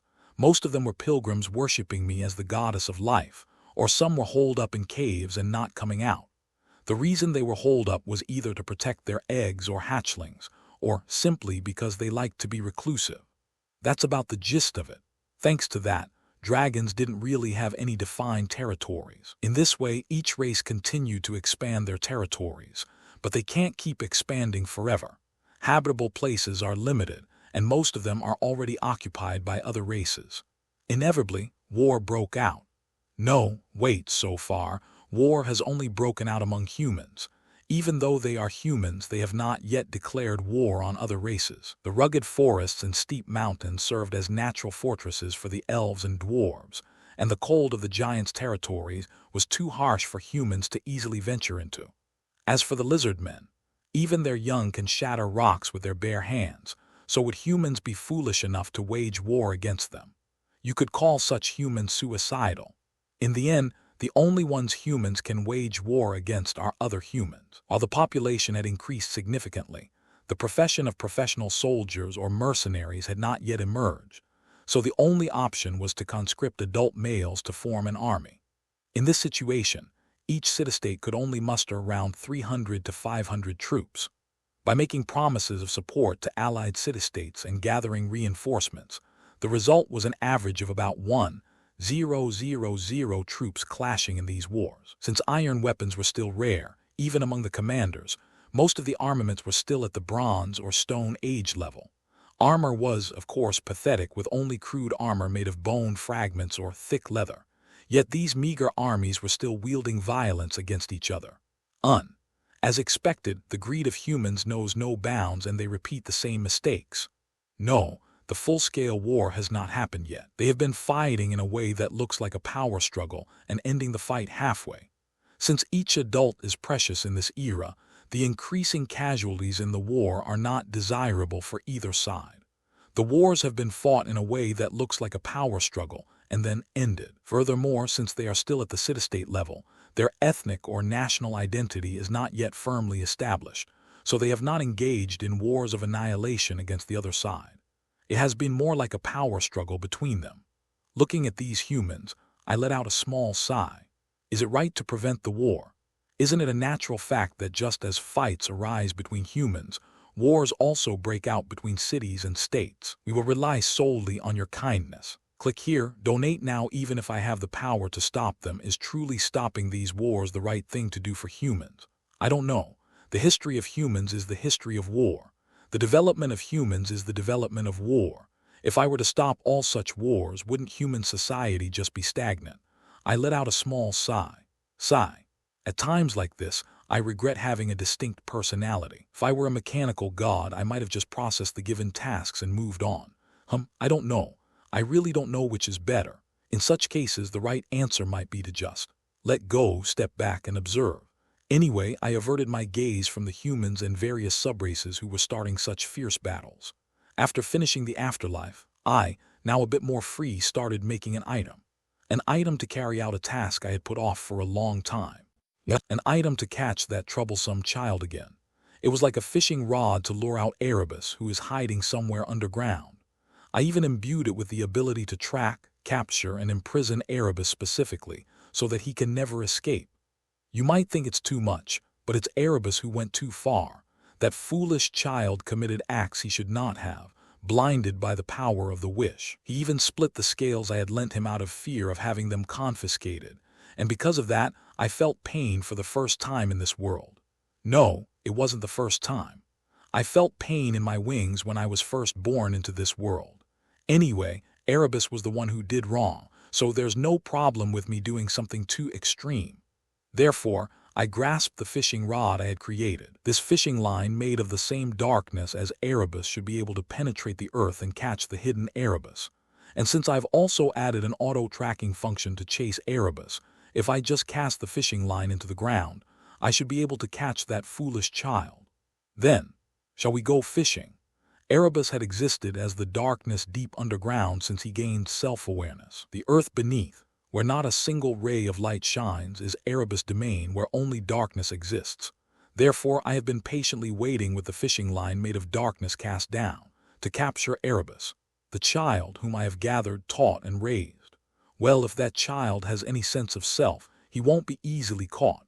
But if I keep the fishing line cast down, I should be able to catch him eventually.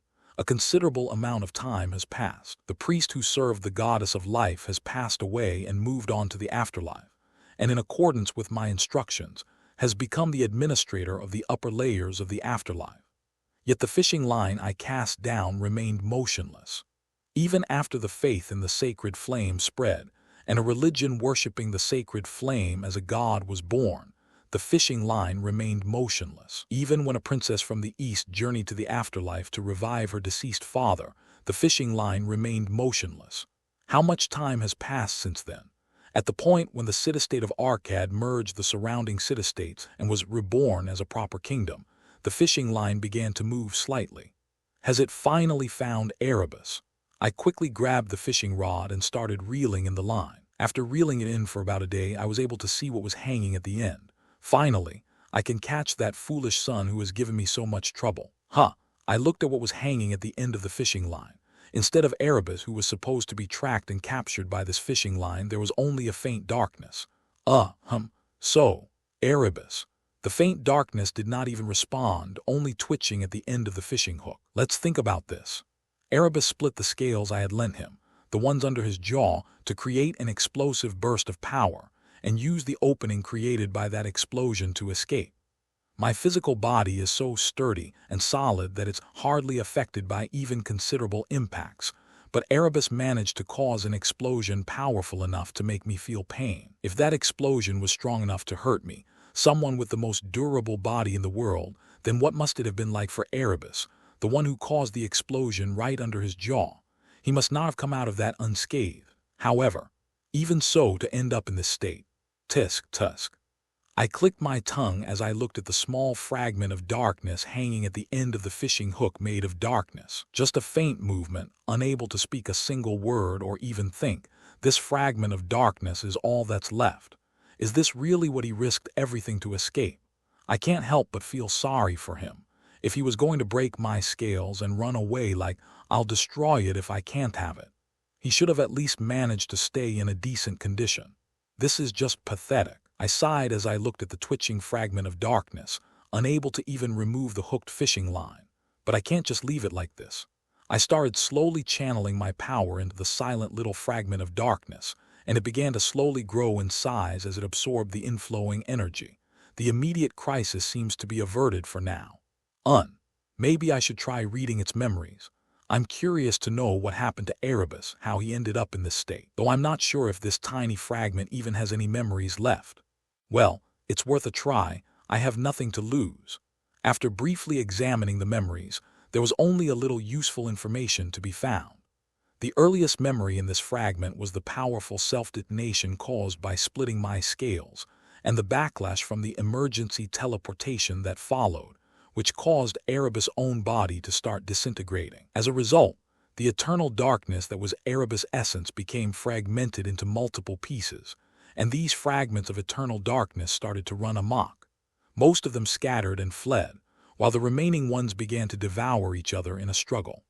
After some time, the only things left were two large fragments containing the split silver scales, and this small lone fragment. The other fragments, despite their chaotic behavior of devouring each other, had somehow avoided touching this particular fragment. This fragment contained the core and essence of the being known as Erebus. Now only a small remnant of darkness remains. This was the fragment I had been reading the memories from. Apparently, the other fragments had instinctively sensed something, that if they were to consume this fragment, they would inherit the identity of Erebus, and in doing so they would become the target of my pursuit. That's why the other fragments had abandoned this small fragment of darkness, leaving it alone in the deep, empty earth until my fishing line came to retrieve it. What should I do with this child? Punishing it in this diminished state might just cause it to vanish completely. We will rely solely on your kindness. Click here. Donate now as much as it has done wrong. I don't want to simply destroy it. I was planning to just have him work in the afterlife, non-stop without any days off until the end of the world comes. But in this condition, he can't do anything. I looked at the small fragment of darkness, twitching in the palm of my hand. Even in this pitiful state, even after what it has done, I can't bring myself to destroy it. It feels like letting him vanish without properly paying for his crimes is like letting him escape. Something like that. Punishing him? Let's do that after gathering all the other fragments. That would be best. But how do I gather those fragments? They've scattered all over the place. If they were at least divided into one or two large chunks, I could somehow find and beat them up to gather them together. But they've been scattered into countless fragments.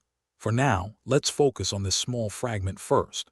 If I leave it as is, it might just scatter and disappear. Sealing it in a gem-like object would be a good idea.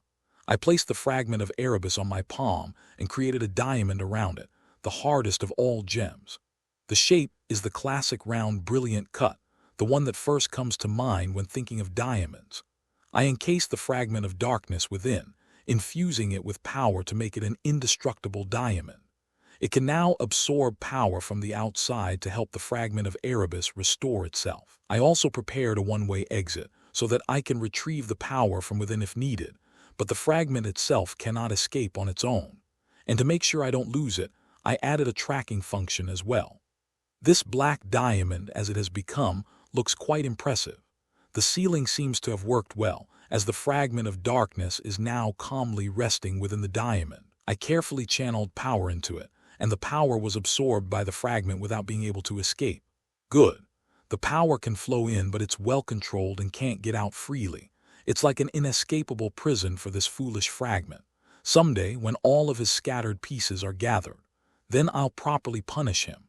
The kind of punishment that would make him cry and beg never to do something like that again. But for some reason, ever since that day, strange things have started to appear in this world. The creatures that were barely different from Earth's life forms, except for the slimes crawling on the ground, have begun to change in bizarre ways, becoming stronger, rougher, and more ferocious. It's common for them to grow in size or develop new bodily functions, but now there are even boars spewing fire from their bodies, or wolves with electricity coursing through their claws and fangs. Even the timid rabbits have grown horns on their heads, able to punch holes in small trees with their headbutts. Not all the animals have become more monstrous, of course. There are even horses with horns that can walk on air and create mist to hide themselves, still living as herbivores. Among these transformed creatures, the ones that worry me the most are the dinosaurs that failed to become dragons. Wyverns, drakes, and sea serpents, the dinosaurs that failed to become dragons. These so-called lesser dragons had more evolved and robust bodies than regular dinosaurs, and they had been living quietly. However, starting from that day, these lesser dragons began to gradually become more ferocious and started to utilize magic. Wyverns spewing fire from their mouths, drakes making the ground erupt, and sea serpents creating whirlpools, they began transforming into highly threatening beings. How should I deal with these creatures? Humans are still quite weak, so if a single wyvern were to rampage through a city, it would be a massacre. I should at least set up some basic defenses. Later, I'll talk to the children of the Temple of Life and have them erect a protective barrier around human settlements. That way, the rampaging beasts won't be able to enter. By the way, these changes are not limited to just the animals. Some humans have also started to display innate magical abilities. They can emit fire from their hands, shoot arrows made of light, or levitate objects with telekinesis. Naturally, people have grown fearful, awestruck, and started to ostracize these individuals with newfound powers. Those with abilities have either hidden them or gathered together with others like them, trying to learn how to control their powers.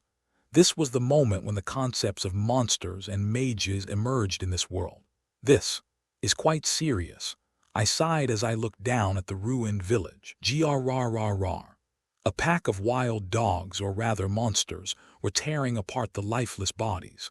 The fur on their bodies was slowly emitting flames. The small pioneer village in the mountains, which had about 30 residents, had become the lair of these flaming beasts. There were about 10 of them, but that was still a terrifying threat to the humans. I let out a small sigh and lightly severed the neck of the largest of the flaming beasts that was focused on tearing apart the bodies. Suddenly, as one of their heads flew off, the other beasts raised their heads and looked around, but none of them could find my hidden form. I placed my hand on the body of the decapitated beast and rummaged through it with my magical power. I found a small, gemstone-like object near the heart and extracted it with my magic. A deep red crystallized stone, a stone found within the bodies of magical monsters, the so-called mana stone. I examined the stone from various angles, then took out the black diamond I had been carrying and held it up to the mana stone, but there was no change. Darn, that's not the one. I sighed again and looked around. The remaining flaming beasts were on high alert, ready to flee at any moment.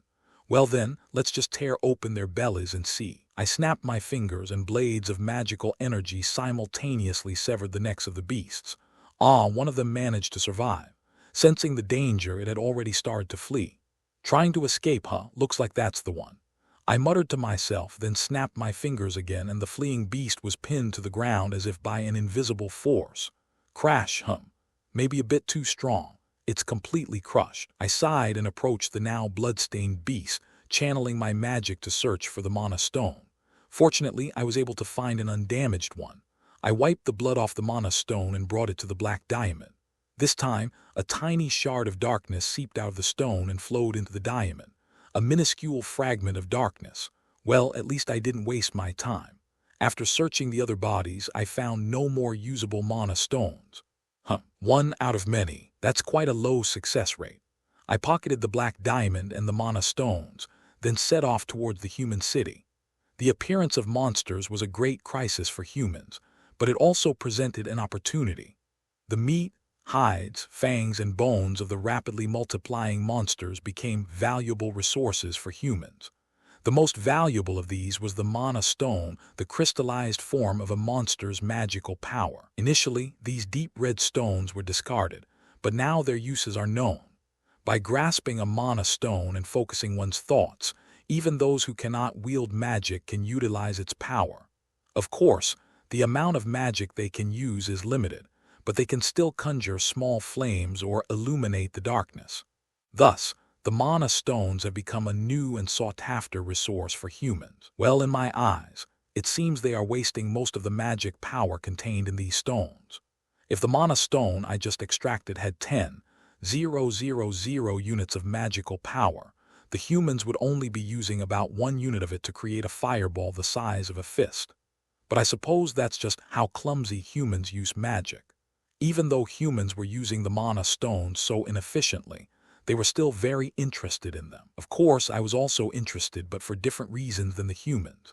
Among the mana stones of the monsters, very rarely a tiny fragment of darkness was found in the mana stones of exceptional monsters. Naturally, it was a shard of Erebus. We will rely solely on your kindness. Click here. Donate now. As a result, I found myself in the situation of having to defeat even the monsters I wouldn't have bothered with before. How annoying. Really. Should I outsource it? Or should I just buy the mana stones at a high price and check them?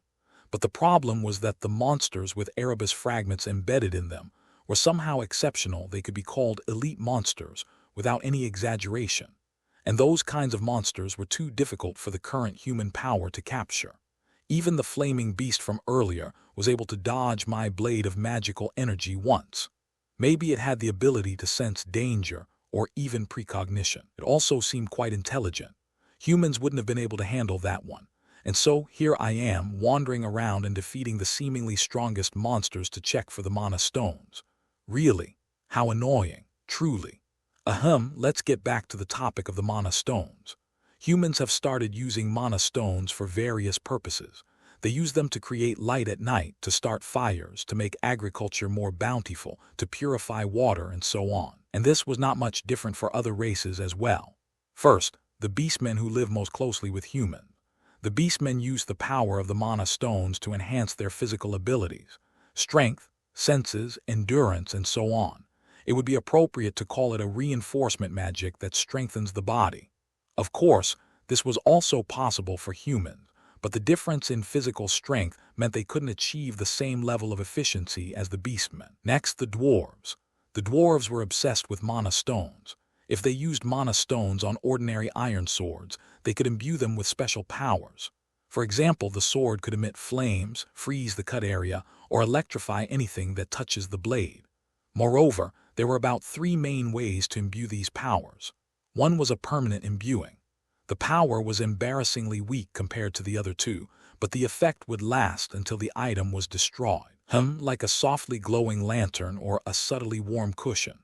The power would scale with the size of the mana stone used, but other than being permanent, it didn't have many advantages.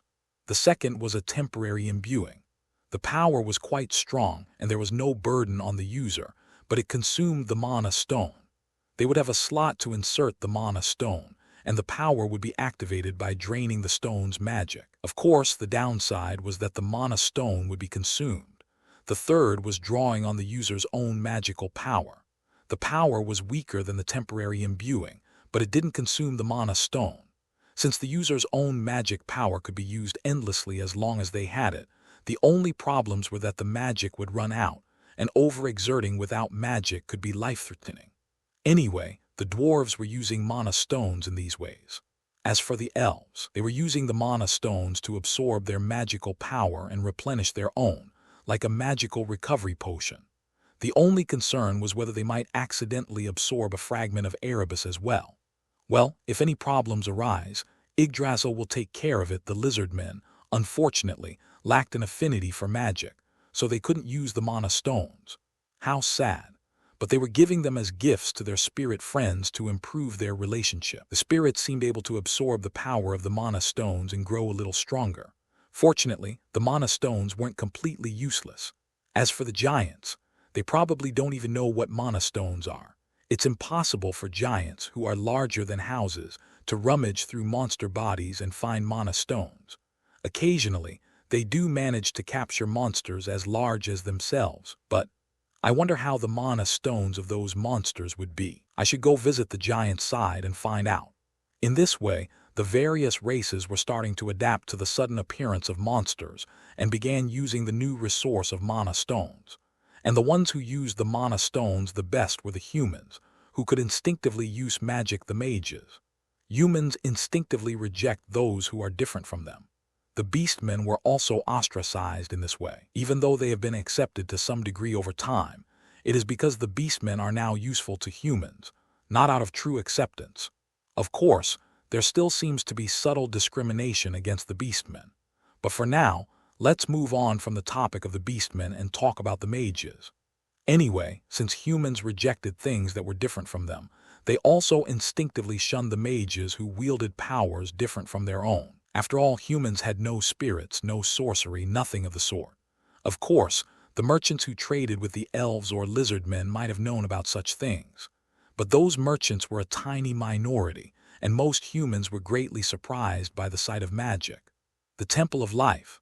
That had already become a part of everyday life long ago. Moreover, even without the temple's people, proper medicine and treatment could heal wounds. But humans viewed magic differently. Even though they could use mana stones to do the same things, they were perhaps jealous that the mages could do it without mana stones. How foolish of them. And so, the mages either hid their abilities and lived in secret, or wandered to other lands, or gathered together to live amongst themselves. To help the pitiful mages who wanted to move to other places, the Temple of Life's pilgrims provided them with advice to disguise themselves as pilgrims, since the human mage-haters would not dare disturb the pilgrims. Some mages hid, some wandered, and the rest searched for a place where they would not be persecuted, eventually settling and forming their own village. It was a rather barren land, on the edge of the scorching desert to the south. Aside from a small oasis, there were no water sources. Yet in this desolate land, a village of mages was established. For ordinary humans, it would have been uninhabitable. But for the mages who could use magic, it was a harsh yet livable place. They hunted monsters with magic for food, used spells to create water and ice to counter the heat and lack of resources, and shaped the abundant rocks into houses to live in. It was not an easy life, but they persevered and found a way to survive. Someone took pity on them and established a small temple of life there, placing a few pilgrims, a minor but meaningful gesture.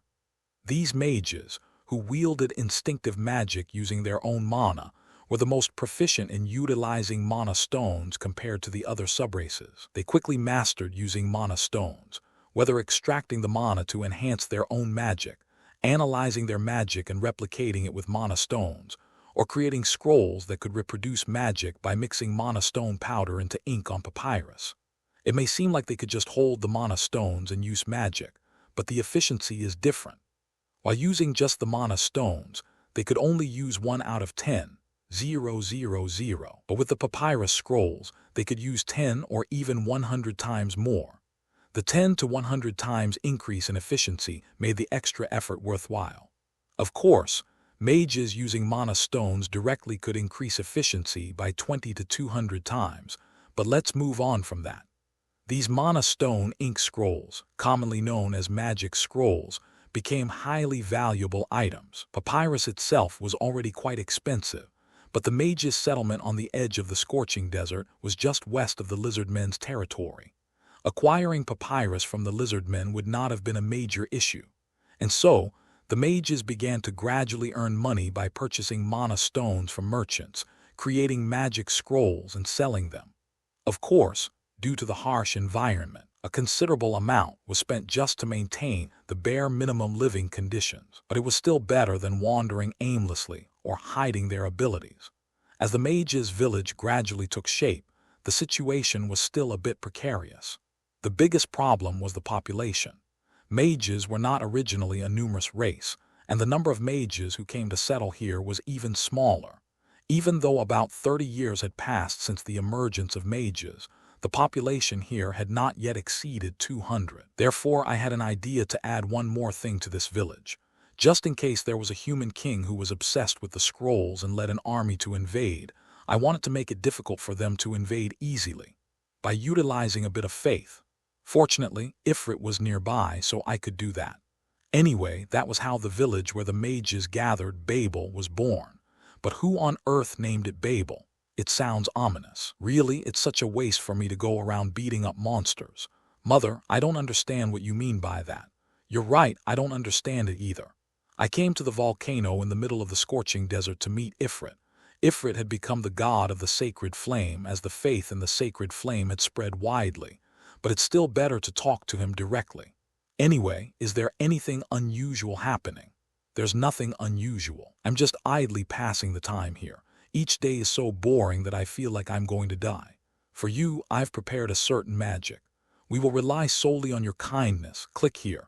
Donate now. I taught Ifrit the magic to create an avatar. Are you not going to return my scales? You speak as if the scales are yours. They were originally mine. But isn't teaching me this magic a sign that you have no intention of returning the scales? Well, yes, I have no intention of returning the scales. That's why I'm teaching you this magic. At my words, Ifrit created an avatar with a face full of discontent and started moving it around. HMPH, it's still weak, isn't it? With this, I can't even unleash 1/10 of the power you had as a dragon. Dragons are just too strong. Anyway, live freely with that avatar. I'm grateful for the magic you've taught me, but can't you return the scales to me? No, I can't. I bluntly rejected Ifrit's request. And one more thing, would you mind if I took a bit of your flame? Huh, my flame. What do you need it for? A human village has been established at the entrance of this desert, and it's still in a precarious position. If I could share a bit of your flame with their village and have them under your protection, it might deter external invasions. The faith in the sacred flame that purifies the sins of the dead was quietly gaining popularity on the continent. If anyone tried to invade the village, they would hesitate, knowing that they would incur the wrath of the sacred flame. It would be good for you as your faith would increase and the village would be under your protection. After pondering my words, Ifrit said, I don't mind sharing, but wouldn't it be more convenient if Mother protected them? Protecting them myself? That would be a hassle. To be honest, I've done so much. I've spread life throughout this world. I've helped so much evolution. I've raised sentient natural beings like my own children. I've given them bodies. Dinosaurs were born. I've even helped dogs. I've gone a bit overboard and caused some chaos, but after that I've helped so much. I even created the afterlife. Shouldn't I be able to relax a bit now? But I couldn't bring myself to say those words out loud. Sigh, well, helping that village isn't a bad idea, but still. However, not as the creator dragon god or the goddess of life. It's a hassle to do that. Most importantly, the location of that village is on the edge of the scorching desert. Ifrit, who is closest, is the right person for the job. You are more suitable than me. Moreover, it's an opportunity to solidify the faith directed towards you. Faith, Honestly, I can't really feel much difference. Ifrit grumbled a lot. To be honest, I feel the same way. The faith in me as the creator dragon god and the goddess of life is coming in, but compared to the power I originally had, it's so weak that I can hardly feel it. Well, even if I have it, it should still be helpful. Anyway, I understand. Ifrit moved his main body and provided a small flame, and I created a stone brazier to contain that flame. Good. Now it's time for the humans to directly face the sacred flame. At that time, a person appeared crossing the scorching desert. It was a girl with long silver hair and horns on her head. The girl was carrying a large stone brazier in her arms, and the flame in the brazier was burning continuously without any fuel. Despite carrying the heavy stone brazier and crossing the hot desert, the girl did not seem tired at all. She placed the brazier in the central square of the village and created a fence, saying, "This flame is a part of the sacred flame. If you worship it sincerely, it will protect you forever." The mages began to pray to the flame with a mixture of doubt and belief, and miraculously, the hot temperature of the village gradually decreased, becoming a suitable living environment.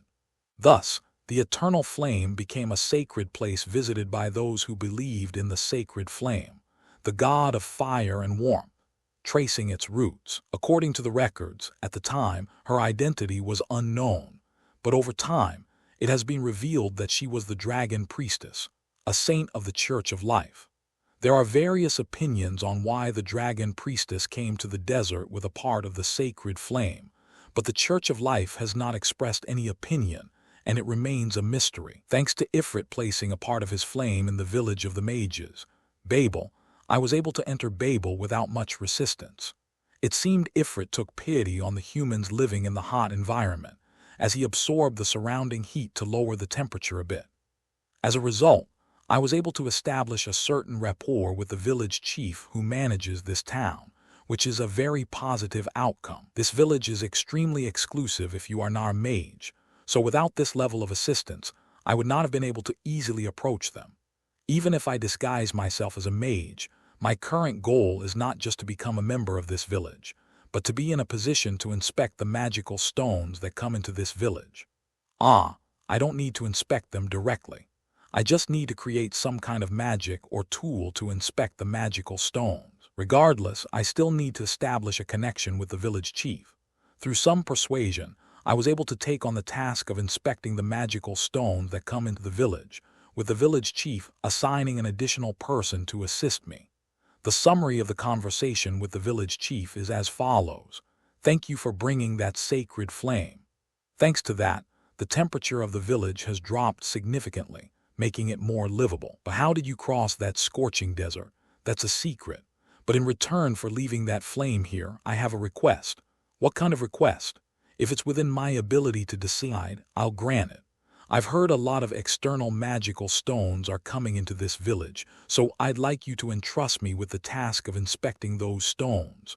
"Why do you want to do such a thing?" "The magical stones are an important raw material for making the magic scrolls, which are a major specialty product of this village. Some of the magical stones contain a dangerous aura, a tiny bit of dark energy. If you use them without paying attention to that, it could cause a big problem. But if you don't want to, I can't help it.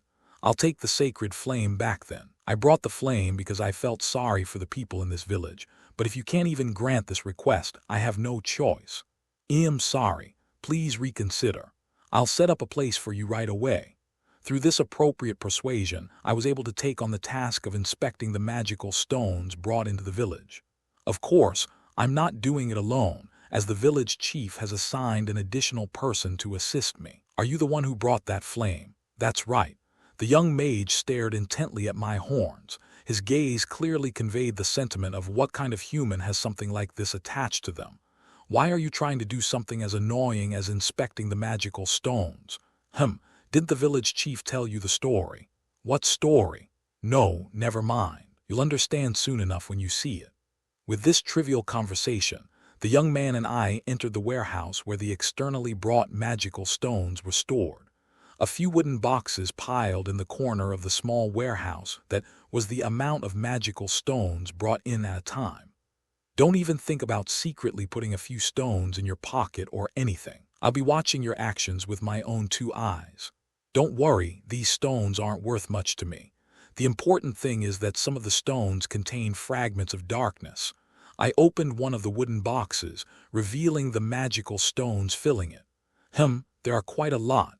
Inspecting them one by one is going to be a hassle. I could try to find them manually, but the fragments of darkness hidden in the stones are too small, while I'm too big to find them, so it's not going to be an easy task. It's like trying to find a tiny black grain of sand in a desert, troublesome and tiring. In a case like this, I should use a tool. Let's see. I'll make it a small hand trowel-like shape that can be held in one hand, and add a precise detection function to it to be able to pick up even the slightest dark energy from the contents.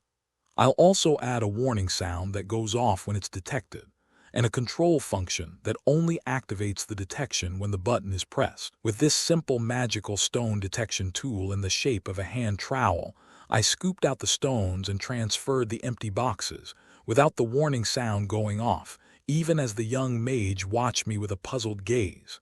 Beep! The warning sound went off. Huh, what's that sound? I've finally found it. I scooped out about half of the magical stones inside the hand trowel and pressed the activation button again, and this time the warning sound did not go off, so I moved the remaining magical stones in the hand trowel to the inspected box. And after re-inspecting half of the stones I had set aside earlier, with no warning sound, I moved them to the inspected box as well. I repeated the process of having the stones that triggered the sound and re-inspecting them until I found it. I was able to find a magical stone the size of a fingernail that had a fragment of darkness embedded in it. What's so special about that stone that you had to search for it so carefully? Take a good look. I took out a black diamond from my pocket and brought it close to the stone, and a tiny fragment of darkness seeped out of the stone and flowed into the black diamond. We will rely solely on your kindness. Click here. Donate now. Did something just come out of the stone just now? Yes, you saw it well. Your eyes are good. I had thought the fragment was so small that he might not have noticed, but fortunately the young man had witnessed it properly. But what was that just now? A tiny fragment of darkness. It is present in a very small portion of the magical stones. In fact, even after going through almost an entire box, this was the only stone it was found in. The probability must be infinitely low. It's like an impurity mixed in with the magical stones. I'm trying to seal away this energy. Seal it away. The young man seemed doubtful, but what can I do? He had seen me actually doing it. I can't just leave this energy alone.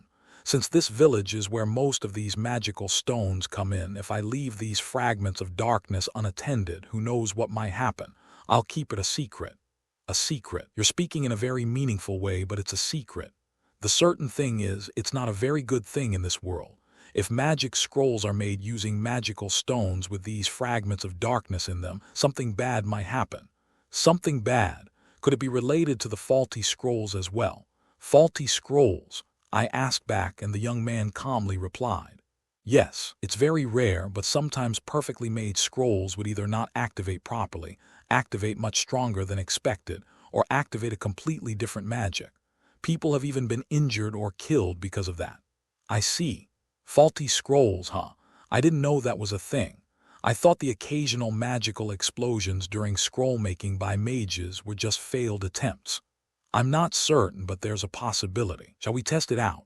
I pointed to the empty boxes that hadn't been inspected yet. If I could find stones with fragments of darkness in those boxes, I could test it, but the young man shook his head. Trying it out directly is a bit daunting. It could be dangerous for my life. Well, testing it at the risk of one's life is a bit much. Then, if I remove all the stones with these fragments of darkness and make scrolls and no faulty scrolls appear, that might work. Right. Anyway, if the cause of the faulty scrolls could be these fragments of darkness, I can't just ignore it. Could you possibly prepare more tools to detect the darkness fragments? More. Yes, I'll pay a sufficient amount. If we can reduce the number of faulty scrolls, I'm willing to use as many as needed. The payment isn't really important. Ah, that's it. No need for payment. Instead, I'd like you to gather the stones with the darkness fragments and send them to the Temple of Life. The Temple of Life. Are you by any chance related to the Temple of Life? That's a secret. I raised my index finger to my lips to emphasize that it's a secret.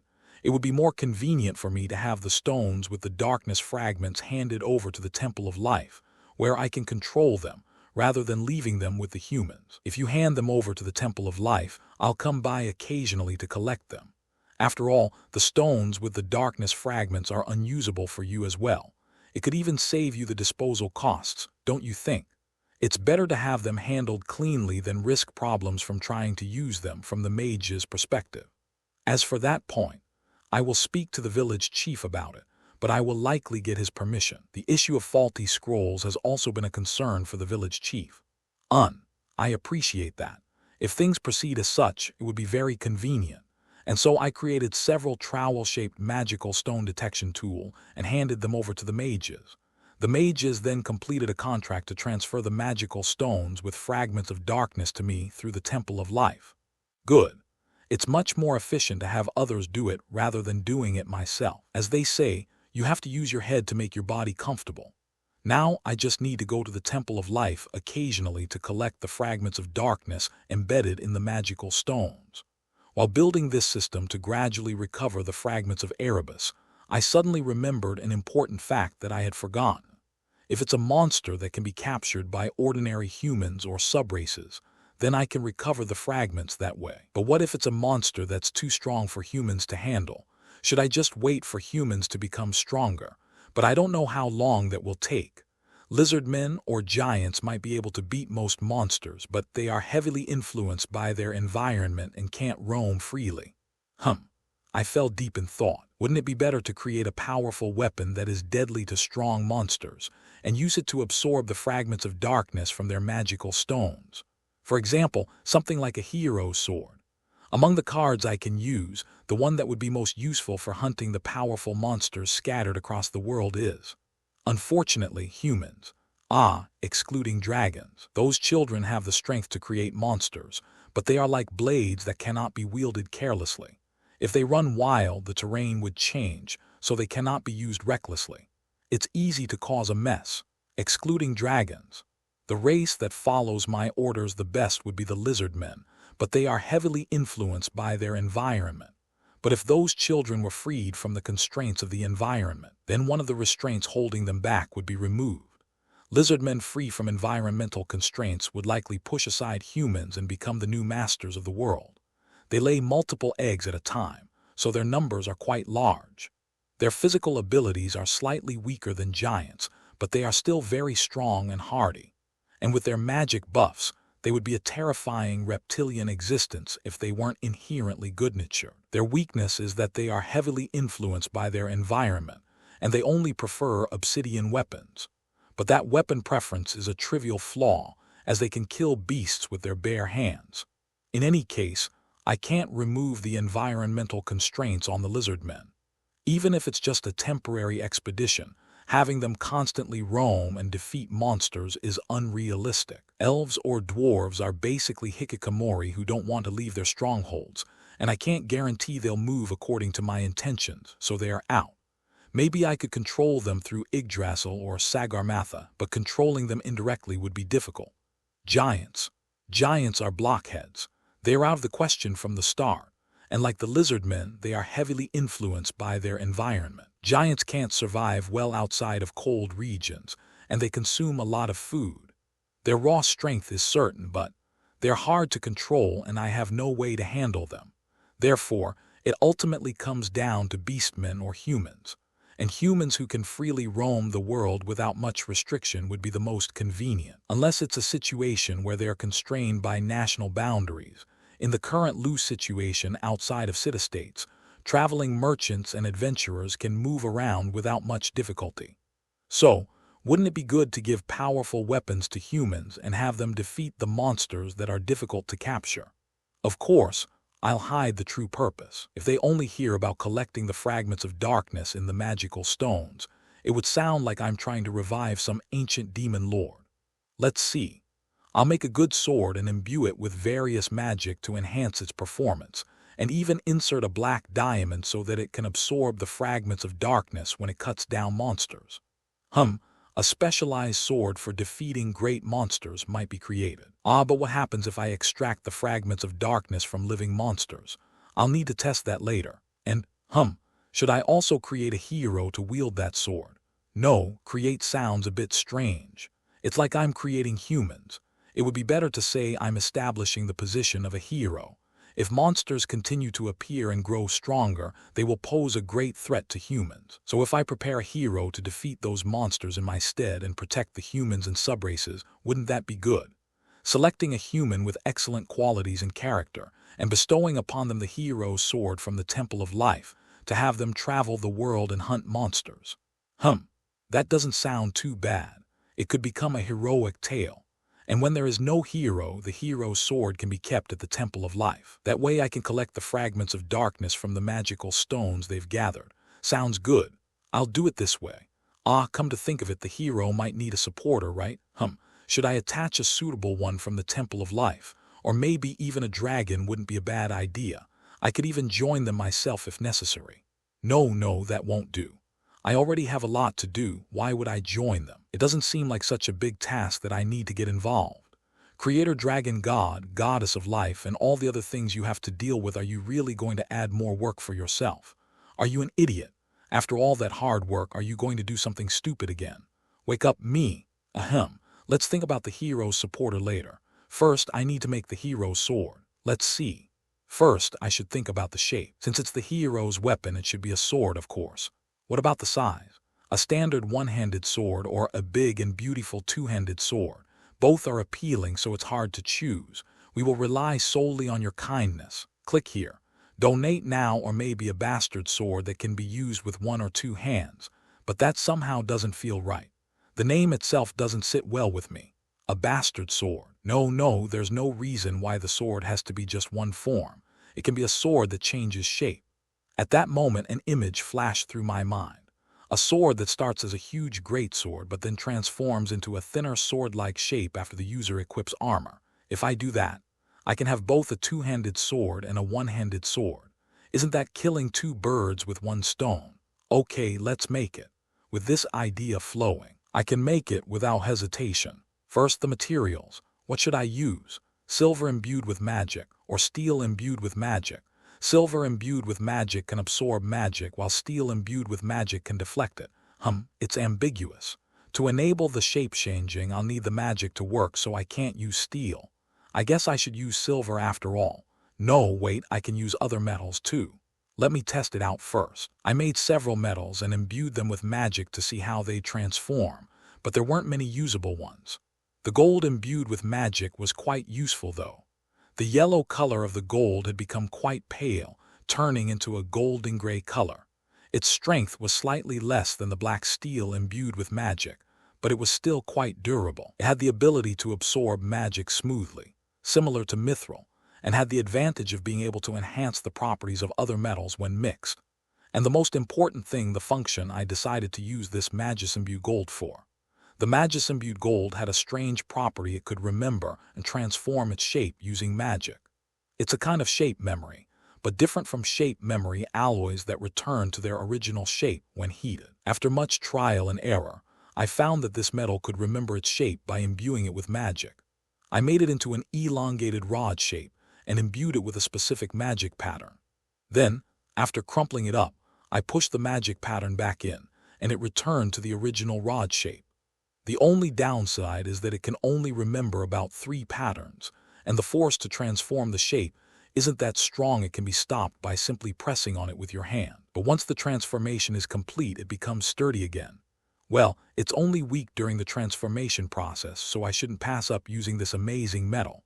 Alright, let's make it diligently. I'm not sure how well I can utilize the transformation function, but if I keep trying, I'm sure I'll get some results.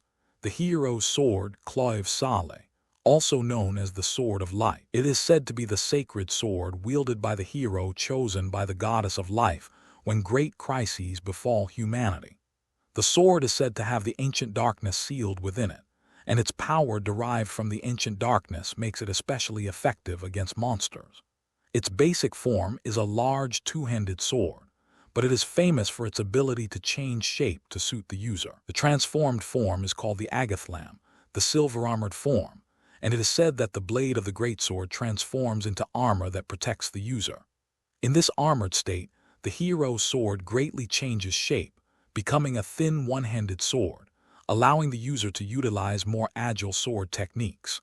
Furthermore, the hero's sword has the ability to disassemble magic and convert it into pure magical power, which it can then absorb and use to enhance the user. This legendary weapon truly embodies the title of the ultimate weapon.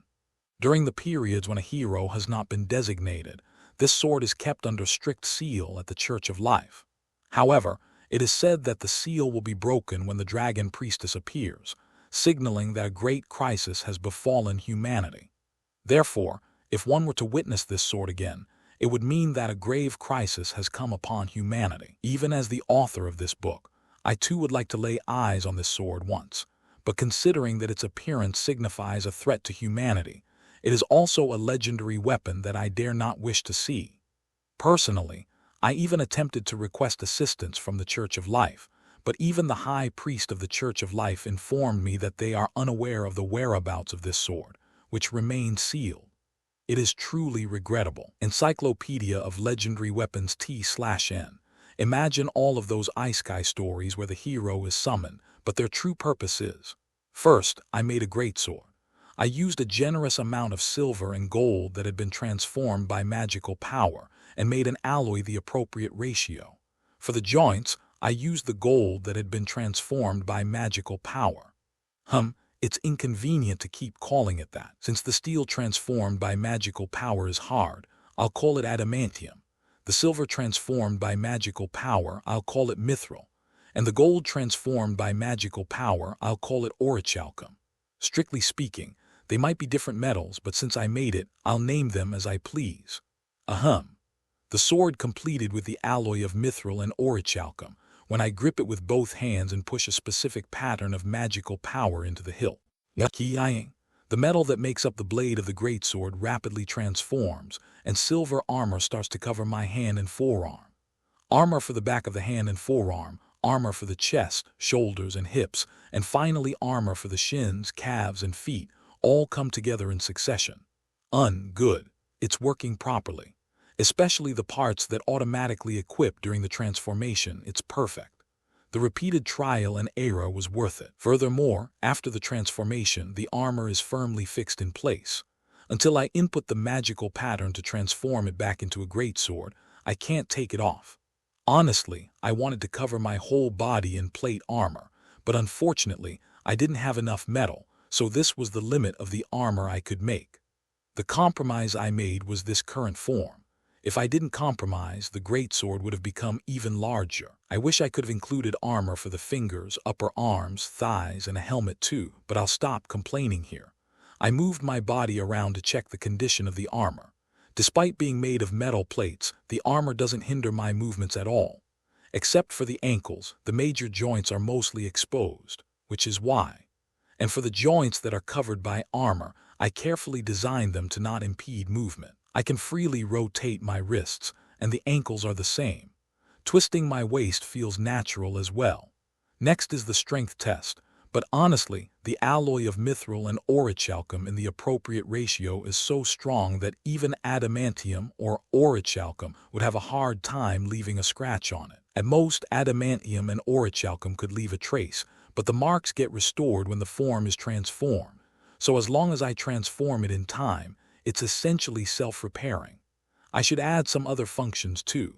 Absorbing fragments of darkness from the magic stones of monsters the blade cuts, absorbing magical power and granting buffs to the user. What else? Spewing fire or shooting ice from the sword would be difficult because it would interfere with the magical power absorption ability. Well, is this enough? I'm a bit disappointed about the lack of ranged attack options. Right. I had made a slot to insert a black diamond, but I hadn't put it in yet. I inserted the black diamond into the slot on the chest plate. Good, that's the finishing touch. Now the black diamond embedded in the sword will absorb and store magical power and fragments of darkness, and it will also have the function of drawing out that magical power to empower the user. It's like a battery, in a way. I lightly swung the one-handed sword I was holding and examined it. This one-handed sword is the axis of the transformation. Even on its own, it's a quite sharp blade. The edge is made thin with a layer of adamantium, making it very light yet durable, not easily chipped or bent. In this era where iron weapons are scarce, this sword could be called a legendary weapon without exaggeration. I poured magical power into the sword in my hand, and the silver armor synchronized with it, beginning the transformation. In reverse order of how it equipped, the leg armor attaches first, followed by the chest and shoulder armor, and finally the forearm armor. The sword form returns to its original greatsword shape. The difference from before is that a black diamond is now embedded in the middle of the greatsword's blade. The overall greatsword, in silver with hints of gold and pale gold, looks more impressive than I had imagined, but with the black diamond it kind of looks like a demonic sword. Oh well. Now then, the hero, I suppose. The person who holds the sword may not have the qualifications of a hero, but I can check if they possess those qualities. For example, they must be a good person. They must have exceptional talent. They cannot ignore injustice. Must have no hesitation in saving others. They must be able to sacrifice their precious things for a greater cause.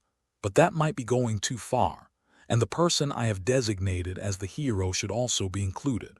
By the way, my designation has the highest authority, so I can choose the hero by ignoring all other conditions. It's a kind of backdoor. I'm preparing this function just in case, but surely there won't be a lack of hero material, right? I prepared it just in case, but hopefully I won't have to use it. Anyway, if I set various conditions like this and only allow the one who passes all of them to wield the hero's sword. It feels like I'm copying the legend of King Arthur. But oh well.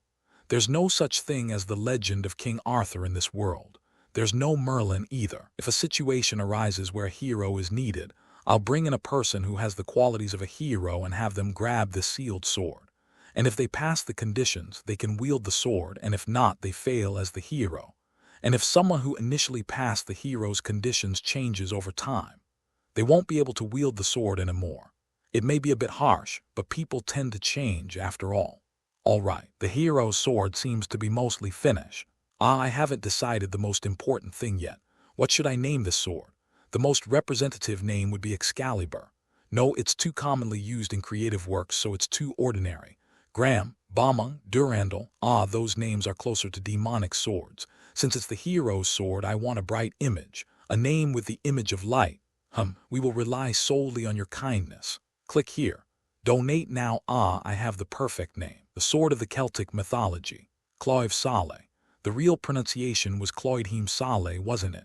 But Cloyv Sale is much more familiar, so let's go with that. And the name of the armor that transforms from the greatsword will be Agathlam, taken from the owner's name. The armor's color is also a shining silver, so it fits. The boy and girl stood facing each other, each holding a sword. The boy's sword was a massive greatsword with a black diamond embedded in it. Its appearance exuded an extraordinary aura. In contrast, the girl wearing a hood held a plain iron sword. It was average in thickness and length, with no distinctive features. Seeing the extraordinary power emanating from their weapons, it seemed the boy would overwhelmingly defeat the girl. But the reality was different. The boy swung down his greatsword towards the girl. It was a swift strike, belying its massive size. The powerful blow of the greatsword, capable of slicing through anything, even solid steel, seemed to threaten the girl's life. The strike, more like a life-or-death clash than a sparring match, looked too dangerous, and the girl under the greatsword appeared about to be split in two. However, the girl calmly and steadily extended her iron sword towards the greatsword. The weak iron sword facing the fierce greatsword looked like a candle in the wind, about to be broken at any moment. But the girl's skill denied that outcome. Just before the swords met, she slightly lowered the iron sword, creating an opening. Then, the iron sword attached to the side of the greatsword, and with a slight push, it deflected the greatsword to the side. Quang! The greatsword struck the ground without even touching the girl's clothes. That's enough.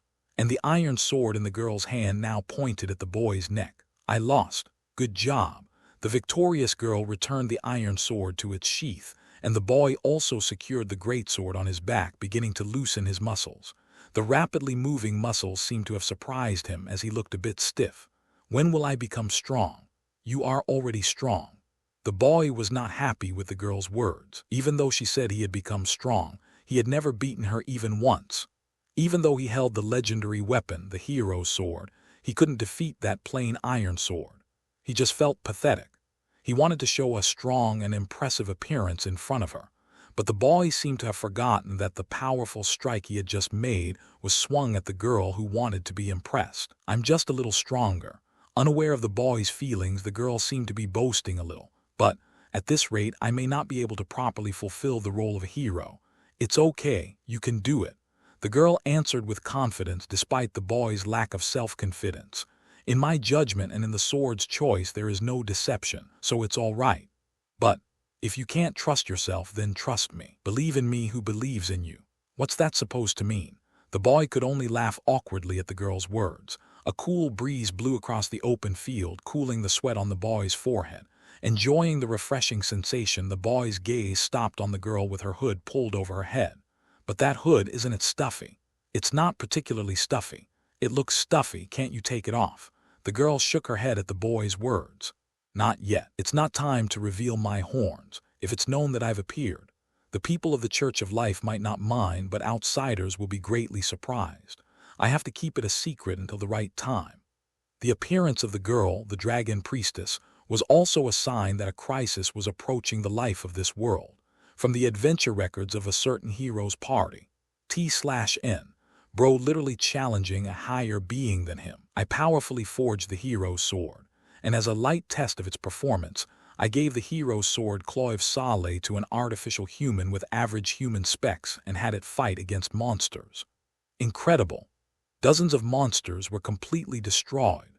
No, even though I had limited the artificial human's physical abilities to the level of an ordinary human, I thought it might not be dangerous, but a huge bear-like monster and dozens of other monsters were reduced to mere chunks of meat. The power, durability, and cutting force of the greatsword, the defensive power in its armored state, and the enhancement from its exceptional magical power were all incredible. In the hands of my artificial human, who had no memory of wielding a sword, the huge bear-like monster was instantly reduced to dozens of pieces of meat. This sword displayed a terrifying power and the defensive power of the armor. If one just pays a little attention to the unprotected areas, it could withstand the powerful blow of the bear's fist that could crush rocks without any impact. It seems I have created something extraordinary. This is dangerous. If this weapon is given to a single human, who knows what might happen? If a human who knows how to fight wields this sword, they could easily slay a wyvern or even a lesser dragon. Of course, as humanity progresses over time, there may even be beings born who can fight dragons with just their own bodies. But anyway, it seems I have created an overly powerful sword.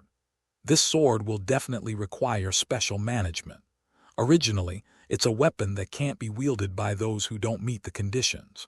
But who knows? Someone might find a way to bypass those restrictions through magic. There may be someone who can do such a thing without my knowledge. When it's not in the hands of a hero, it must be thoroughly sealed and hidden away in the Temple of Life. It must be kept a complete secret. The best would be for me to manage it directly, but, well, I'll think about it. Yeah, think about it. Now let's see. What should I do next? Should I look for a human worthy of the hero's title? One who can pass all the strict conditions? No. I'll spread a rumor instead. It will be much easier to gather humans by spreading a rumor than to personally check each one. Coincidentally, there are many pilgrims traveling around the world for the Temple of Life. And these days, there are quite a few people who want to join the Temple of Life even though there are no more dragons. I'll just convey a message through a divine oracle to the humans who believe in the goddess of life. So I secretly brought the hero's sword to the dragon's tomb, the main sanctuary of the Temple of Life, and stuck it into a large rock. Then I made a chain of pure adamantium and tightly wrapped it around the greatsword, firmly sealing it into the rock, making it difficult to pull out. Of course, I cut one of the rings of the chain in half and sealed it with magic, so that when a human who meets the conditions grasps the sword, the chain will be released. All right, the preparations are done. Let me issue the divine oracle. One day, a divine oracle was delivered to those who believe in the goddess of life. Lately, the number of malicious monsters harming other lives has been increasing, but humans lack the power to protect themselves. So I have directly created a sword and placed it within the Temple of Life. However, the power of this sword is too great, so the user must be carefully selected. One with a good heart, one with exceptional talent, one who cannot ignore injustice, one who does not hesitate to save others. Find such a person and let them grasp the sword. That person shall become the hero who protects humanity with this sword. With many villages being sacrificed due to the increasing monsters and evil beings, the sword given by the goddess of life to protect humans spread its fame not only to all humans, but also to other subraces. Those who wish to wield the sword forged by the divine hand flock to the Temple of Life.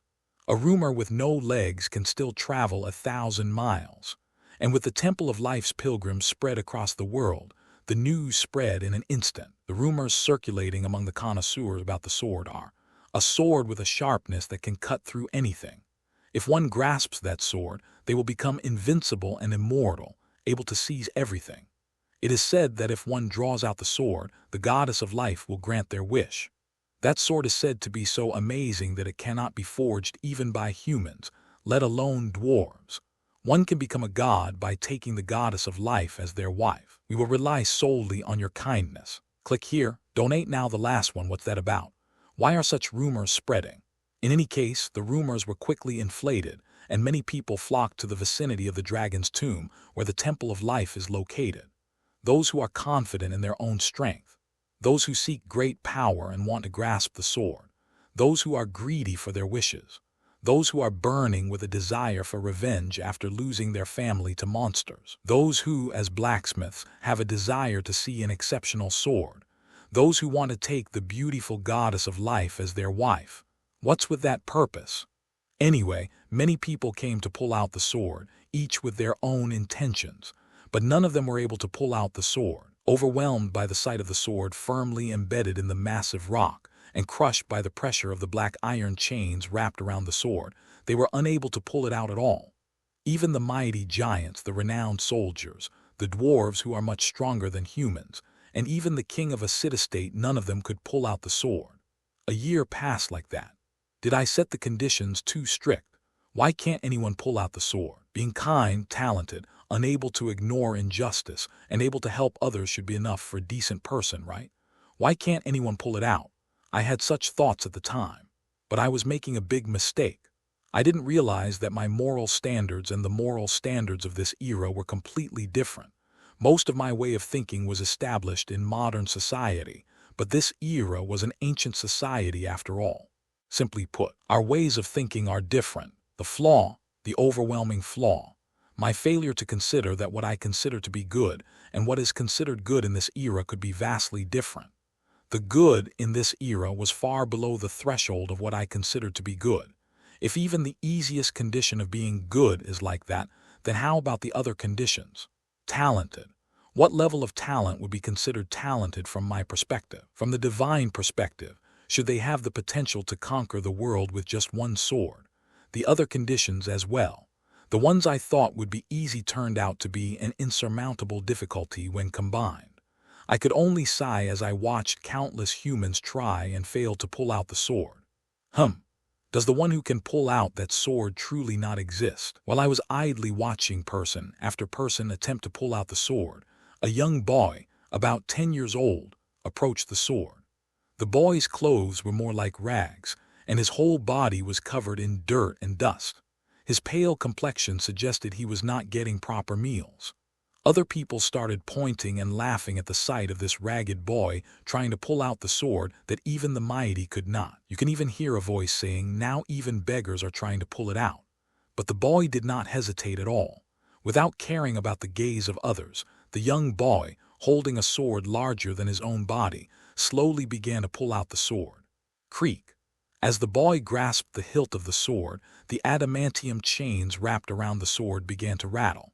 The others were all certain of the boy's failure. In that situation, the boy began to put in his utmost effort to pull out the sword, as if there was nothing left for him if he failed to pull out this sword, as if he would burn everything to pull it out. But the sword did not come out. I sighed softly as I watched that scene. The boy's heart was kind. Not only was he a good person by the standards of this era, where the criteria for goodness is infinitely low, but he was also a good person by modern standards. He had the goodness to not tolerate injustice and the heart to help others, but the boy lacked talent. That talent was, at best, suitable to be called a dullard, even less than an ordinary human. The only advantage he had was that he had a strong, unyielding heart that did not give up.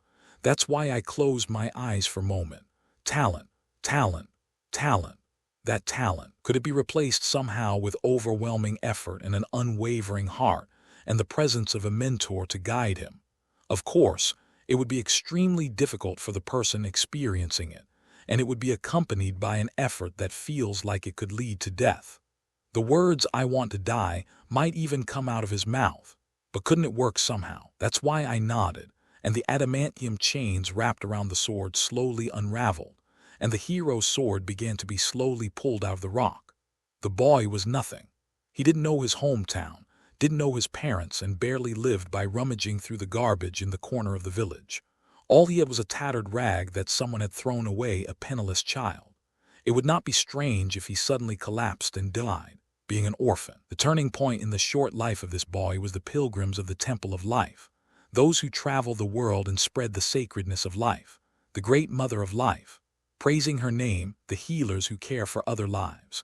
It was only natural that the small, withered child caught the eye of these pilgrims. The pilgrims took the child in. Caring for orphans who have nowhere to go was also a part of the work for life. Some of these pilgrims had also been orphans raised in this way, and so the child began to wander the world with the pilgrims. The boy thought, why is the world so cruel? If we could all live by helping each other a little, the world would be a better place. If we could just give a little, just understand each other a little, the world could be a better place to live. But people did not do so. Watching them fight over limited resources, envy their neighbors, and live greedily, the boy could not understand. No, it was rather that people did not understand the boy. The boy's innate goodness did not fit at all with this era. In fact, one could say that the boy was a heretic of this age. It was fortunate that the boy was taken in by the pilgrims of the Temple of Life, so his goodness was not broken. As the boy served as an attendant to the pilgrims and traveled with them, find and let him grasp the sword, and he shall become the warrior's sword to protect mankind. The goddess's oracle spread to all the pilgrims. The boy did not hear the voice.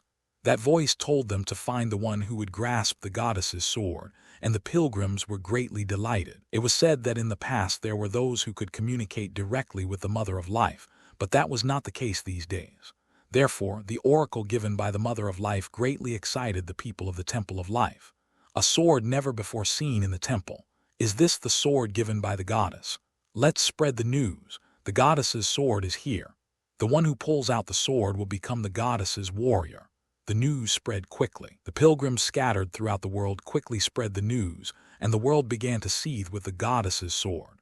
The next year, people with leisure flocked to the headquarters of the Temple of Life, and everyone set out to pull out the sword. And they all failed. Some said, "It is strange that so many have all failed. The goddess must have intended for the sword to be unpullable." Others said, "The one who meets the conditions has not yet appeared. The one who can pull out the sword has not yet come." The disgruntled said, "This sword is nothing but the goddess's deception. In fact, the goddess created monsters and made humans fight against those monsters." Of course, the last person was beaten and had both arms broken and was driven away. But he managed to escape with his life, perhaps the last mercy of the Temple of Life. Anyway, when no more people came forward to try to pull out the sword and be embarrassed, the boy approached the sword that many had failed to pull. Thanks to following the pilgrims of the Temple of Life, he didn't starve, but he couldn't eat his fill, so the skinny boy approached the sword. The other people watching the sword began to mock the boy. "What is this weak child thinking, standing in front of that sword? Leave him be. It's just the foolishness of a child. Looks like he's an orphan taken in by the pilgrims of the Temple of Life. Dreaming in vain is no problem." Ignoring the adult's slander, the boy stood in front of the sword. What was in the boy's heart was just curiosity. What kind of sword was the one made by the goddess's own hand? Is the rumor that it grants wishes true? The rumor that it will make the goddess his wife? Honestly, it's probably just a rumor. But if it's true, won't he be able to see the goddess of life directly? Thinking such thoughts, the boy grasped the sword. Clang! The sword did not move. It was only natural. Even the strong adults could not pull out the sword, so how could the small and weak boy pull it out? The person who suits this sword must be a strong and handsome person, not a weak child like himself. Even as he thought that, the boy finally pulled out the sword. And you will rely solely on your kindness. Click here. Donate now. Clang. Swoosh. The iron chains were released and the sword embedded in the rock was pulled out. The boy did not understand that sight. Why was the sword being pulled out? He did not understand at all. As the large sword embedded in the rock gradually revealed itself, the surroundings were enveloped in silence, as if they were seeing something incomprehensible. Astonishment was reflected in the eyes of the people. The sword that had not moved for a year was pulled out by the hands of that small child. "Why, you hand over that sword. Money. I'll give you as much money as you want. Sell the sword." "What insolence! I am the second prince of the Arcade Kingdom, Orcus. If you hand over that sword, I will spare your life." It was only natural that people's eyes turned to the boy in such a situation. The boy unconsciously took a step back and the people approached the boy. It was a sight close to madness, losing their sanity and turning into beasts. The boy began to be afraid those beasts about to devour him. The one who saved the boy was, that's enough. The silver-haired girl with horns on her head who had suddenly appeared out of nowhere. I let out a small sigh at the sight of the greedy people's eyes rolling back. Human greed is endless and repeating the same mistakes. But that's not what I should say now. Well, I don't want to let the hero I just picked fall into misanthropy. It's better to stop the fight. I was thinking of attaching a dragon or a child from the Temple of Life to help the hero, but, well, he's the first hero, so even though it's a bit troublesome, I'll take care of him myself. Human life is only a few decades. Even though my affairs are quite a lot, if I force myself a little, I should be able to spare that much time. So, that's enough. I revealed myself. Those who are unqualified cannot grasp this sword, so the rest of you should give up and withdraw. A low warning. At the same time, the footsteps of the humans stopped. Their gaze was all focused on me. What are you looking at? Haven't you seen a girl with horns on her head before? But that was only for a moment, and they did not stop walking. My appearance alone could not stop their footsteps. It was only natural. The sword made by the goddess herself. Its value was enough to cloud the eyes of all humans, so I clicked my tongue slightly. Come behind me. Why, yes. I hid the boy behind me and said to the approaching people, if you withdraw now, it will be as if nothing happened. Your rudeness, your offense, your mistake, your wrongdoing, all will be forgotten. But I lightly swung my right hand, and a long line was drawn on the stone floor by an invisible strike. If you cross this line, be prepared. At my calm words, the footsteps of the humans paused for a moment. A beast person. No, the women of the beast people don't have horns like that. Then with that appearance, is it a man? No, it can't be. No, with that kind of appearance, it might even be possible for a man. Possible? What possible? I forcibly suppressed the anger that was about to rise and spoke. I am the representative of the goddess of life. The one chosen by the sword has appeared, and I have come to guide him, so the rest of you should withdraw. At my words, the humans began to withdraw little by little. No matter how their eyes were rolling, who would be foolish enough to attack the representative of the goddess? Get out of the way. Get out of the way, you weak ones. I once had that kind of thought too. The second prince of the Arcad kingdom, Orcus, commands you. Hand over that sword immediately, then I will spare your life. Found the fool. No, the word fool is not enough. If it's the Arcad kingdom, it must be the most powerful kingdom among the current human kingdoms, but the second prince of that kingdom is rampaging like this without any sense of direction. The future of the kingdom looks grim. I just sighed softly. Oh, how? Did you say you are the representative of the goddess? You are very beautiful. Good. Hand over that sword to me. Otherwise, you will face the power of the Arcad kingdom. The Temple of Life with only weak pilgrims will be destroyed in one night. Cross the line. Really. I'd like to just smash him to pieces, but this is the first hero I've picked, and he's still a young child, so I don't want to show him a rough side. I took a deep breath to slightly suppress my anger and spoke calmly. You foolish brat, you don't even have any manners. Did your parents teach you that way? Oops, my mistake. You foolish brat, you don't even have any manners. Did your parents teach you that way? The atmosphere suddenly became chilly at the words that slipped out of my mouth unintentionally. What? The scoundrel who called himself the second prince began to get flustered at the sudden verbal abuse. It seems the pampered prince is not used to such language. How could you say something like that? To bring up someone's parents, what an unimaginable slander. For the representative of the goddess to have such a foul mouth, could it be that even the goddess of life? It seems he's just not used to verbal abuse. After all, curses and insults also accumulate over time and history. In this era without a proper history, there wouldn't be much in the way of curses either. You said you're the second prince of Arcad, didn't you? You are a foolish and utterly idiotic fool. Think carefully about who is standing before you now. Think carefully about where you are standing. I took a light step forward and seized control of the mana permeating the surroundings, and I lightly clenched my fist, slightly pressing on the shoulders of the human beasts around me. It would not be difficult to crush them into a bloody pulp, but I don't want to spill blood in the temple that serves me. KQ. Along with a pig-like squeal, the fool collapsed to the ground. Can he not even endure this much, yet he made such a sound? Truly foolish. But we shouldn't spill blood here. All of you leave. There is no need for anyone else to try and pull out the hero's sword. I wanted to break their limbs as punishment, but there is a young hero behind me. I don't want to show him a rough side. This is a joyous moment, the birth of a hero. I don't want to sully it with bloodshed. So those whose lives are precious should withdraw.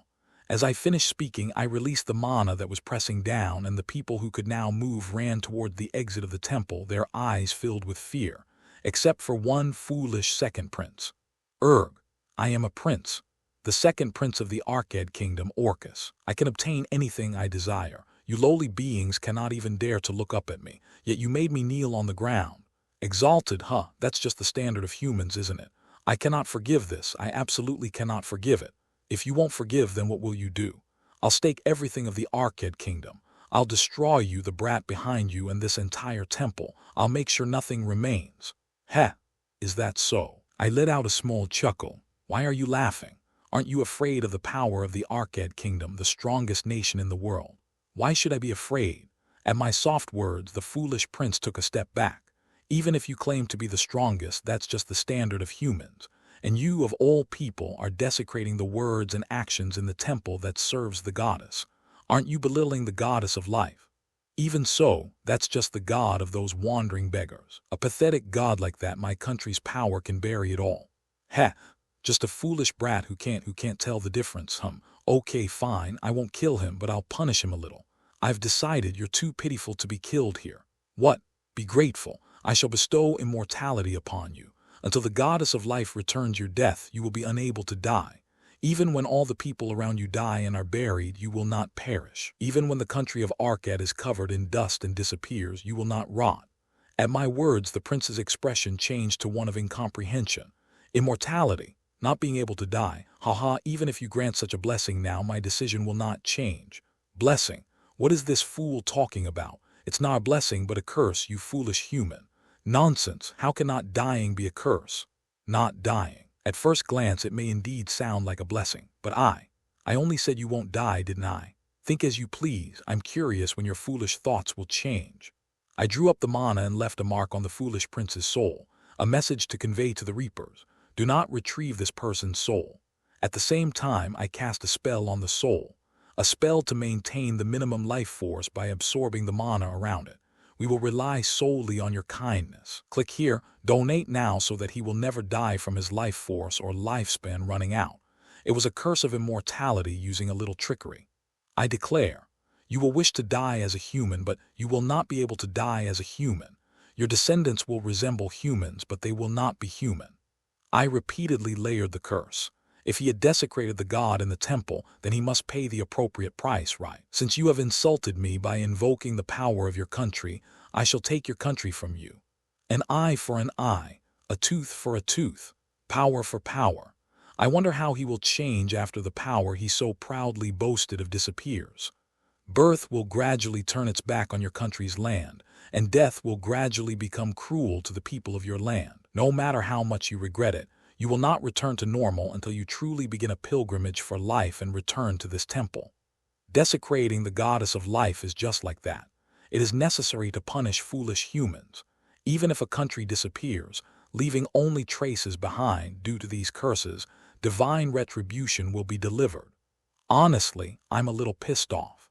Since I've been so lenient, the humans have become shameless. I need to discipline them a bit, don't I? So, now, return to your land and regret for the rest of your life. I snapped my fingers lightly, and the image of the foolish prince disappeared from the temple. The second prince, who boldly stepped forward to pull out the hero's sword, returned to the Arcade kingdom on the day the sword-wielding hero appeared. As if he had jumped across space, the second prince appeared in the capital of the kingdom. The only problem was that the height of the place where he suddenly appeared was a little high. The height that humans fear the most. The second prince, who fell from about 11 meters, shattered his limbs as he collided with the hard stone floor. The fact that his head didn't fall off first may be due to the blessing of the goddess of life. Oh my God! This is the second prince. The guards were startled by the sight of the shattered second prince suddenly appearing in the air, and quickly brought a wooden cart to carry the second prince to the palace. Even though it was a palace, due to the undeveloped construction technology, it was a wooden building about 3 stories high, but in this era where most buildings were only 1 story. It was quite a noticeable building. Moreover, it was quite spacious, and the wooden fence surrounding it was densely erected. It was quite luxurious for a building of this era.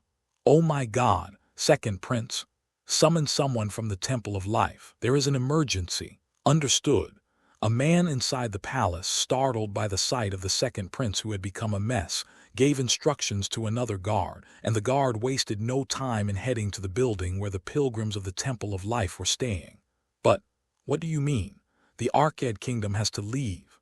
The oracle of the goddess has come down. The second prince has insulted and acted against the goddess of life and has incurred the wrath of the goddess, so we must leave this place." "How can that be? But the second prince is seriously injured right now." At the guard's words, the pilgrim shook his head slightly.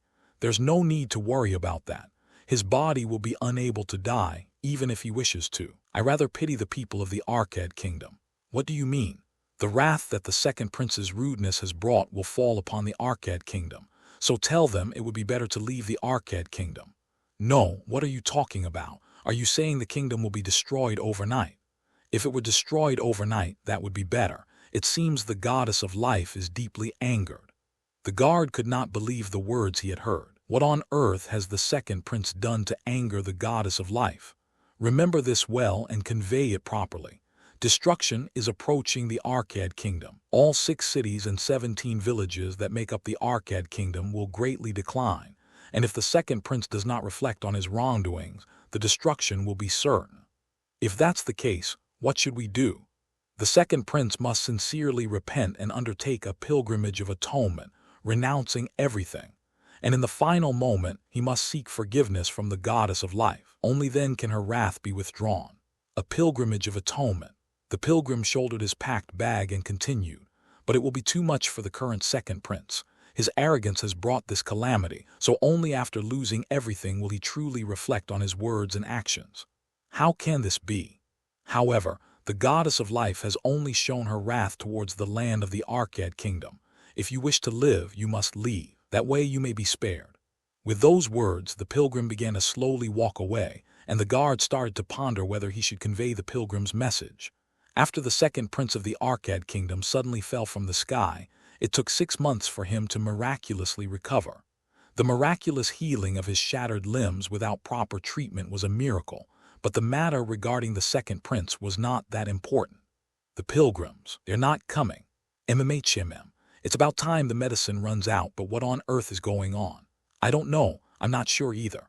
The first to notice were the commoners who would visit the pilgrims to recover their weary bodies from hard labor. For those engaged in arduous work, the healing performed by the pilgrims was one of the few joys they had. The pleasure of their worn-out bodies being rejuvenated must have been a sweet respite for the people. What? The pilgrims aren't coming to the neighboring village either.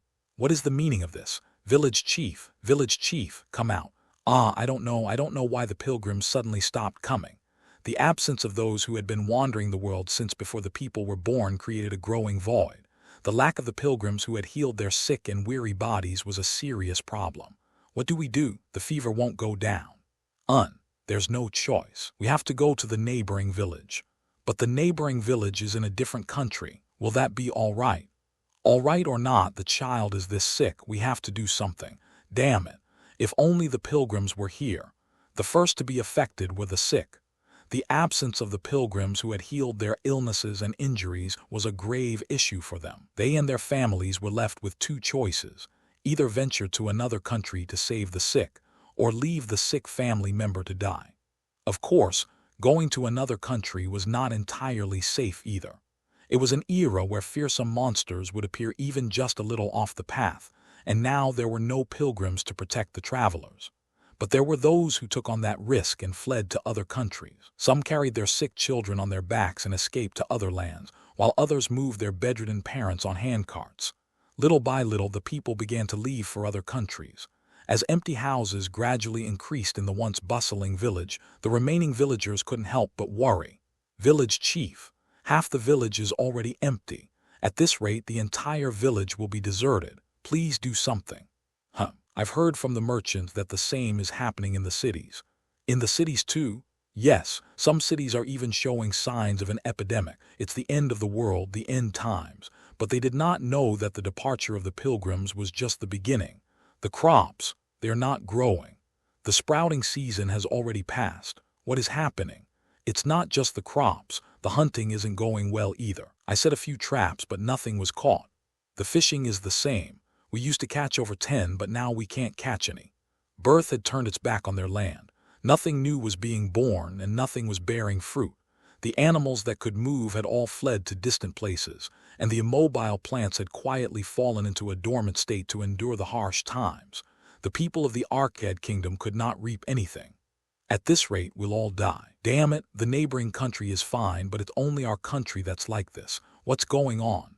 As the remaining villagers struggled to continue their lives, disaster, an epidemic has started spreading from the cities. What? It's already spiraling out of control. If this continues, it's only a matter of time before it reaches our village. I'm leaving the village. Damn it. There's no choice. If you want to live, you have to go to another country. Hey, you all, leave the village. What are you saying? Village chief, do you really think this village can withstand the epidemic without the pilgrims? But I'm the village chief recognized by the king. But nothing. What has that great king done for us until now? If you don't want to die, start preparing quickly. At least if we stick together, we can fend off the monsters. Death had become merciless towards their people. The famine and disease had ruthlessly swept through the Arcad kingdom, and the number of the dead and the sick continued to rise. Those who wanted to live had to head to other countries. Of course, the journey was not entirely safe, but many people left the kingdom driven by the will to survive, and the news of the people's exodus reached the capital of the kingdom not long after. What? We will rely solely on your kindness. Click here. Donate now. The exodus of the people is increasing. At this rate, the Arcad kingdom will gradually disappear. How could such a thing happen? The most direct cause is that the pilgrims of the Temple of Life have stopped coming, and then there is the devastating famine. The crops cannot sprout properly, and not only is hunting difficult, but even the livestock are not giving birth properly. Facing the divine punishment that was thoroughly destroying a nation, the king stroked the crown on his head with a trembling hand. The crown that had been passed down through generations. The crown that symbolized the right to rule this world. How joyful he had been when he first wore this crown. He had felt as if he had grasped the world in his hands. But why had the gods inflicted such a cruel trial upon him? The king lamented. The king grieved. The king wished to take off the crown, but not yet. Surely, when the second prince fell from the sky and was greatly injured in the past, there was something the departing pilgrim had said, was there not? Yes. According to the report of the guard, it was said that the second prince had offended the goddess of life, and the divine punishment had been brought down. That fact has been kept strictly confidential, known only to us. What do you all think? To the king's question, the vassals did not give any answer. No, the truth was they knew.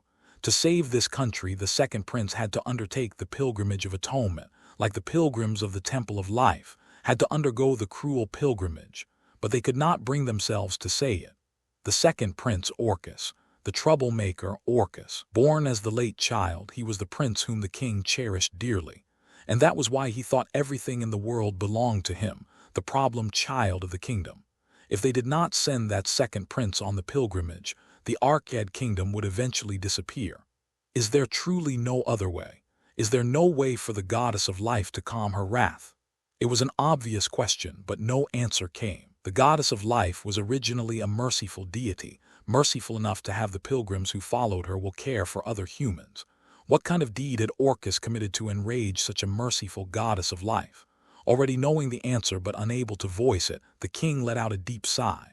And then, I have heard the story. A man entered the council room. At this rate, this country will perish. The man repeated the story that everyone already knew. The first prince Sh, the legitimate heir to the Arcad kingdom, the one who would succeed the throne. Your Majesty, you must choose whether to perish along with the kingdom or to send my incompetent brother on the pilgrimage. Sh, Your Majesty, no, father, time is running out. We do not know how much longer the stored food will last. Even buying food with the national treasury will soon reach its limit. You must make the wise choice. Listening to the calm voice of the first prince, King Sharkle supported his throbbing head with his hand and said, Are you not saying this because you are jealous of your brother? Jealous? Sh said, There was a time when I was jealous of my brother who received my parents' favor, but I have stopped being jealous ever since I heard that he had committed a wrong against the goddess of life. Why would I be jealous of a foolish brother who does not even know what he has done? Hearing Shr's words, the king sighed. But still, he is your brother. From the moment he committed a sin against the goddess, he can no longer be called my brother. Look at how the kingdom is crumbling because of his mistake. The king could not say anything. It was a clear fact that the second prince had brought the downfall of the kingdom, and sending that fool on the pilgrimage of atonement is not the end of it. When there is still a little strength left, we must gather all the people and attempt to migrate to another place. Migration, first prince. Are you saying we should abandon the homeland our ancestors have lived in for generations? We do not know when my brother's pilgrimage will end. It may take years, an uncertain journey. Even if that fool completes the pilgrimage, if all the people of this country have already died, it will be meaningless. But perhaps we must even abandon the name of this country. We may have to leave this land, abandon the name of this country, and survive by giving up everything. At the first prince's words, the vassal's expressions changed to one of helplessness. If not, only ruin will remain. The king, his face seemingly aged by decades in an instant, slowly removed the crown from his head. Everything felt like his own mistake. It felt like his own fault for not properly guarding his foolish child. After the meeting ended, the first prince tucked the crown into his arms and went to find the second prince. The second prince, who was lying comfortably in his room, did not seem like the one who had driven this country into crisis. The incredibly relaxed second prince looked like a fool who did not comprehend the reality at all. Brother, what brings you to this younger brother's room? The meeting seems to have ended safely. I don't need to know, do I? You must have handled it well. The second prince said in a leisurely voice from his bed, without a hint of remorse, a voice that did not face the reality. Hearing his brother's words, the first prince spoke in a calm voice. How is your condition? My body, my limbs are still aching. How can I be fine when my body was shattered? The calm second prince spoke, but the first prince knew the truth. He had heard the whole story from the guard who had taken care of the second prince in place of the doctor. The second prince's body had long since recovered. Within the known 6-month treatment period, he had fully recovered in just 1 month. After that, he had been idling in his room, using the injury as an excuse. Therefore, the first prince could speak in a chilling voice. Go on a pilgrimage of atonement. Why me? Why, you ask? Suppressing his anger at the foolish brother who could not grasp the reality, the first prince spoke calmly. Because of what you have done, this country, this land, and our people are suffering from famine and disease. So you must go on a pilgrimage of atonement to reflect on your mistakes. Then this country can be revived. Why should I do that? I am the second prince of the Arcad kingdom, and I can get whatever I want. Isn't the problem that sword and that woman that are not mine? Seeing the second prince's words not making sense, the first prince suppressed his rising anger and spoke clearly. The current kingdom cannot even properly collect taxes, and it is difficult to produce food. The treasury has reached the limit of buying food from the surroundings, so you must go on the pilgrimage of atonement as soon as possible. No, I'd rather die than do that. The first prince impulsively slapped the second prince's cheek. You hit me. I've never even been hit by father. Father made a big mistake by raising a fool like you. He spoiled you, and now you've become a selfish brat who can't tell right from wrong. The second prince, enraged, rushed at the first prince, but the first prince easily subdued and pinned him down. Father also agreed. He said he would send you on a pilgrimage of atonement and would not recognize you as a member of the royal family until you had atoned for your sins and received forgiveness from the goddess of life. What? That's a lie. I hope you realize how serious the problem you have caused is, you foolish brother. And so, the second prince was banished and set out on a pilgrimage of atonement. The first prince gathered all the remaining troops and assembled all the survivors in the cities and villages. Their number reached thousands. Is everyone gathered? Yes, we have gathered all the survivors from the villages and cities, but food we have stockpiled is limited, so we don't have much time. I see. I'll finish this as soon as possible. The first prince stepped onto the platform and stood before the gathered people. I am first Prince Shr. I ordered everyone to be gathered for this matter. Oh, Prince, you are indeed reliable, but what is the king doing? Why is it the first prince who is giving instructions, not the king? Father has collapsed. What? He blamed himself for the foolishness of my brother and collapse. That's why I'm acting in his stead. I see. The king, who had cherished the second prince, must have been greatly shocked by this incident. I will apologize for the suffering of the people of this country caused by my foolish brother. Once that fool completes the pilgrimage of atonement, this land will revive, but it may take a long time. We will rely solely on your kindness. Click here, donate now, then are we all dead? That's why I've come up with one solution. The first prince took something out of his bosom, the silver crown. The crown was a precious treasure passed down to the king of the Arcad kingdom. This crown is a valuable treasure that has been passed down to the kings of our Arcad kingdom, and it symbolizes the right to rule the world. The value of this item is beyond measure. Why are you suddenly taking out such a precious item? I intend to use this crown as collateral to borrow land from other countries. What? How can you do that? In the current situation, we have no choice. We must use whatever we can. If we can ensure the survival of this country by pledging this crown as collateral, then I will do so without hesitation. At the first prince's words, the people and vassals fell silent. The value of this crown should be enough to secure land for all our people to survive. So I will go and try to obtain the widest and best land possible from our neighboring countries. You all, please survive. And so the first prince set out on his journey, accompanied by a few guards. The Arcad Empire. The records state it was a kingdom, but considering its scale, it was closer to an empire. The diversity of its constituent ethnicities and the difference in the size of its domain compared to the countries of that era was 2 to 6 times greater. Honestly, if you consider that the countries of that time were in the form of city-states, the Arcad Empire, which controlled 6 such city-states, can be rightfully called an empire. I've digressed a bit. Let's return to the story.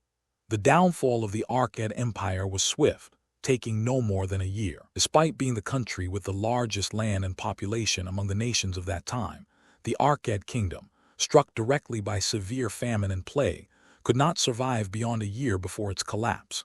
The downfall is said to be due to the goddess of life, but, to be honest, the credibility is low, considering how much the goddess has bestowed upon the subrace and humans. Just how grave a mistake must have been committed for the entire land to become a wasteland. That's the kind of thought that comes to mind. Well, later on, the land did recover and become a vast grassland, as the goddess of life seemed to have forgiven them.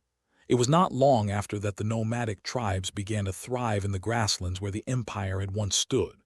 The name of that tribe was excerpted from a history lecture at the academy. The young prince, once a prince, set out on a journey with no destination. His heart was filled with endless anger. Anger towards his brother who had banished him on a pilgrimage of atonement. Anger towards his father who had not stopped his brother. And anger towards the agent of the goddess of life, the source of all this. Carrying this directionless anger, the young man wandered the lonely path. There were many dangerous moments and times when he nearly lost his life. No, there were even times when he had died, only to be refused by death itself. As time passed, the young man grew into a youth, yet the pilgrimage did not end, for there was not a single trace of atonement in his heart, and so he had not been forgiven by the goddess of life. How could he be forgiven when he himself could not even understand his own wrongdoings? He had been a fool, thinking everything in the world belonged to him, and so the youth continued to wander, sometimes killed by monsters, sometimes by suspicious guards, but the youth kept wandering. During this process, he began to experience the fluctuations in his own life force due to the curse upon him. The sight of his severed arm reattaching itself, the blood flowing back, was an endlessly bizarre phenomenon. Observing these scenes, the youth instinctively learned to manipulate the life force-fueled blood. He discovered the ability to replenish his diminished life force by drinking the blood of other beings, or by feeding his own blood to others, bringing them to a similar state as himself. As the Arcad kingdom disappeared, and its land to wasteland, with all Arcad people living under different names in other countries, the youth became known as the Wandering Arcadian. Let me rewind time for a moment. After sending the annoying second prince to the Arcad kingdom, I lightly dusted off my hands. Since I've already cursed him to be immortal, there shouldn't be any issues even if I aimed a bit higher. So, before dealing with the second prince who has defiled this temple and myself, let's move to a different location. I extended my right hand towards the young boy I had hidden behind me.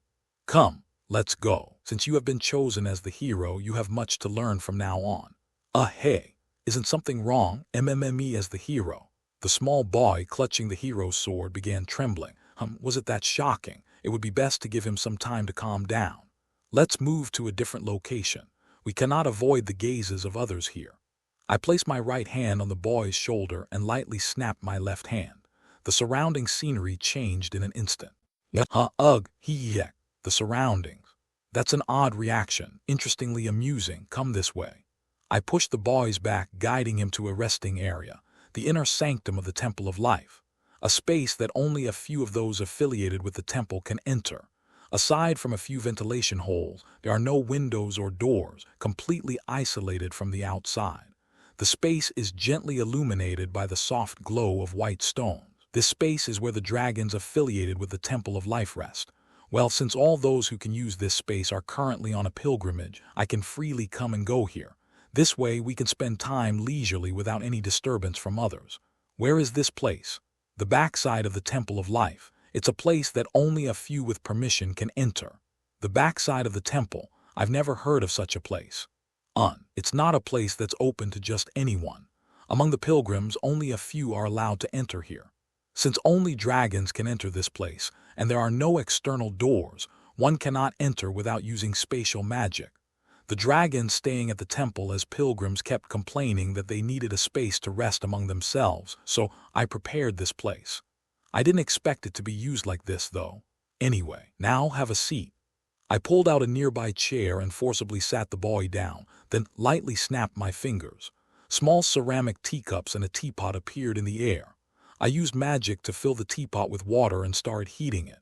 Snapping my fingers again, a transparent container and a spoon appeared this time. The transparent container, or rather, the glass jar, contained a sweet and sour yuzu marmalade. My memory of creating these items with my power seems to be accurate. I opened the glass jar, put about 2 spoonfuls of yuzu marmalade into the teacup, then tilted the steaming teapot to fill the cup with hot water. The yuzu marmalade in the teacup slowly dissolved as it met the hot water, and I gently stirred the spoon to mix the water and marmalade, creating a warm cup of yuzu tea. Here, drink it. Be careful, it's hot. Thank you. The boy, with a curious expression, examined the teacup and the yuzu tea inside, then slowly brought it to his lips. And then, it's hot. I stopped the time of the yuzu tea splashing out of the cup, then rewound it back into the cup. Even after I warned him about the heat, he still got startled like this. Perhaps he has never experienced eating hot food before. Be careful. I did tell you it was hot. I'm sorry. I absorbed some of the heat from the cup the boy was holding, lowering the temperature, and said, "Don't be so tense. Since you've drawn the hero's sword, we'll be spending a considerable amount of time together." Together? Yes. As the one assisting the hero, I'll be here. For now, just relax and drink that slowly. I snapped my fingers again, and this time a small basket of cookies appeared. The cookies might not go well with the yuzu tea. Both are sweet after all. Well, it should be fine. Take a break and have a snack while you rest. There is something I need to take care of for a moment. I carefully picked up a cookie and took a bite, leaving the startled boy behind as I moved to a different room. Let's see, first I need to inform the pilgrims affiliated with the Temple of Life. I should explain in detail what the second prince has done, and advise them to refrain from going to the kingdom of Arcad in case that fellow causes them harm. We will rely solely on your kindness. Click here.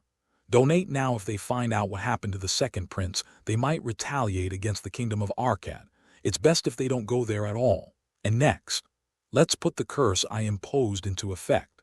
Until the second prince is stripped of his country, until the time when the country rejects him, until the one who abused the power of the nation realizes their wrongdoing. Honestly, if he is punished for blasphemy, the most famous would be the Great Flood. But we can't drown all of humanity because of the actions of one prince. Well, whether I can actually cause a flood of that scale to wipe out all of humanity. I somehow feel like I could, but I can't do that. Anyway, I'll punish that scoundrel of a second prince until he acknowledges his own wrongdoing. As for individual punishment, I've already given him that through immortality, and since I've sent him away with spatial magic and marked him, I can track him anytime. Thanks to that, his life is going to be quite difficult in various ways. I'll make sure of that. Anyway, let's think about the second prince's personal matters later. I created a communication channel with the gods of death and sent them a message.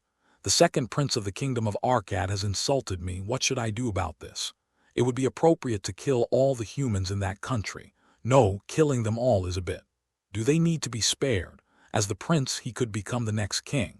Wouldn't it be better for that country if you just killed him quickly? No, I intentionally kept him alive. I plan to torment him until he regrets his wrongdoing. The commoners are pitiful, so why not just target the high-ranking ones? Dealing with the royal family and their retainers should be enough. The gods of death, being accustomed to death, immediately suggest killing, especially that second prince. It would be best if he came to the afterlife quickly. I can arrange a tour of the lower levels of the afterlife for him. We'll make sure his soul and essence don't wear out as we keep him going. I see. It seems the second prince is destined to face a horrific fate in the afterlife. Anyway, just give him an appropriate punishment. Don't go too overboard. Understood. Then we'll use the gods of death to ignoring the three gods of death plotting something against the kingdom of Arcad. I also sent the same message to Cloud Whale. What do you mean he insulted you? Ah, that's right. Cloud Whale doesn't understand that kind of thing. To make Cloud Whale understand, I'll have to explain it in a way it can comprehend. It means he captured and imprisoned me, making me his own to torment for the rest of his life. How could he do such a terrible thing? It seems the simple explanation helped Cloud Whale understand easily. It's best to match the level of explanation. Captured and imprisoned. That means I can never fly freely again. How horrifying, too horrifying. Ah, that one. Well, from the perspective of the freely flying Cloud Whale, being confined would indeed be terrifyingly horrible. Who is that guy? I won't let him get away with it. I'll make sure no new life is ever born there again.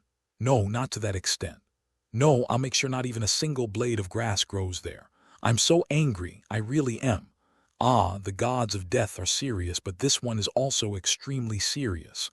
Ah, I can't let this happen. If these two run wild at the same time, the kingdom of Arcad will become a horrifying land with not even a single blade of grass growing, surrounded by death. In this case, I need to. Don't do it right now. Later. It would be better to do it around 6 months from now. How long is 6 months? It would be after the sun has risen and set about 180 times. 180 times. That's too many. The young Cloud Whale was still unable to count 3-digit numbers. I should have made Cloud Whale more intelligent when I created it as a god. It's still a childlike intelligence. I'll let you know when it's time to give the punishment. Don't touch it until then. Ah, that's right. I should also tell the gods of death. First, I'll explain through the pilgrims how to handle it, give them a generous time period, and even if they don't do anything after that period, it won't be too late to give the punishment then. So I conveyed to Cloud Whale and the gods of death not to act right away, and sent the message through the pilgrims. The second prince of the kingdom of Arcad has insulted me in my own temple. Therefore, I wish to hold the kingdom of Arcad responsible, so all pilgrims shall depart from the kingdom of Arcad. The punishment I will impose will fall upon their land, so those who wish to avoid the punishment can flee the kingdom of Arcad. However, you pilgrims are forbidden from directly harming them. The punishment that will befall them will be through birth and death, not by life. But if the second prince who insulted me sincerely repents his wrongdoing and performs a pilgrimage of atonement, he may receive my forgiveness and my wrath will subside. Let's see, are we done here? I've given a proper warning, explained the countermeasures, and told the pilgrims, especially the dragons, not to cause a ruckus. I'll say the divine punishment will start around 6 months from now. Then, I'll stop worrying about the kingdom of Arcad and properly focus on raising a hero. Surely, making a human into a hero can't be more difficult than cultivating the world, can it? What is a hero? The man wearing a black hood pulled over his head spoke in a calm voice. A blade that protects life, a guardian of civilization, a sword that cuts down evil, a demon king slayer. The man uttered each word in a voice devoid of emotion. Behind that man's voice, stained in complete blackness, lingered a faint trace of feeling. Various lauded titles, but in this age their meaning has become distorted into mere killers. Contempt. He held contempt for the heroes praised by all. From the first nameless hero of ancient times, the heroes of old were ones worthy of such praise, but not anymore. Look at this age. Witness this tragedy. Scattered around the man were numerous corpses, people killed in various ways, the remains of false heroes who had called themselves heroes. If it were still the age when gods chose heroes, this issue wouldn't exist. But now it is an age with many foolish impostors posing as heroes. After kicking aside the head of a fake hero at his feet, the man spoke.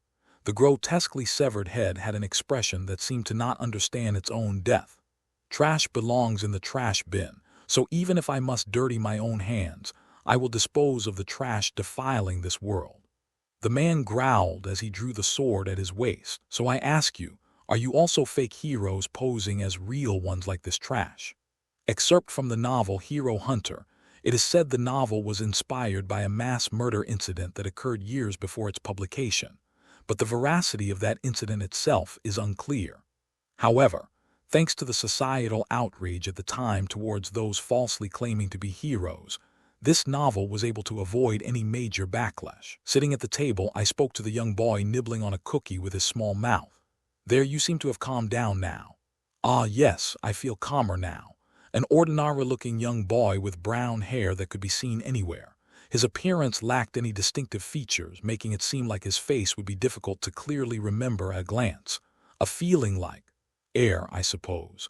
On top of that, he had a curiously faint presence. Feels like a talent optimized for infiltration. So will you tell me your name? My name. The boy hesitated for a moment at my words before carefully replying. I don't have one. I don't have a name. HM, no name. Huh, did your parents not give you a name? You have no name, you mean your father didn't give you one. I don't have a father. Ah, then your mother? No mother either. I've been an orphan since I was little. Ugh, my condolences. I see. My apologies. No, it's all right, I'm used to it now.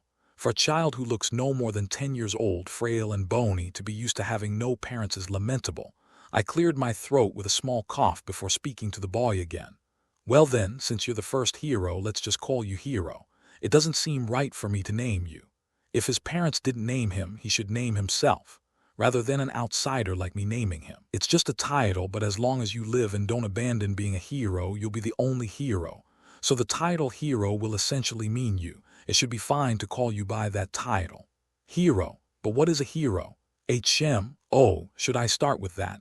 I did explain it when I gave the prophecy. I briefly said a hero is a protector. A protector. Yes, a protector. One chosen by the goddess of life to protect life from monsters. Humans and subraces could hunt down minor monsters on their own, but monsters tainted by fragments of darkness were too much for humans to handle easily. Even if they could defeat them, it would come at a heavy cost of lives. Elves, dwarves, lizardmen, and giants could take them down without too much trouble. But humans and demihumans were just too frail, unfortunately. Protect life from monsters. The boy repeated my words, mulling them over. A child that small becoming an orphan was likely due to losing his parents, and the most likely cause would have been monsters. In a way, I may be trying to use that boy's desire for revenge and treat him like a tool. Really, I'm quite despicable myself. We will rely solely on your kindness. Click here. Donate now. Can I do it? It's up to you whether you can or not. I looked at the boy whose hands were trembling faintly, the boy who lacked confidence and was extremely timid. Let me give a word of encouragement to such a boy. But if you want to do it, you can certainly do it. If I want to. If you need strength, I'll give you strength. If you want to learn how to wield a sword, I'll teach you. Providing you with whatever you need is my role in guiding a hero. I said to the boy, of course, it won't be easy. There may be moments when your life is in danger. There may be times when you want to give up everything because it's too difficult. But if you don't give up until the end, you can become someone inscribed in history. Then the boy's trembling hands slowly stopped. Hero, will you do it? The boy seemed to think deeply about something, then nodded slightly and opened his mouth. I'll try. It's a little scary, but I'll give it a try, so that there are no more children living without even knowing their parents' faces like me in order to protect others. Yes, that's right. I just gave a small smile at the sight of such a boy. By the way, I'm curious about something. What is it? The boy looked at me more precisely at my horns with eyes full of curiosity and asked, what are those horns? As far as I know, female beastkin don't have horns. Was that the case? Weren't there cases where female animals like cows also had horns? Or are beastkin a bit different? I'm not too sure. Let me make an excuse for now. What kind of excuse should I give? Ah, that's right. These horns are completely different from beastkin horns. To begin with, I'm not even a beastkin. Not a beastkin. Could you be a dragon from the legends? Ugh, he hit the bullseye. No, no, let me take advantage of this, since we won't be together for more than a day or two anyway. If I use this to make him think I'm a special being, it will be useful in many ways. Besides, as the proxy of the great goddess of life, wouldn't it seem a bit lacking if I were just an ordinary beastkin? To be precise, I am a being created by infusing the power and vitality of a creature, called a dragon, into a human body. This body was handcrafted by the goddess of life herself. Thanks to that, dragon horns grew on my head. To be exact, I am the goddess of life herself, also known as the creator dragon god, but such trivial information is unnecessary for this child. The power of a dragon, amazing. Yes, it's amazing. Then, what should I call you? Me. Yes, I can be called by the title hero, but you're not my older sister, are you? Older sister. I paused for a moment at the unfamiliar title. Older sister, older sister. I'm sorry, was told to always call an older woman older sister. It's not a big deal, but only call me that when we're alone. If you call me older sister in front of others, it could be troublesome. Really, to be called an older sister in my life. I've been called a mother before, but never an older sister. Wait, isn't being called a mother even more shocking? Why was I more shocked by being called an older sister than a mother? Then I'll call you older sister, but what should I call you in front of others? In front of others. The proxy of the goddess of life. It's strangely long to call me by that name, and the word of is repeated twice. Inconvenient. Then if I remove of life the goddess proxy, calling me the proxy somehow feels a bit distant, not great. Is there a better word, since I'm a woman directly sent down by the god? A saint? No, not a saint. A saint is. If I'm called a saint, it somehow feels like I'll be a heroine who gets pursued, and in the final moment sacrifices herself to save her comrades while leaving behind regrets, exhaustion, and obsession, doesn't it? I don't want to become a heroine. Rather, I feel more like a dark force giving power to the hero and using him. Anyway, I'm not a saint. Not a saint. Then, a shrine maiden. A shrine maiden, that's it. A shrine maiden. Shaman sounds good. Since the belief in gods is still at a primitive level, it would be fitting to be called a shrine maiden to match that. And I'll add a distinctive characteristic since I have the power of a dragon, the dragon shaman. Yeah, that's good. In front of others, call me the dragon's priestess. That seems appropriate.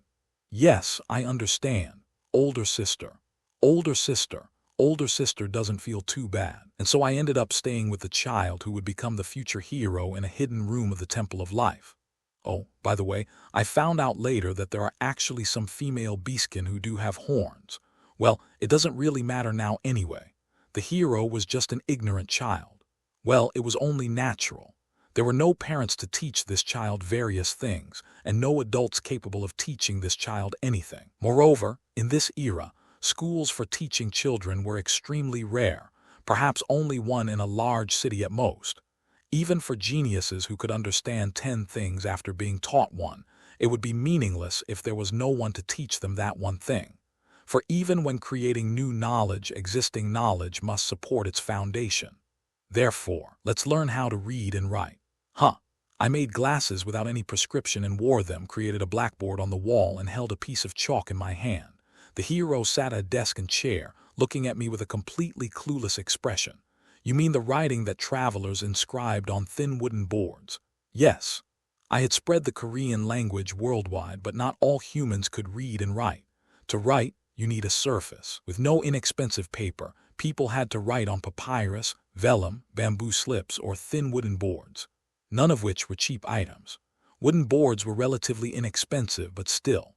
As a result, commoners either inscribed clay tablets or wrote on the ground, but clay tablets were too heavy and writing on the ground didn't count as proper records. I would have liked to distribute papyrus more cheaply, but the lizard men had their own circumstances. The lizard men listened to me well, and they were making decent money from producing and selling papyrus, but they were already pushing papyrus production to the maximum.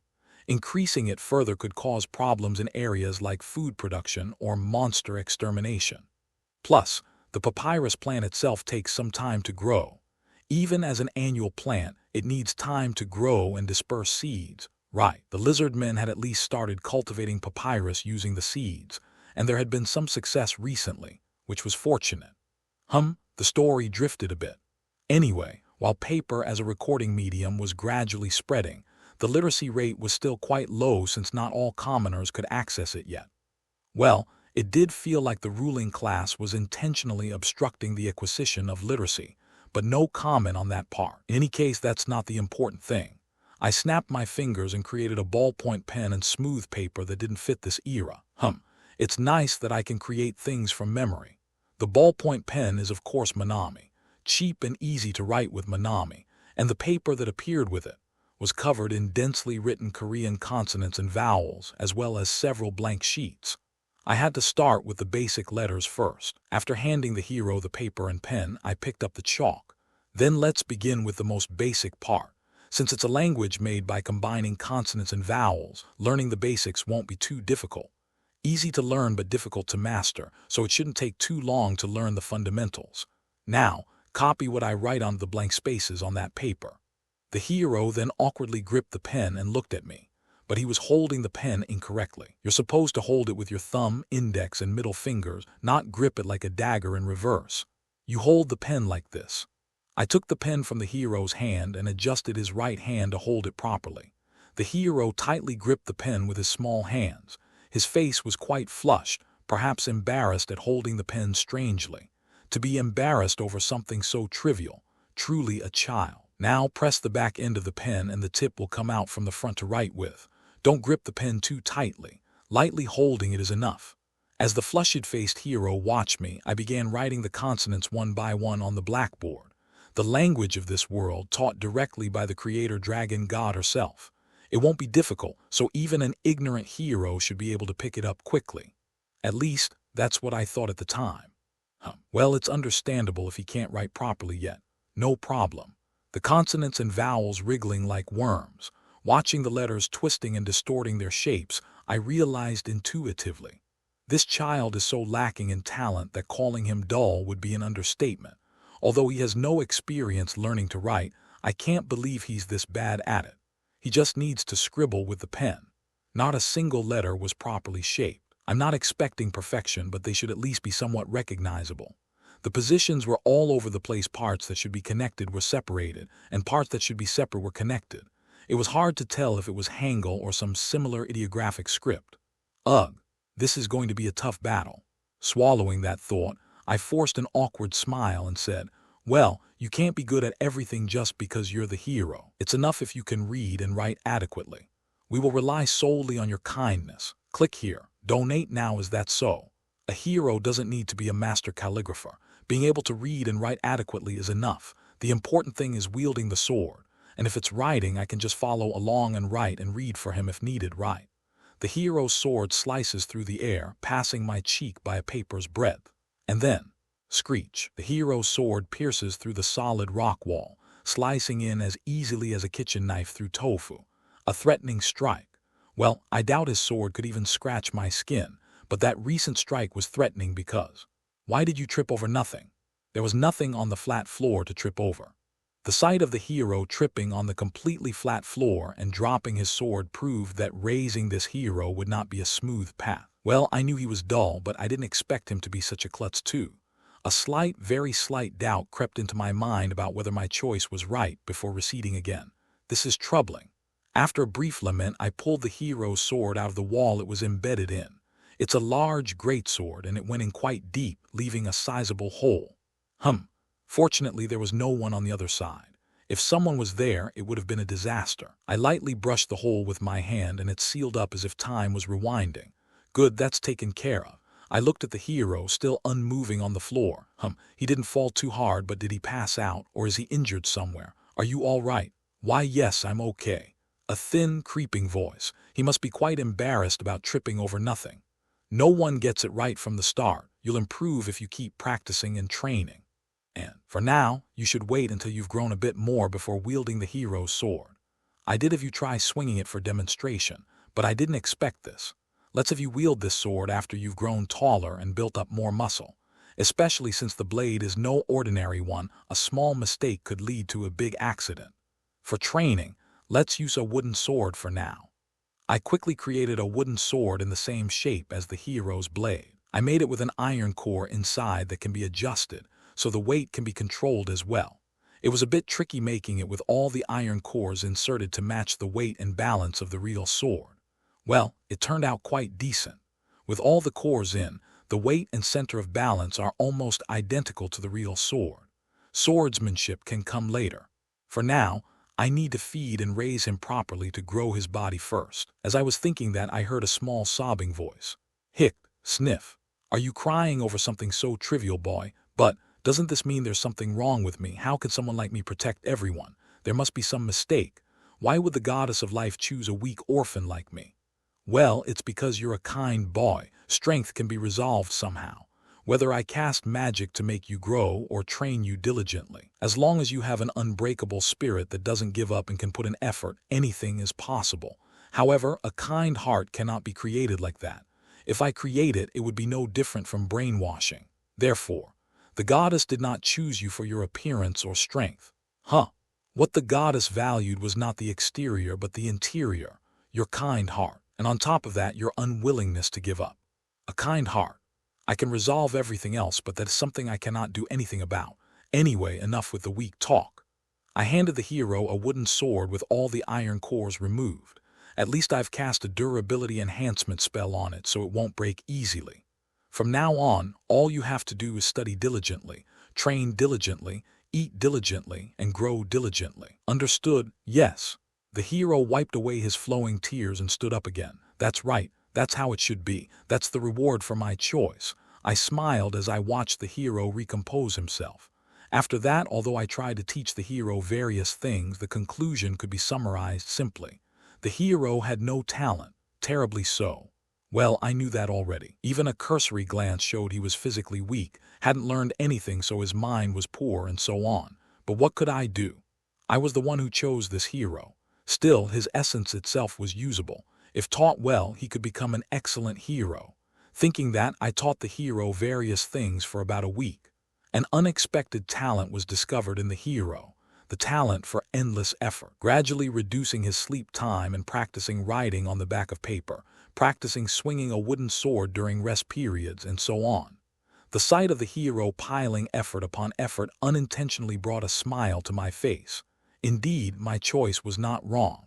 A child who makes such efforts will surely become a good hero, so I should give him a gift.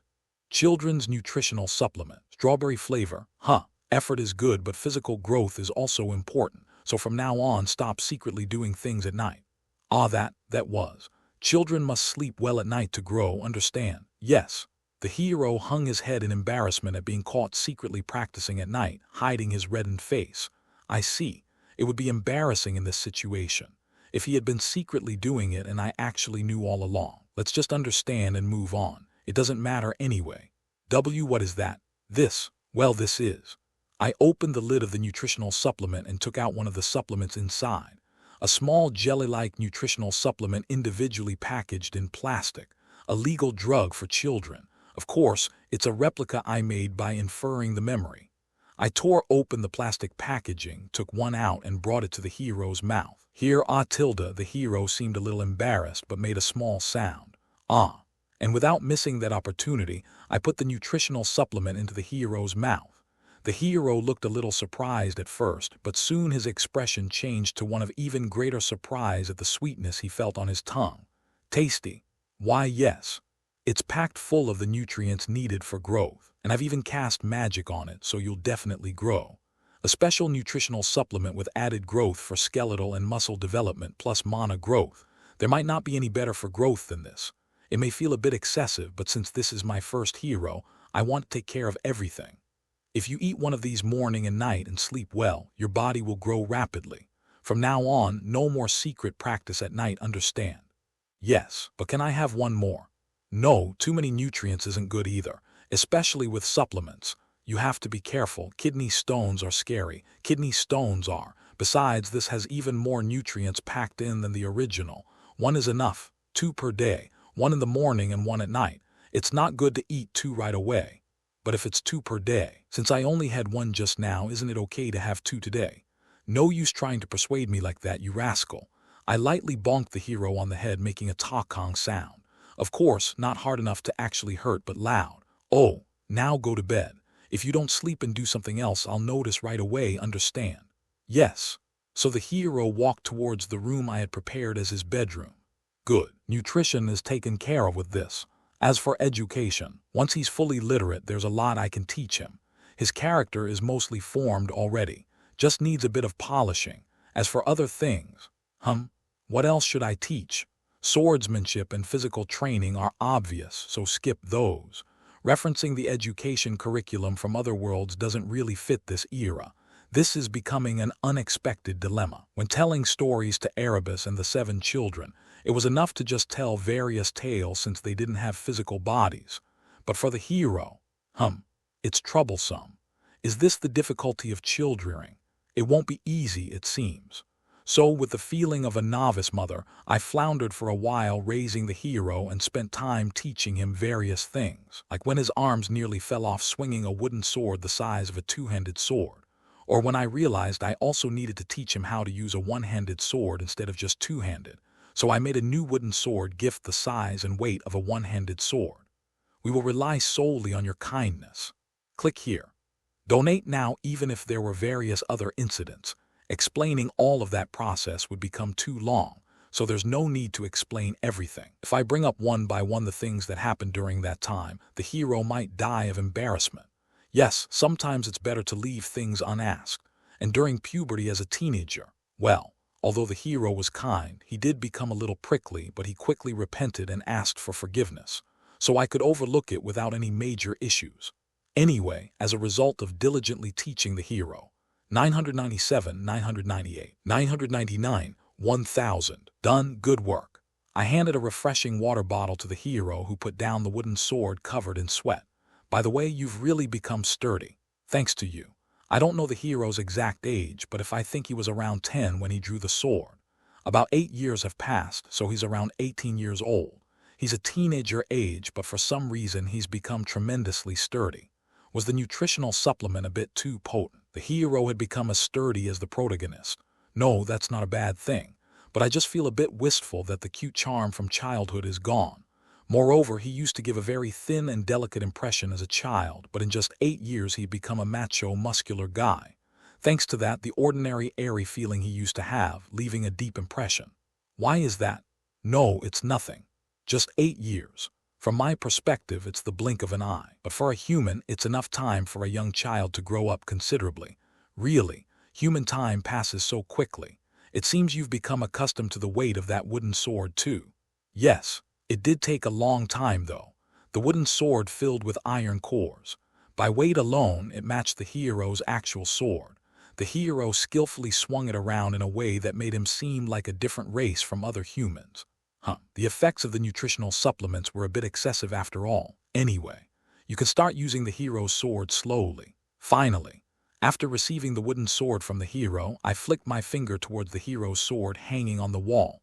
The hero's sword then floated up and flew over to me, obediently gripping itself in my hand. Here, try holding it. At my words, the hero gripped his sword, Claw Sale, in his hand, and he skillfully swung it around a few times. To be honest, if I closed my eyes, I wouldn't be able to feel the difference. It feels exactly the same. I made it feel precisely identical on purpose. If there was an awkward feeling switching from the wooden sword to the real sword, that would be troublesome, right? Now try infusing your mana into that sword. Mana. Yes, mana. With all the nutritional supplements you've eaten, you should have accumulated enough mana to be able to transform that sword. It should be enough at least. But the hero just stood there gripping the sword, tilting his head in puzzlement. What is mana? You don't know about mana. You never taught me. Oh, I didn't. I had included mana growth capabilities in the nutritional supplements, but I never actually taught him how to use that mana. I'm such an idiot. How could I possibly forget something so important? To forget the most crucial thing for using this sword. I really did forget something extremely important. Is it that important? Of course it is. You need to use that mana to unleash this sword's abilities. Without mana, this sword is just a big, solid, sharp greatsword. Granted, even that would make it one of the strongest swords in this world given the era, but still. Then, let's start by learning mana first. It shouldn't take too long. It's that important, but it doesn't take long to learn. Of course, mana is a power that exists in all things. Mana dwells within everything that makes up this world. In tiny pebbles, in huge mountains, in small creatures, even in me. It's a power that every single thing possesses. If I just awaken the awareness of that power's existence and teach how to move it, then the rest will proceed smoothly. Especially the hero, thanks to the nutritional supplements I gave him, should have a considerable amount of mana. So, first, take off your clothes. Huh, what did you say? I told you to take off your clothes. At my words, the hero was half startled in fright. Is this something to be so surprised about? When he was little, he didn't even want to take baths, so I had to forcibly undress him and throw him into the warm bathtub. Well, that is, you see. You're making such a fuss over just taking off some clothes. Geez. I quickly grabbed the hero's top and tore it off with all my strength. Even though the top was made of rather tough fabric, it was shredded like paper before my power. The hero ended up helplessly exposing his back to me. Now that I say it out loud, it sounds a bit strange. I'll restore it later, so don't worry. Why are you doing this? It's nothing, it'll be over soon. No. Such meaningless resistance from the hero was quickly suppressed. If you hadn't struggled, we could have finished sooner. What's the big deal? Have you forgotten I used to bathe you when you were little? But it's embarrassing. Anyway, I had the hero sit down. Then I carefully placed my hand on his back. Quiet. If you can't even endure this much, how will you protect others? Ugh, well, it's none of my business. I placed my hand on the hero's back and slowly spun out a thread of mana, gently pushing it into the hero's body bit by bit. HNGH. The unfamiliar sensation of something else entering his body made the hero flinch in surprise. What a baby, acting all tough. I moved the mana I had inserted into the hero's body around, stimulating the dormant mana within him. The hero's mana then began to move, following my mana's lead. Good. It's going smoothly. The hardest part is carefully spinning out the barest minimum of mana so it doesn't cause any abnormalities when entering the hero's body. Well, if I hadn't been so careful, an excessive amount of mana could have made the hero's body explode. It's best to adjust it meticulously. Anyway, the process involved the mana from my right arm passing through the hero's body, then returning to my left arm, repeating this cycle. By having the external mana enter and exit, it cultivated enough mana. How does it feel? It feels kind of tingly, like something's going in and out. Right, that's the feeling. That sensation is mana itself. Keep focusing on it. That's not easy. I ignored the hero's strained voice. The mana that had seeped in circulated through the hero's body before exiting again. Through this process, the dormant mana within him was stimulated. The hero's mana began to stir slowly. Good. There's a reaction. Prompted by my mana, the hero's mana started moving, becoming more and more active. This should be enough. I slowly withdrew the mana I had pushed into the hero's body and took my hand off his back. The hero let out a faint sigh, seemingly missing the strange sensation caused by my mana. Now can you feel the mana resting within you? Yes, I can sense the mana stirring inside me. Try to move that mana with your will. If you do, you'll be able to unleash the full power of the hero's sword. Okay, I'll give it a try. And so, mana control training was added to the hero's regimen. What is mana? The driving force to use magic. A mystical power pervading all creation. A blessing bestowed upon this world by the divine. The realization of a will to bring about change. The blood coursing through the veins of existence itself. The possibility to accomplish anything. It is said that the first beings to wield mana were the dragons. The distant ancient era. The age before humans existed. The age of dragons. It is said that the dragons, who were the masters of this land at that time, handled mana as easily as their own limbs, and primarily used primitive magic by force of will alone. Unlike humans and other subraces who have to recite incantations and draw magic circles to use a single spell, the dragons simply used magic as they desired. Imagine being able to shoot fireballs with a casual snap of the fingers, or soar into the sky by merely kicking off the ground. We will rely solely on your kindness. Click here. Donate now, however. There has never existed a human in history capable of such feats. No human has ever possessed that high an affinity for mana. There remains only a fragmentary legend about the very first nameless hero who performed acts similar to that primitive magic. But a human could never possess something like a dragon's heart. It was probably just an exaggeration stemming from the hero's great exploits. A lecture from an intermediate class at the kingdom's magic academy, the hero quickly began adapting to mana. He seemed to be getting used to physical enhancement with mana, and could even fire simple mana blasts, though they weren't very effective since the mana was absorbed by the abilities of the hero's sword. Still, he had become so accustomed to manipulating mana that he could now levitate for short periods. It seems he's ready to use the abilities of the hero's sword. Now let's try using the abilities possessed by the hero's sword. It took a long time. A long time. It's only been about a year. A year is a long time. Ah, that's right. A year is indeed a considerable amount of time for a human.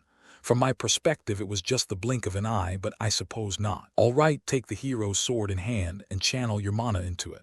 I had already input the pattern of the hero's mana into Cloyve Sale, so channeling his mana should complete the owner recognition process. I channeled it in. Good. Now shout Henshin, which means transform. Originally, it would transform just from the mana pattern, but I thought that was a bit too boring, so I made it transform all at once by just saying Henshin thanks to that. A transformation chant would be fine too, but there's nothing wrong with keeping it simple either. Huh. Oh, Henshin. As the hero spoke, the hero's sword began glowing and transforming. Clang, clang. The armor pieces making up the sword blade detached and transferred onto the hero's body one by one. His arms, torso, and legs were all equipped with the armor that was the sword blade. If I had increased the amount a bit, I could have recreated the transformations from tokusatsu shows. No. If I considered having the armor pieces stored in another space and summoned out, wouldn't that allow recreating those transformations? As I had these pointless thoughts, the hero's transformation completed. This is, what is, another ability of the hero's sword, the Agathlam silver armor. The hero began examining the armor now attached to his body from all angles. The armor fit his body as if custom-made for him without the slightest bit of awkwardness, the size perfectly adjusted. Well, of course, I used magic. It automatically synchronizes with and reshapes itself to the wearer's body. This is amazing. Yeah, amazing. Who made it after all? I put effort into making this, so of course it's amazing. That armor has the power to block any blade. The parts of your body protected by that armor will never be injured. As long as you watch out for openings, it will make you invincible. To be honest, at the current civilization level, not even a scratch could be made on this armor. The fangs and claws of monsters wouldn't pierce it either. Unless dwarven refining techniques advance far beyond this point, it will likely remain the strongest armor for quite some time. The hero plays an important role in protecting this world, so equipment to protect his body is equally important. And this sword has the same shape as the wooden sword I gave you before. A sword the size of a one-handed blade, the same as the wooden sword he was given. Another form of Cloyve Sale after shedding its armor. When you first gave me just the wooden sword, I wondered why you were also giving me this. So this was the reason. Yes, there's a reason for everything I do. The hero examined the one-handed sword from various angles. Although its shape was thin and slender, its sharpness was no less than that of a greatsword. You can either sweep everything away with a greatsword, or protect your body with armor and a one-handed sword while fighting. Choose as you wish and fight accordingly. Nice. Then, how do I take this off? The hero looked around the armor, but he was slightly flustered as there was not even a slight seam visible on the seamless armor. Well, it's different from ordinary armor after all. Say Henshin Kaijo, which means transformation dismissed. Henshin Kaijo. Then the armor automatically detached and attached itself to the sword, transforming it back into a greatsword. The hero seemed slightly pleased at the appearance of the transformed sword. Well, I would have been pleased too if I had such a sword in my hands. I gave a small smile at the pleased expression on the hero's face. The hero's sword was prepared. The hero's power has also become sufficient. He has also become skilled in handling magic power. Now all that remains is to confirm whether the hero can defeat the monsters. Therefore, now it's time for hunting training. It's time to teach the hero the weight of taking a life. That is. Don't you see? It's a slime. I kicked the slime squirming at my feet. Slimes, creatures that form the basis of life in this world. Some slimes evolved into various forms to become the current creatures, while others still lived as slimes. Well, since they didn't need to mutate, they increased in numbers instead of changing. Slimes that decomposed waste and garbage while living at the bottom of the ecological pyramid, keeping the environment clean as precious beings.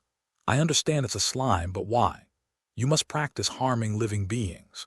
If I told you to kill a huge monster from the start, it would be natural to feel reluctant.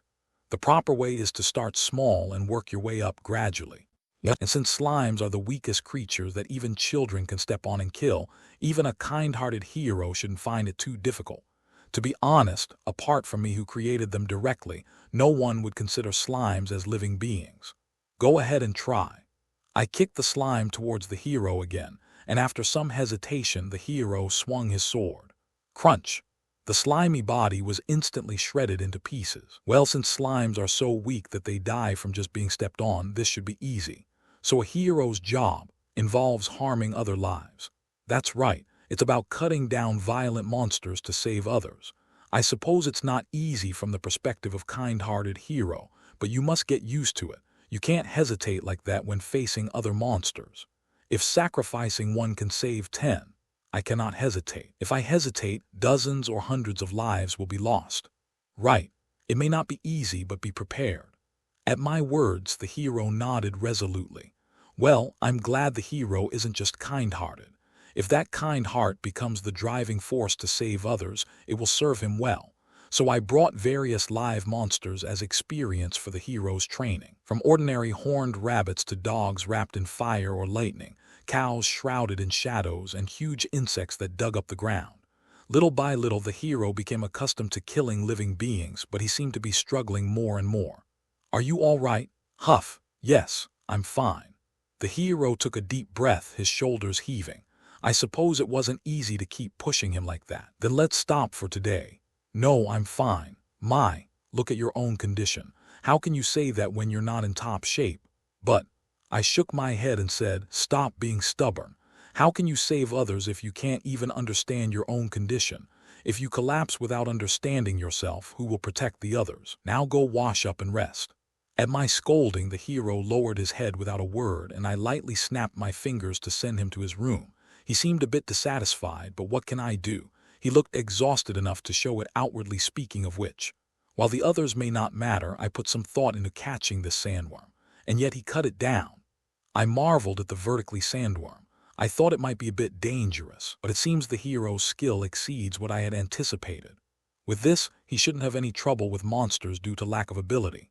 Wow, a human cut a huge worm. Is he really human? Sylphid, you're back. Yes, Mom. I did as you asked and tormented that human a bit. I nodded at Sylphid's words. I had told her to torment the wandering second prince of the Arcad kingdom a bit, and Sylphid seemed very satisfied after throwing him into the midst of a storm. He dared to covet you, Mom. He deserved to die 1,000 deaths, so I tormented him thoroughly. We will rely solely on your kindness. Click here. Donate now. It was quite a sight to see a person being tossed around in a storm like trash, and you showed such delicate control of your power that you didn't harm any other humans. Truly impressive. Hehe. I've been practicing power control for hundreds of years. I smiled at Sylphid's words. As a reward for granting my request, I should give you a gift. Oh my, are you going to return the scales? You don't have to. Of course not the scales. I have no intention of returning those ever again. Pretending not to want them while being greedy, you greedy thing. Then what gift if not the scales? It's magic to create a physical body, though not as good as the scales. I taught Sylphid the magic to create an avatar body. It's magic that allows you to use a human body as your own. Of course, it will be weaker than a dragon's body, but it will have enough power for you to explore this world. It's a shame it's not the scales, but this will do. Thank you, Mom. What's this? You're the one who found these monsters for me. While I was training the hero, Sylphid released the wind spirits to inform me of the locations of dangerous monsters. She informed me of the locations of monsters too strong for humans to handle and prevented them from harming people. This sandworm was one of them. It was causing trouble in the scorching desert. Ifrit was about to wake up and subdue it himself. Ifrit, who barely moves, he must have been really angry. What was that? It was about to attack a village on the edge of the desert, and Ifrit was watching over that village. So Ifrit was indeed watching over the village of mages, Babel, even if he didn't show outwardly. That guy, really.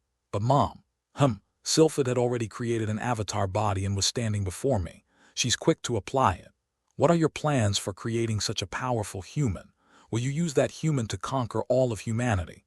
Sylphid's expression as she said that seemed strangely excited. What is this girl talking about? Why would I do that? I just plan to have that child deal with monsters too strong for humans to handle. Huh, why go through such trouble? If you just touch them, Mom, the monsters would be instantly separated into bones and flesh. Well, if I had intended to do that, I would have done it already. It's because fragments of Erebus may be inside those monsters. The pieces are too small for me to find, so I'm having that child do my work instead. Automated hunting is the best. Of course, the setup beforehand is a bit troublesome. Heh, well, if that's what you're doing, I'll take your word for it. Take my word for it, indeed. Then I'll be going now. I wanted to travel the human lands directly. Go ahead. Oh, and don't forget to inform me if you get information on other monsters. I might send the hero directly next time. Yes, the wind spirit children are searching diligently. Farewell, Mom. And so Sylphid wrapped the wind around her body and began to float away. Let's see. The only child I haven't taught the avatar magic to yet is Thaddeus, I think. I should go find her later and teach her. Since she's in the middle of a remote sea, it's hard to find her unless I make an effort. Well then, shall I check on the hero? I will go on a short journey. In the hero's room was a letter with slightly crooked handwriting. Did he run away just because I scolded him a little? Even though his storm and saucy phase should be over, his body is fully grown, but his mind is still a child's. Geez, tusk. Well, I can easily find out where he went since I can track the location of the hero's sword. But maybe I'll just observe for now. I'm curious what thoughts led the hero to punch a hole in the ceiling and leave. I was planning to send him out anyway. I can just think of it as sending him out a little earlier. He's become strong enough to be called the strongest among humans, so he shouldn't be in much danger. And with all the training I've given him, survival shouldn't be an issue either. So I began tracking the hero's location and observing from afar. I wonder what the hero will find at the end of his journey. Will he shed his kind but weak self and be reborn as a strong person? Or will he become disillusioned by the harsh and cruel reality? I watched the hero with keen interest. Of course, I was prepared to rush over at the slightest hint of trouble. The oldest adventure tale that remains in human history is said to be the tale of the nameless hero, as many scholars unanimously agree. In the distant past, when monsters suddenly appeared in the world and caused suffering to many, the nameless hero was chosen by the goddess of life and drew the sword of the hero. The hero, who fearlessly cut down the powerful monsters that the human army could not defeat, the monsters that would later be called elite monsters, was the hope of many people. Although he was an orphan with nothing, the fact that he could become a hero through endless effort further increased his popularity. However, there were also those who criticized the fact that he was able to grow due to the external factor of the goddess's choice. Putting aside such personal likes and dislikes, the adventure tale of the nameless hero, the first hero, has been passed down through the mouths of many people and has survived to this day. Interestingly, it is said that the hero's first adventure was a runaway caused by a quarrel with the proxy of the goddess who had raised him. About the nameless hero, the hero has set out on an adventure. Using the marked coordinates of the hero, I took out a simple snack to watch the hero's adventure. If the hero finds out that I'm watching his adventure like entertainment, will he get angry? But I can't just not watch. If some strange person gets involved with the hero, I have to immediately strike them down with divine punishment. I have to make a rock fall or something. Well, that kind of scam won't work on the hero anyway. After all, he's the hero I've raised with so much effort. I've raised him to be quite excellent, if I do say so myself. The current hero can be called a true hero without any lack. The hero who has become such a hero has left the dragon's tomb and set out on the road. It is a road that many pilgrims traveling to and from the temples frequent, so there are hardly any monster appearances. The hero walked this road with a leisurely pace. Did he not consider that I might be following him? He's walking with such carefree steps, as if he have no urgent matters at hand. Well, I didn't have the intention of chasing after him. I'll just watch from afar and help indirectly only when he needs it. The hero's adventure was quite uneventful. Well, it's a place where problems are unlikely to arise. It's the road that the pilgrims of the Temple of Life are traveling on, and most of them are either people who can protect themselves from monsters or dragons in disguise. Therefore, The road that the pilgrims of the Temple of Life travel on is relatively safe. And so the hero's first adventure began as a leisurely journey. Well, it's just the beginning of the adventure. I'll have to watch for a while. Mom, what are you doing here? I turned my head towards the direction of the voice and saw a golden-haired young girl standing there with a curious expression. She was the incarnation of Shamash. Shamash? Yes, I'm Shamash, the god of light, justice, and law. This child is always so bright, as expected of the god of light, though it wouldn't make sense for the god of light to be dark. For the past few years, you've been living with a human child, and now that you're here alone, I was curious about what's going on. Have you gotten tired of raising the human child? Not at all. That child just seems to want some time alone, so I'm watching over him here. If I'm not here when the hero returns, he might panic. That's very motherly of you to be so devoted to the human child. What's so motherly about it? Well, you've raised us 7 as if we were your own children, even though we're not related by blood. If there's the most benevolent being in this world, it would be you, Mom. The most benevolent being, even after turning all the dragons into that state. Well, we and those children were the ones who did wrong. Now I understand why you were so angry. To hear such words from the god of law and justice, it makes me feel a little at ease. Anyway, why did that human child suddenly run away? I'm not sure. Maybe there was something he was not satisfied with. I should have talked to him a little more instead of just pressing him. What a fortunate child. He doesn't even know how good an opportunity he's got. Don't say that. He's just a human child after all. His life is only about 100 years, a short existence that cannot accumulate wisdom like you for long ages. But still. And you all made mistakes once too, so those children are no different. Shamash remained silent like a mute who had eaten honey at my words. Anyway, don't speak ill of that child. He's just wandering a bit, that's all. Sigh, yes, I understand. If you say so, Mom. Even if I can't lead the wandering children or watch over them with a kind gaze, I shouldn't badmouth them. But what were you trying to do by raising that child? Monster hunting. That's the official stance, at least. Except for the fact that there are small fragments of darkness inside some of those outstanding monsters. Monster hunting, That's irrational. Honestly, if that was the purpose, couldn't you just go out and slaughter them all yourself? Well, that's true, but it's too much of a hassle for me to go out directly. We will rely solely on your kindness. Click here. Donate now, then couldn't you make something like the golems that guard the afterlife? Like Talos. That's true, but I don't really understand why you're doing such a troublesome thing. Is this really that meaningful of an endeavor? Shamash's piercing remark, a critical hit. I was left dumbfounded. Honestly, that's true. Using a single human would be less efficient than that, but the hero is a romantic ideal, you see. Romantic ideal. Honestly, in this model garden-like world that I could easily overturn if I set my mind to it. How important is it to be able to fulfill that romantic ideal? If I had only thought about efficiency, would I have done this kind of world management stuff? No, I wouldn't have, because it's a hassle. Anyway, romantic ideal is important. Yes, the romantic ideal. Romantic ideal, what's that? Giving up the rational and optimal path and stubbornly pursuing the irrational path. What's that supposed to be? I shook my head slightly. You're still too young to understand the romantic ideal. No, is there any point in understanding such an irrational thing? I don't get it at all. The romantic ideal is not something you think about with your head. It's just what your heart tells you to do. That's why I made the choice to create a hero which is not a rational one. Of course, Shamash still had an expression that suggested they couldn't understand. Well, I didn't expect you to understand it easily. The romantic ideal is something difficult to comprehend. Ugh.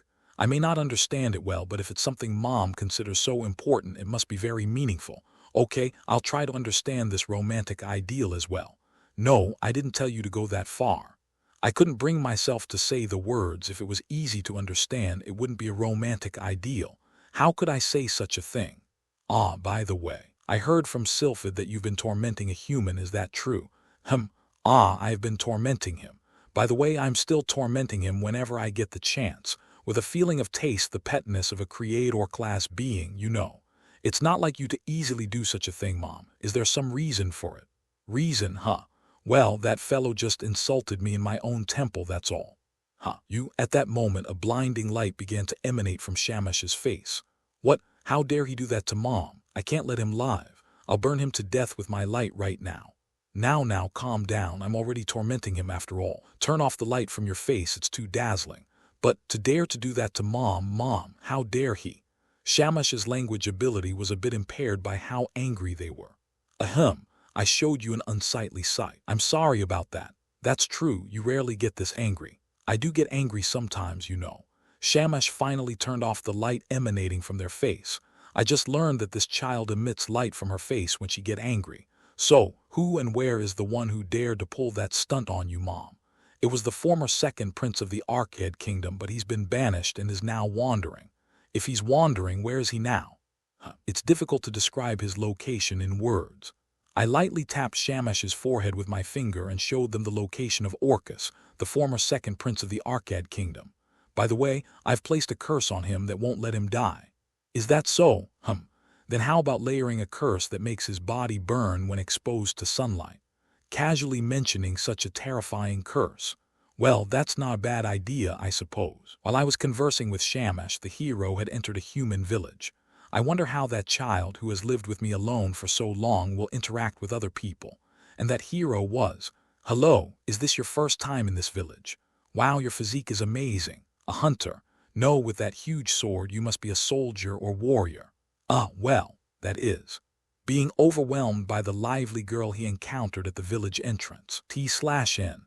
It seems like a vampire is about to be created. Wow, but your physique is really amazing.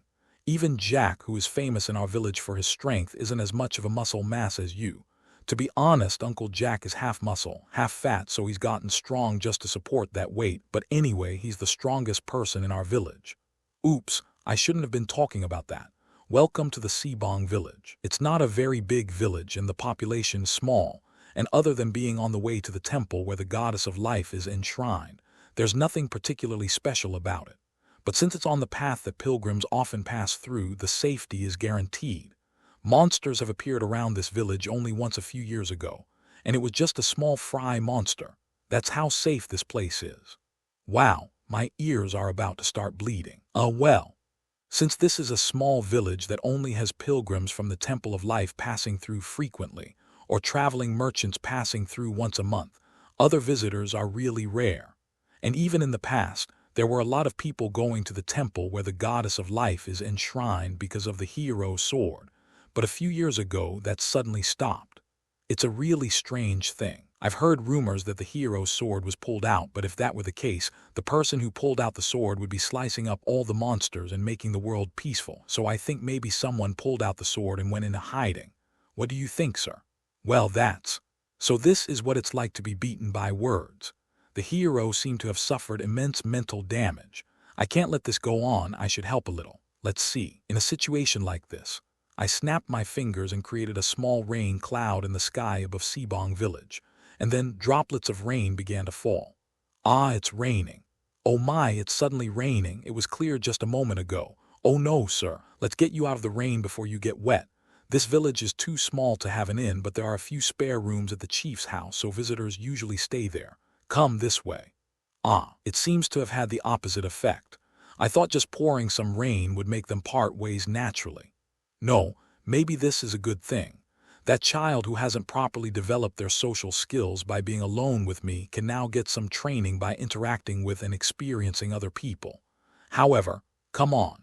If you stay here, the rain might pour down and soak you completely. This village may be small, but we're not so stingy as to let a visitor get drenched in the rain. I'm not sure if the hero's mental fortitude can withstand this. The girl who took the hero's hand and led him to what seemed to be the chief's house rummaged through every corner of the house, as if it were her own, and prepared a very simple meal. Maybe this really is her house. The way she effortlessly takes things out looks too familiar, and the hero seems to have the same thought as he carefully spoke while watching the girl's actions. You seem quite familiar with this place. Yes. Well, since this is my house, of course I'd be familiar with it. And as the chief's daughter, it's my role to welcome visitors. That's why I was doing some chores at the village entrance. But just because I'm the chief's daughter doesn't mean I have any special privileges or anything. Honestly, it's just a pain. There's nothing beneficial about it. My father is proud of being the chief, but to me, it just looks like a burdensome title. I'd rather pass this annoying job to someone else, but my father is so stubborn about it. It's really troublesome." A waterfall of words in response to a simple question. He shouldn't have asked so casually. "But she's the chief's daughter, huh?" Well, the way she was talking about having visitors stay at the chief's house made it seem like she knew a lot about it. By the way, really, it's all so strange, isn't it? It was clear just a moment ago, but suddenly it started raining. Well, the rain itself is not a bad thing, but for it to come so abruptly is a bit odd. I've heard rumors that strange monsters have been appearing in other villages lately. Could that be the reason? Or maybe the sky is playing a trick on the guests by pouring rain. I'm not sure which it is, but I'm a bit embarrassed that the spread isn't much. As you can see, this is a small village, so we're not particularly wealthy. We can get by, but still, it's not polite not to entertain guests from out of town. It's just a simple soup, a slightly hard bread, and a small salad, but when the hunters have a good hunt, we can get some meat, but the past few days the hunting hasn't been good, so this is all we can offer. I'll eat it gratefully. Great, please enjoy. Oh, the hero has grown, he even responded. To withstand that torrent of words and even respond, the hero's growth is clearly evident. "So, where are you from, guest?" "The direction you were walking in was towards the temple where the goddess of life is enshrined, but you don't look like a pilgrim."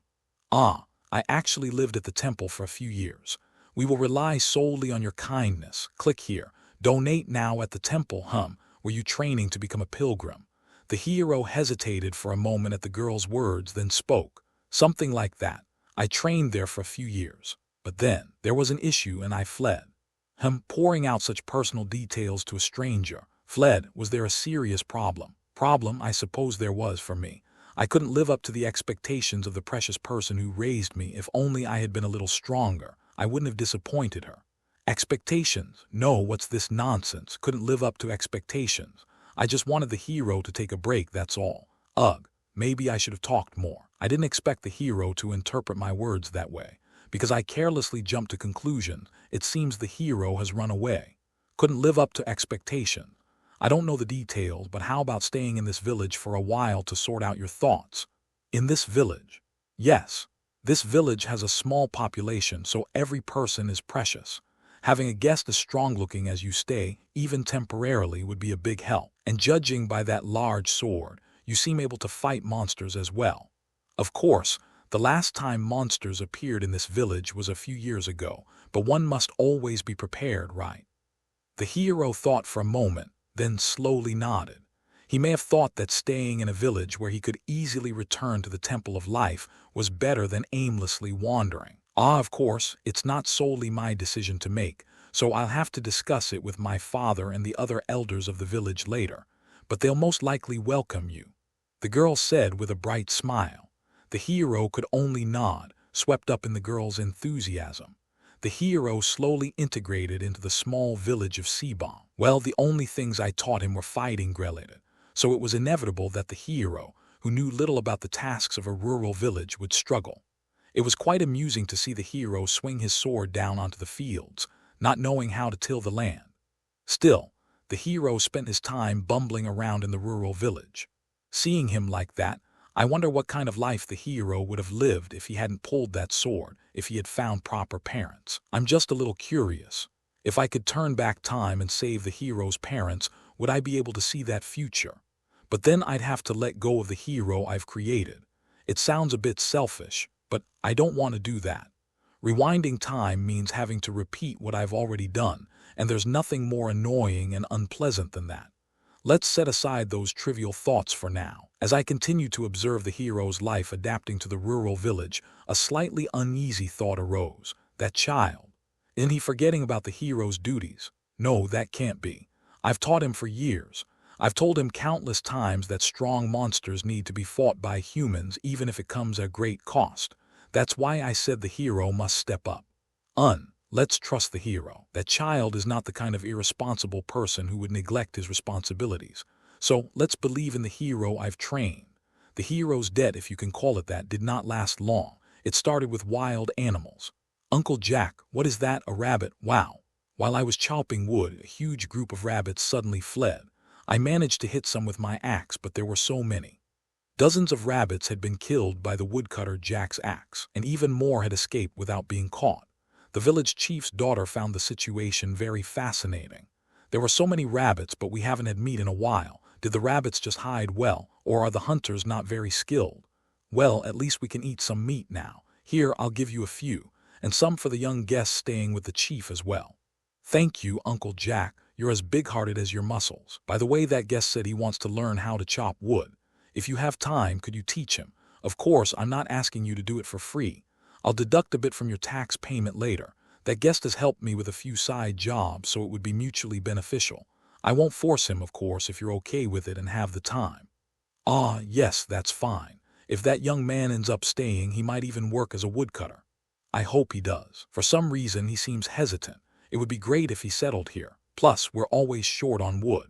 That's why Uncle Jack climbs the mountain almost every day, even though it's dangerous.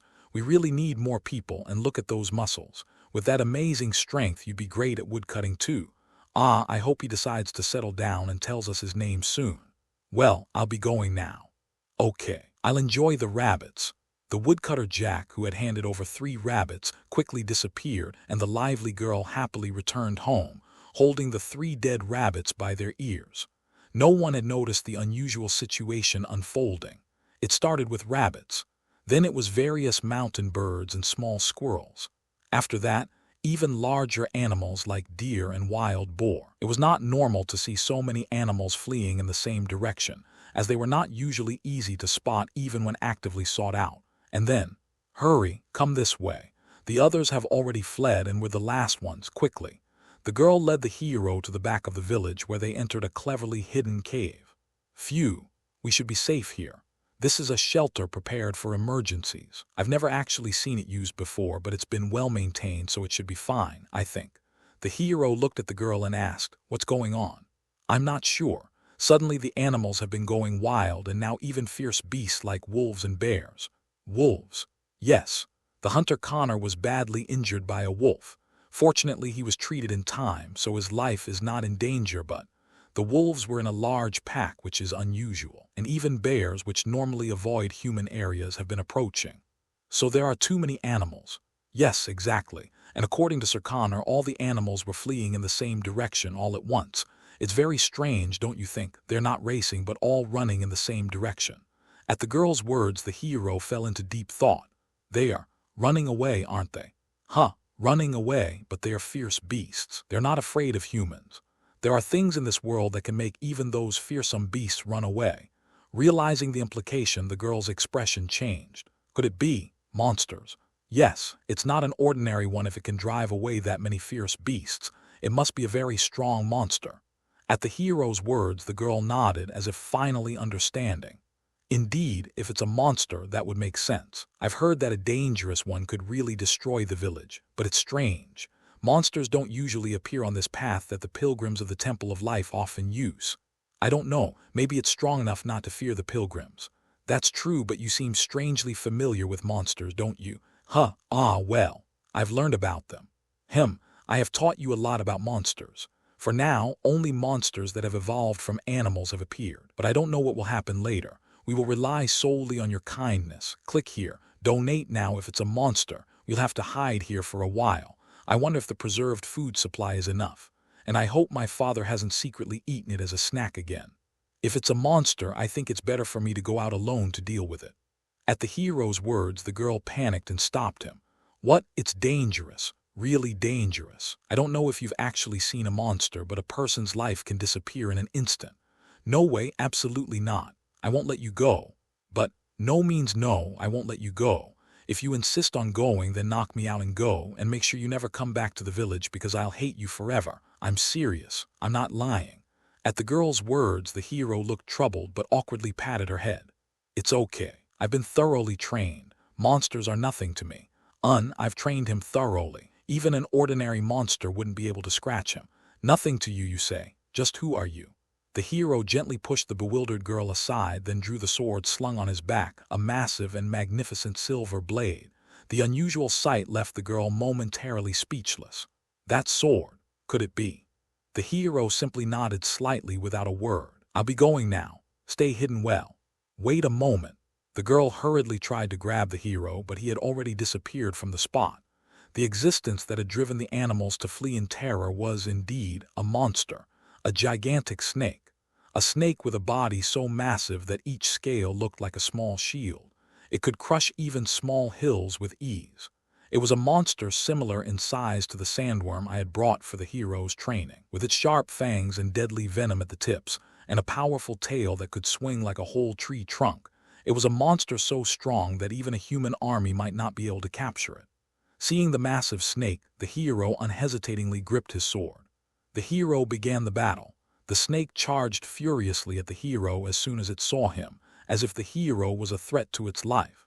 No, in fact, that was the case. The hero had the power to kill that snake. The massive snake's body charged like a battering ram, its venomous fangs bared. The hero easily evaded the charge. It was fast for its size, but not fast enough for the hero to not be able to respond. The hero dodged it with a slight jump to the side, but the snake was relentless. Crack! The snake, breaking several thick trees, turned its head in the direction the hero had dodged and charged again. This time, the hero jumped up. As if waiting for that, the snake's huge tail swung like a whip towards the spot where the hero had jumped. Boom! A thunderous sound, not like that of a snake's scales and skin, but as if a metal rod had been struck. It was a blow that could have shattered even a large rock. Is that all? But it failed to inflict even a scratch on the hero. Even in midair, the hero had deflected the tail with the broadside his greatsword. As a result, there was only a deep dent left on the snake's tail. Key! How noisy! The snake, seemingly in pain, let out a scream. The hero, looking at the snake, gripped his greatsword again. I'd prefer if you just backed off, but it seems you have no such intention. This time, I'll cut you down. And so, the hero and the giant snake charged at each other again, unaware of the faint shadow that was looming over them. The giant snake was a powerful monster, but no match for the hero. The snake charged at the hero like a massive dump truck, but such a simple attack posed no threat to the hero. Even though the snake repeated its attacks, it seemed to not understand that they were all futile. Just because it had gained great size and strength, it was still just a beast. Key! But this time, it was different. After the hero evaded to the side, the snake quickly circled around and constricted him. This was the snake's hunting method, to coil around and squeeze its prey to death. But for a snake of such massive size, simply coiling around would be enough to devastate the surrounding area. For an ordinary human, this attack would have swept away dozens or even hundreds. But the only one targeted by this attack was the hero. No matter how quickly the snake constricted, the hero's speed in escaping would be far greater. Too slow. And indeed, the hero easily evaded the snake's constricting attack by jumping up. The snake then tried to strike him with its tail. The same situation as the first clash. The snake's clumsy attacks, relying only on its size and strength, were useless against the hero, especially since its attacks had already been broken once. But the snake took a different approach. Instead of whipping with its tail, it pinned down the hero who had jumped up. Huh! The hero quickly swung his greatsword, slicing the snake's tail, but the snake, despite its pain screams, did not stop pressing down with its tail. Like a lid on a large pot, the snake's coiling trap was trying to envelop the hero. TCH. The hero finally realized the snake's ploy, but the snake was just a bit faster. Slow to catch on, hero.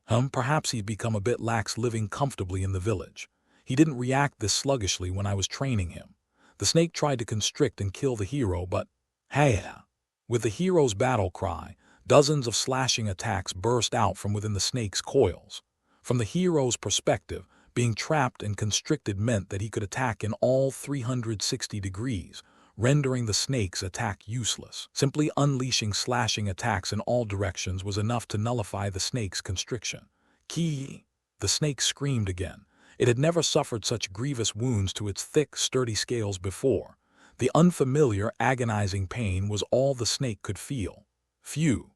The snake's coiling body loosened, and the hero emerged unharmed, having donned his silver armor. Amidst the scorched vegetation from the snake's venomous blood, the hero stood tall and unscathed.